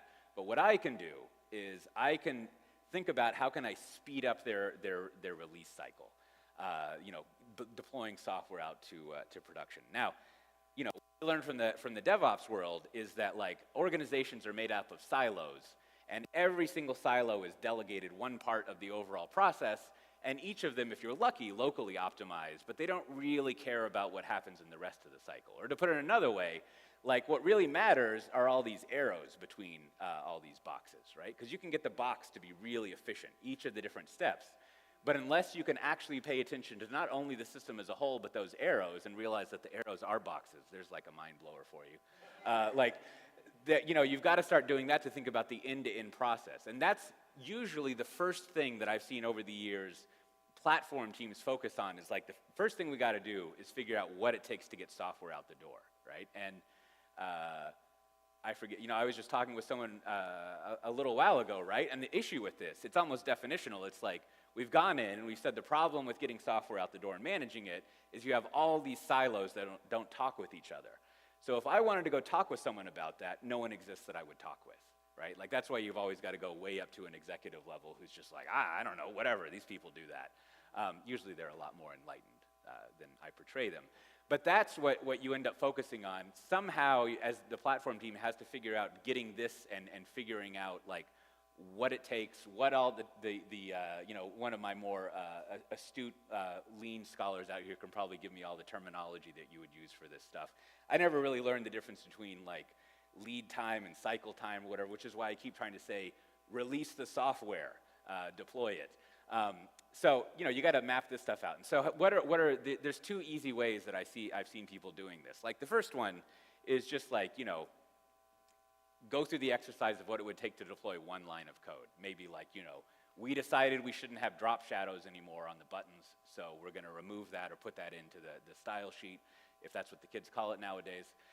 And then we need to deploy that so we don't have drop shadows on the buttons. Like just one line of code, and you go and you chart out everything that would have to happen, right? Like all the meetings you got to have, like all the stuff you need to do, how long it would take in waiting and actually doing, and then you construct this people call this all sorts of stuff, just the end-to-end process together. Now, an especially like clever way of doing this, I think it was James Waters I heard saying this, is like, don't even deploy one line of code, just assume you're going to redeploy your current version, right? And that means you've got to start all over again as if that current version is like basically done, and what's it going to take to just get it into production? Like all the meetings you need to have, all the testing that you need to go through, all of the checking of things, like how long does it even take? Which is actually kind of nice because it takes out your development time, which again, we're targeting in a week. So you just load that week back in there, I guess, in your optimistic scenario. But what's fun about that, right, about this exercise, if you do it realistically, like the best, I would recommend if you're doing this, do this assuming that you're going to be doing this between the third week of November and like, basically the third week of November is when you're going to be, like in the States at least, it'd be different in Europe, but that's when you're going to be code complete. And then say like, all right, you're done the Friday before everyone takes a week off. And then they're going to be off for a week, and then you're basically going to have maybe 2 weeks before everyone disappears again. And so like, schedule some meetings, see how that pans out, right? And essentially what you're going to find, what you'll find by, going through the slot exercise are all the activities you need to do. And that becomes, once you draw that out, that's sort of like your map for things that you're going to start improving, right, as the platform team. What can we do along not only like, people-wise and with process, but like, how can we go in with tools that we have by changing the process around and optimize all those different things, right? So that's kind of your first go there.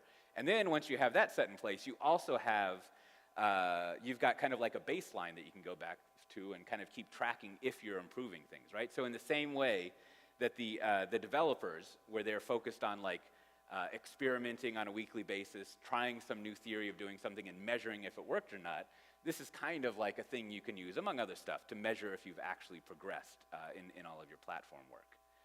So then the second thing is, and this is again, as with all sort of like reoccurrences of stuff, this stuff was like always there. Like, I was there long ago when all this DevOps thing was happening. And boy, all the ITIL people would get so upset. And they would be like, clearly, you didn't pay the 400 pounds sterling to buy the 9 editions of service delivery in ITIL, or the 9 parts of it, because we wrote about that in volume 6 of service delivery.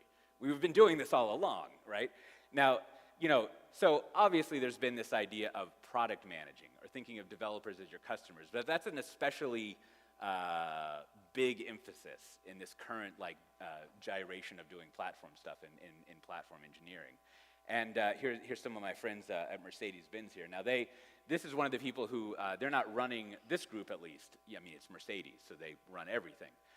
But they're actually running a platform as a service, a Cloud Foundry instance. But they're a great wealth of like what it takes to run a platform. And anyone who's run a platform for a couple of years will say the same thing, is that what you do, a huge shift you do, is you're no longer doing service delivery, right? You're no longer delivering a set of infrastructure or services. You're thinking about developers as your customers, and you're product managing the experience from them. Now, if you're in operations or infrastructure and you have a product manager on your team, then you can go get dinner now, because I'm not going to tell you anything that you don't know. But if you don't have a product manager, that's like kind of like the next step that you go through, is like, all right, if developers are my customers, what does it mean to have a customer? And you can go through all sorts of stuff, but in the software world, this is where, having really only lived my life at vendors, it comes in very handy. I know what product managers do. I do a podcast with one of them. And like, product managing is a very, very well-known practice that you go about. It's very well described. It's more or less easy to learn about. It's got its own weird little fun language and conferences and stuff like that. But the essence of product management, I mean, really to boil it down, is you have a product manager, and they know who the customers are, and they also know, like, let's say the capabilities of the technology you have, like what's possible. And there's lots of things product managers do, but the core thing they do is they say, this week, we're going to do this. And I know that sounds ridiculous, but I like to boil things down to simplicity, or to be simple. And so the product manager is always thinking about what's the next best thing that we can do to help developers out, right? Now that's, in contrast, that's not like, what capacity do we need to achieve these, the kind of performance characteristics that we have and the cost metrics that we have, right? Like the product manager obviously cares about cost and performance and things like that, but their primary concern is like, is this gonna help the customer out, right? Not so much, is this the right way of going about stuff? So having a product manager, very, very important, right? Like that's a key role that's on a lot of these platform teams. Now, if you're kind of curious, like how to start doing product management for developers for a platform, right? Like, you know, again, product managers would be like, well, of course this is what you do. But if you haven't really done product management, what you do, big shocker here, is you ask your customers what their problems are. And you know, there's all sorts of ways you can go about doing that. I think this is a pretty good one. I helped write up this kind of survey that some of our people have used with organizations. And really, this is one, I know you can't click on it now, but you can get the slides later. But you can basically take this survey and just like stick it in a Google form or a Office 365 form, whatever. And it's basically just a series of baseline questions to go out. And if you start sending this out kind of pretty frequently at the beginning so you can kind of measure your success, but you'll very quickly find out what developers need and what problems are, right? And so again, this is another way of like if you're measuring what you're doing and you're asking your customers what they need, you'll get and you ask the right questions, you'll get a lot of input about, again, what a product manager does says, here's what we're gonna do this week, right? Like here's the thing that we're gonna pick. And because the way the survey works, it's like on, I don't know what I'm about to say here because I'm a philosophy major, so I assume it makes sense, but you're doing it on a Likert scale, so you can go in and like sort from the top of the mountain to the bottom, ascending. And you can figure out like the most important things ongoing that you would want to do. That's the other thing. If you stop doing software development, you get marginally good at Excel, which is fun. Ascending. I only know the word ascending because of Excel, because you have to know that. So you got your whatever you want to call it, value stream, your end-to-end process. The arrows are boxes, remember? And then the developers are our customers. We got to product manage it, Likert scale, whatever that means. So let's say you've built your platform. This is like the first thing that people encounter, and that is, and this especially happens if I talk with people all the time who have this. They're like, we built out the Kubernetes clusters. I don't know why I'm talking to you, VMware, who wants to sell me managing Kubernetes. We have Kubernetes. We got 5 Kubernetes. And we built them for the developers because, you know, it's inevitable, it's the industry standard. You know, even though like, you know, 5 to 10% of the industry works that it becomes a standard at that point, which is fine. You can tell I'm a little sore about Kubernetes, but I went through the full-on like grieving cycle back in the fall, and I'm cool. It's fine. I just use humor to deal with things. But they stand this up. Right? So you've got the blinking cursor, and then they're like Cote, although they might call me Michael because they don't really know me, and they're not my mother, my wife, or John. So they stand it up, and they're like, why are the developers not using it? In fact, they go off and they use their own thing. We built this great Kubernetes for them, and that is often because they haven't really thought about platform marketing, advocacy, and to a certain extent consulting. Right? So. You know, if the idea of product management is a crazy idea for infrastructure and operations people, try marketing, right? They're probably, I passed by someone in the expo hall. Who are they talking with? I forget. It was the Grafana people or whatever. And I just overheard them saying like, oh, no marketing pitch. And I was like, oh, come on, right? Like, I mean, you walk up to a booth here. What do you, like, whenever I hear someone say no marketing pitch, what I hear them saying is don't be boring, right? Which hopefully I'm not being, only a few people have left, so I guess it's succeeding. This is not a marketing pitch, except for a little part. But you got to market your platform, right? And it's not only like you're going to send out like your weekly email that's like, you know, think of the trees before you print this, if people still do that, like that kind of thing. But it's really, really like product marketing. Again, like us vendors would do, or really anyone, right? So what you're thinking about is how do I establish like, well, first you got to have a name. That's incredibly important, right? And one of the things that's important about a name is that you've got to come up with your own name, right? And there's a colonel in the Air Force who told me once going down an elevator, he was like, oh yeah, you can't call it Agile, right? Because if you call it Agile, what's going to happen is all these people who don't want to do Agile are going to come and tell you why you're not doing Agile, and therefore, you know, it's like my hair's a bird, your argument's invalid kind of thing, right? And so you're going to get in all these types of arguments because you're not following Agile to the, to the T, like whether it's Scrum or XP or Crystal or I don't even know what people do nowadays. And so instead what you want to do is you want to come up with your own name for something, right? So that you define what it is. So you've got a brand, you've got a name, and you can see you're starting to set up a bunch of principles, right? And actually these organizations, they end up coming with like physical, like three-dimensional like books that document not only the tools, but document their approach, the way they think, what a platform is, what the interactions are with them, right? And this is, two of these are from Mercedes here, right? But they spend a lot of time on marketing and brand and kind of building up like identity around it, right? In the same way that like, again, back to the application developer world, like you can encounter someone who will say, you can encounter two different people who from the outside, they appear to be the same type of person. And one person would say, I'm a Java developer.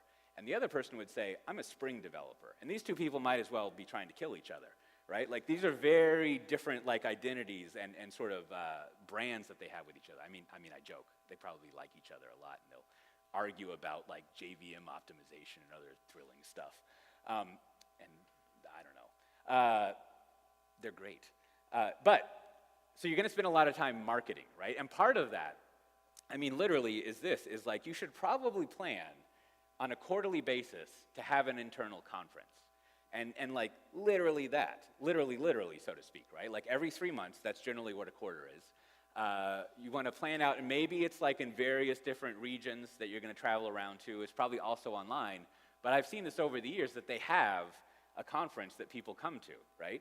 And what you do at that conference, and this is where the marketing comes in, right? Because this marketing, it goes into not only bringing developers to your platform, but it also is key that we'll get to eventually to scaling it out to your hundreds, thousands of developers. Because what marketing does, and I don't know,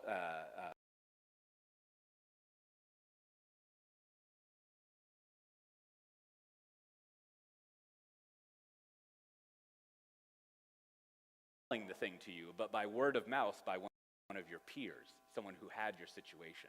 So at these conferences, sure, you give a presentation about like, well, here's our platform and it does this and it's pretty cool and whatever, but what you start building up is you have other application developers who have used your platform and they go over their experience doing it. And like, they're the ones who become your, if you'll forgive the term, if you don't like it, I mean, I like it because they help like pay my bills, your salespeople. Right? They're the ones who are going out and establishing this is a good idea, here's how to do it. And it's also like a great source of feedback for your product management, which is maybe a little too much deep into that.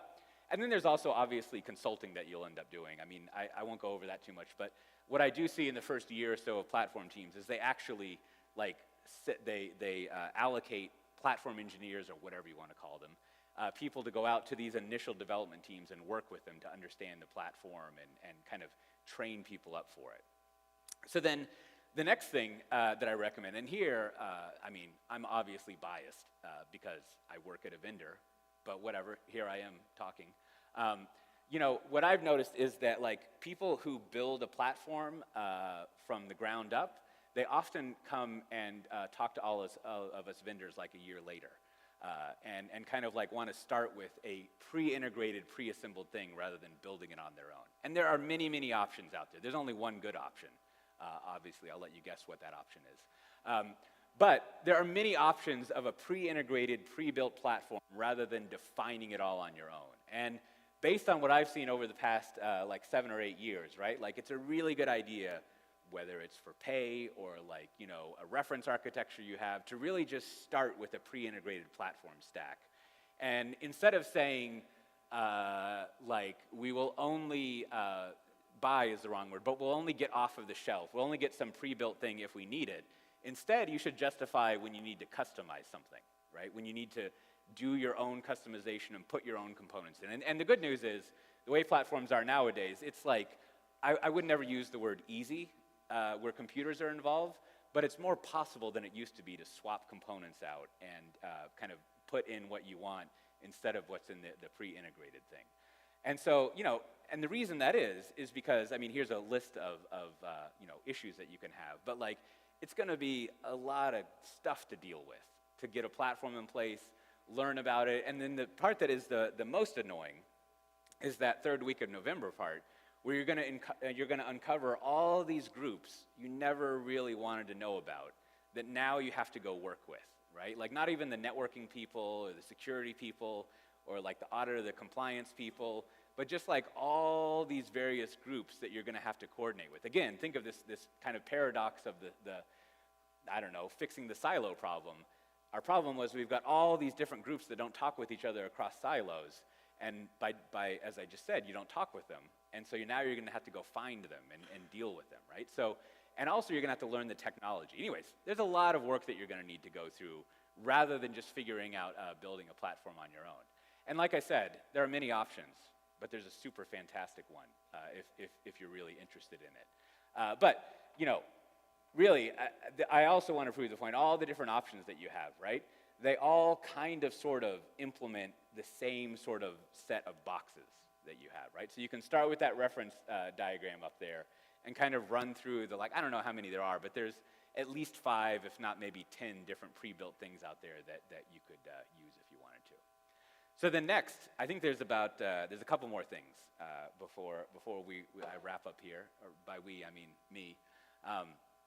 And that is, and this is something that I think is really important to go over with people, and hence I go over it with people, and that is setting your expectations about the timeline for things, right? Now, we well, I'll speak for us application developers. Us application developers know that things are always, well, you could say that they're late, but I prefer to think of it as, you know, you just had the wrong date picked for delivery, right? Like, my way of thinking is I'm never late for a meeting, someone just started it too early, is really how things worked out. But similarly, if you're putting a platform in place, you're fixing up how you're doing software, what you're gonna find is it's gonna take a lot longer by years than you think it should, right? You're gonna think like, in order to transform our 100 teams, or, you know, if you're like a JP Morgan Chase, you know, we're gonna move all these 25,000 developers, by the end of the year, they're going to be using the platform. Or like what I hear very frequently nowadays, there's this big re-interest in moving everything to public cloud, despite you know, the kind of like little bit of kickback about repatriation and stuff. But I talk with executives all the time, and they're like, oh yes, we have the target that by, the last one that I heard was great, is they said by March of 2024, we're going to have moved 60% of our applications to the public cloud. And like, you know, I did a little bit of math in my head, and I just, you know, changed the topic because we were there to kind of learn about new customers we would want to sell to, so I didn't want to insult them. But like the timeline, it's going to take a very long time to achieve these big goals that you have. So you got to really pull that back. And just as a representation of that, right? So I was lucky to be kind of in some meetings back in 2015 at the Home Depot, which you know, normally I present to people in Europe. Everyone here knows what that is. You get this, they call it a DIY store in Europe. Isn't that adorable? Instead of a hardware store. But they started way back in 2015 of this goal of like, we got to do software better, right? And they went through the process that I'll go through after this, but it's not, I mean, they were successful all throughout, but finally back in, it's actually 2022, not 2021, but if you go look at their, what I think it's like Q3 or whatever, some quarterly report they had, their CEO was directly talking about something I was talking with some people, not just me, I was just in the room about, and that is this pro business where the people who are contractors, again, it's great, y'all know what that means, I don't have to explain it. You know, people who are contractors, those are pros, and they finally have gotten their software in place where they've like grown the revenue, you know, for some of the pro contractors, like by hundreds of thousands of dollars, right? And that's taken a long time, and that's just one, it didn't take just that one application, but if you think about the scale that the Home Depot works at, they're putting a platform in place. It's going to take years and years before you get like these gargantuan results that you're transforming all of the things over, right? So you've really got to like set expectations that it's going to be a lot longer than you think it would be, which, you know, salespeople I work with probably love that, right? Like it's going to take a long time, so start small. So here's like the kind of timeline that I've noticed happening. So there's kind of 2 parts to it. One is, let's just call it the first year or so, right? And the kind of initial phase. And this is the reason it takes a long time is because in true product management fashion, you kind of don't know what you're doing or what needs to be done. Now, you know, all these diagrams I've shown, you kind of know what you're going to end up with, but how it works in your organization how you build it and fit it to what your needs are, you have to discover and figure out. So what you want to do is you're going to pick like 1, maybe 2 application teams. You go out and you find an application, and right around the same time when you're building out the platform, you find this application, these developers, and you're like, all right, we're going to work for like 3 months, and our goal is to like get a release of your software out on our platform. And like, that's it. So like whatever wacky business case you made when you closed the deal, or you got permission for this that was like, oh, we're going to have this return, just be like, that's great, let's put that over there. Like, just get the one application and focus on that. And, you know, it needs to be an application that's like real, but not one that's going to like bring down the business if you mess it up. So like in the example of Home Depot, one of the initial ones they did is like the software that runs the custom paint desk, right? It's an important piece of software, but it's not going to like crater the company if it doesn't work. But you use that as a way, again, just like our mayonnaise people, of like exploring and discovering and experimenting with what works, right? And that's also part of like what's different kind of with a platform team, and why you're product managing it is you're kind of learning and experimenting with that. Now, after 3 months, you know, you get to 6 months and 9 months. That's how math works. And then, you know, eventually you get up to a full calendar. You're adding 1 more team, then 3 more teams, and you're kind of like always going up more and more with teams. And eventually, you get to this point where you use this practice. I forget which DevOps report, but in the last couple of years, they cited this idea of pairing and seeding, which is something that I've seen over the years platform teams kind of use a lot. Is you have your initial team of that application developer team, right?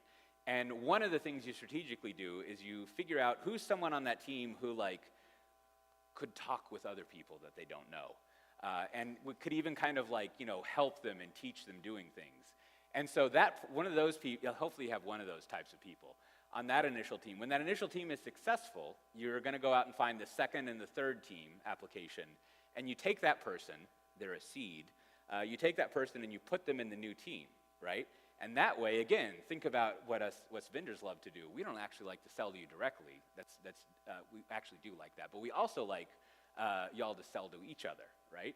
And so you have the developer who is previously successful with using this new platform. So you kind of move them off into this new team, not only to like train and teach people how to do things, but also to like say like, it's great, it works, to be a trusted person to endorse it. Now, what we advocate in the way that we do this stuff at VMware and in Tanzu and Pivotal, whatever you want to call it, is we actually like advocate pairing up. So not only pair programming, but pairing product managers and pairing all sorts of stuff, which is, you know, some people like that and some people don't, but I found it's quite effective. There's all sorts of research papers that says it's good, but, you know, also you should probably floss every day, and I don't.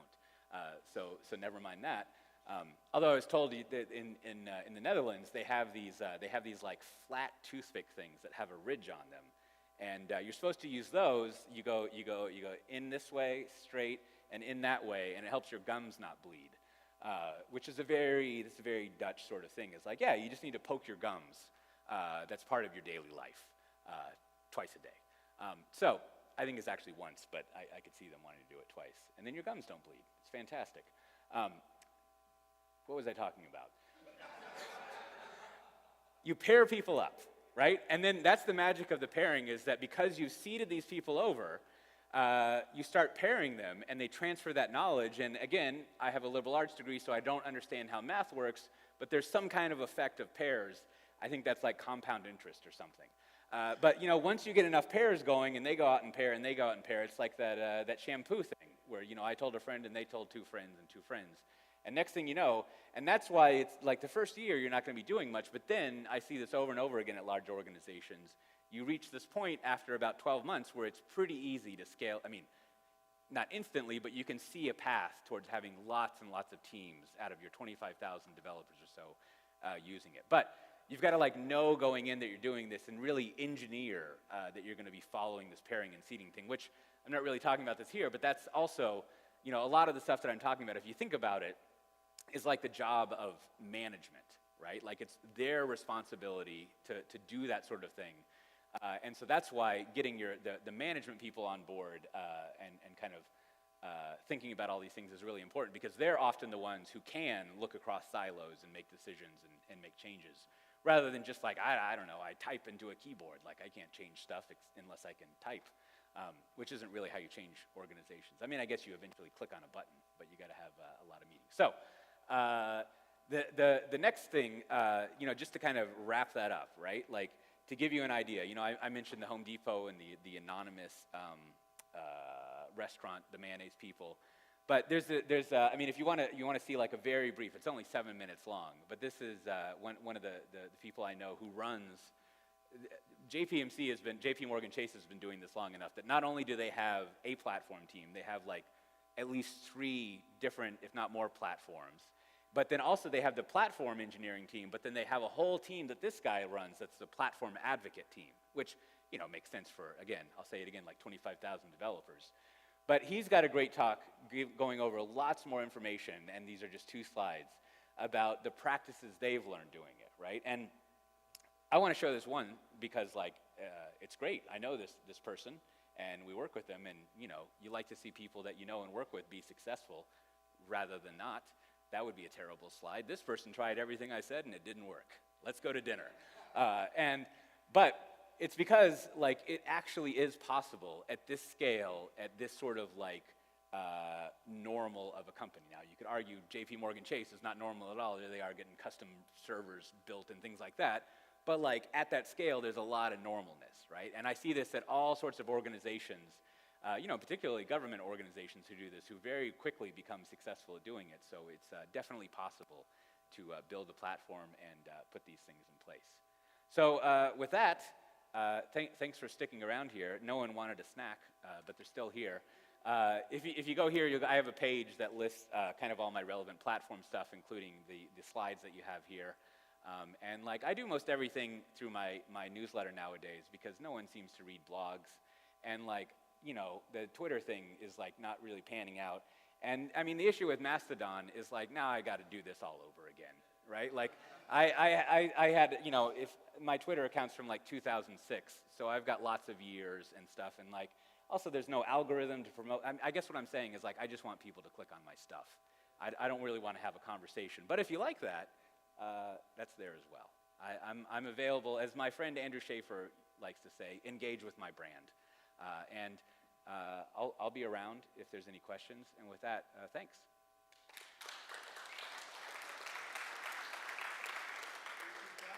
If you've got a question, please raise your hand and I'll run the mic out to you. I thought I was going to get away, but. This was the best talk I didn't realize I was going to, so thank you. Oh, great. I'll have to parse that, as they say, but I appreciate that. It's very nice of you. I love how many like awesome reports and studies you have in your slides, and I'm just curious, like, how do you find all of these? Oh. Like, what you're mining gold here. I want to see where your gold mine is. Oh, sure. Well, you should subscribe to my newsletter, first of all. But no, no, I was going to say more seriously, but equally seriously.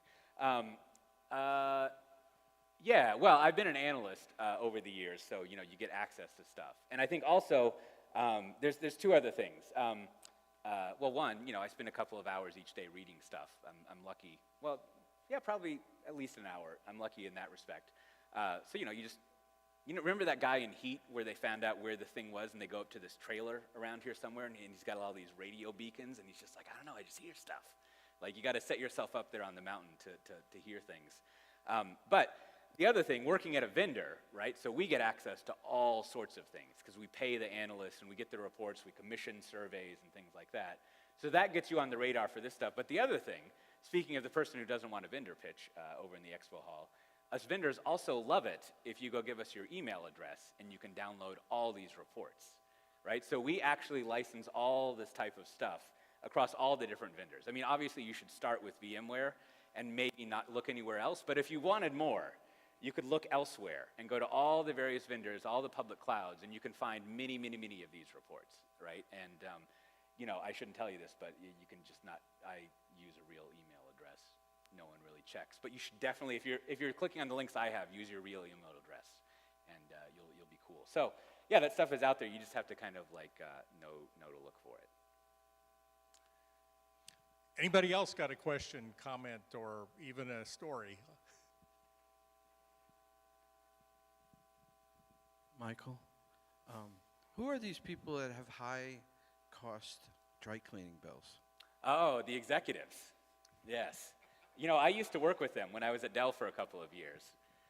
And they at first they seemed crazy. People who wear the starched shirts. And there was a guy, to use the word again, who literally drove a red Carrera. Did I say that right? A red Porsche. And I was like, boom, I've arrived. Like, I've met the dry cleaning executive person. He's a very, very nice person. Very effective too. Like, so yeah, I mean, you could deride them as like the MBAs, the managers, the executives. But the way that I look at them, and I kind of alluded to this a little bit, like if I'm talking to that kind of crowd, I would say something more like the following is like, this platform, this organization, that is, think of yourself, an executive, as a programmer, and this is your application, right? You're responsible for architecting it, for developing it, for testing it, for deploying it, and caring for it ongoing, right? And so really, like, they're the ones who, if you think about your whole, if you're into systems thinking, which I barely know what I'm talking about there, but as I've demonstrated, never has stopped me before. But like, you know, if you think about the system of your organization, they're the architects and the managers of it. They're also the people who like make sure that you get paid once or twice a month and that the business is functioning. So very random, on the last slide, one of the bullets was cloud parties, and I was just curious. Which one is it? Number 6. Number 6. What cloud exactly is parties. a cloud party? You know, I don't know what that is, but it sounds like fun. Yeah. I think you know, like the presentation's only like 8 minutes long, so maybe he defines what that is. But yeah, I'm not sure. I mean, my guess would be, is it else there? He might also mean like dealing with the various parties involved, not fiestas, but the people involved who are doing cloud stuff. But I'm not really sure. Maybe he literally means like, yeah, we're going to go have an event and make people think we're cool. There you go. That would be great. Depending on your geographic region, that may or may not be possible at a global bank. We got 1 minute before 7. Anybody got a last question, comment, observation? If not, why don't you? Oh.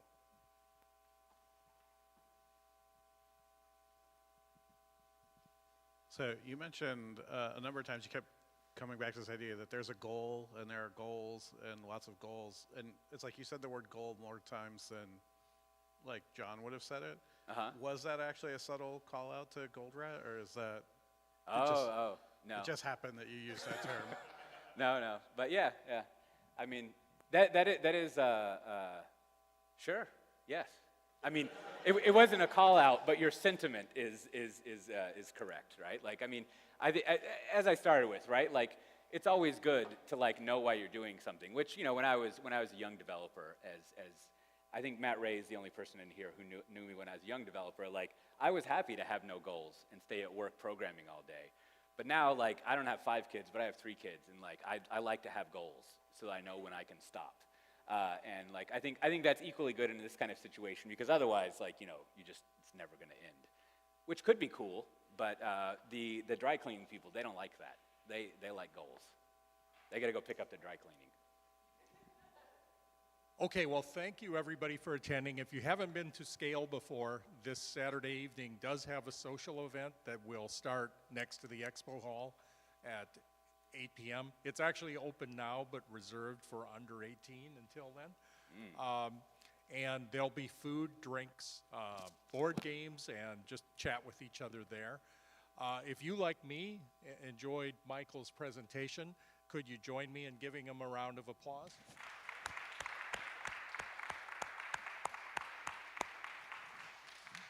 And then the Cloud Native track will resume in here tomorrow, and the conference will close with the legendary keynote speaker Ken Thompson. So stick around for the whole thing. Thank you.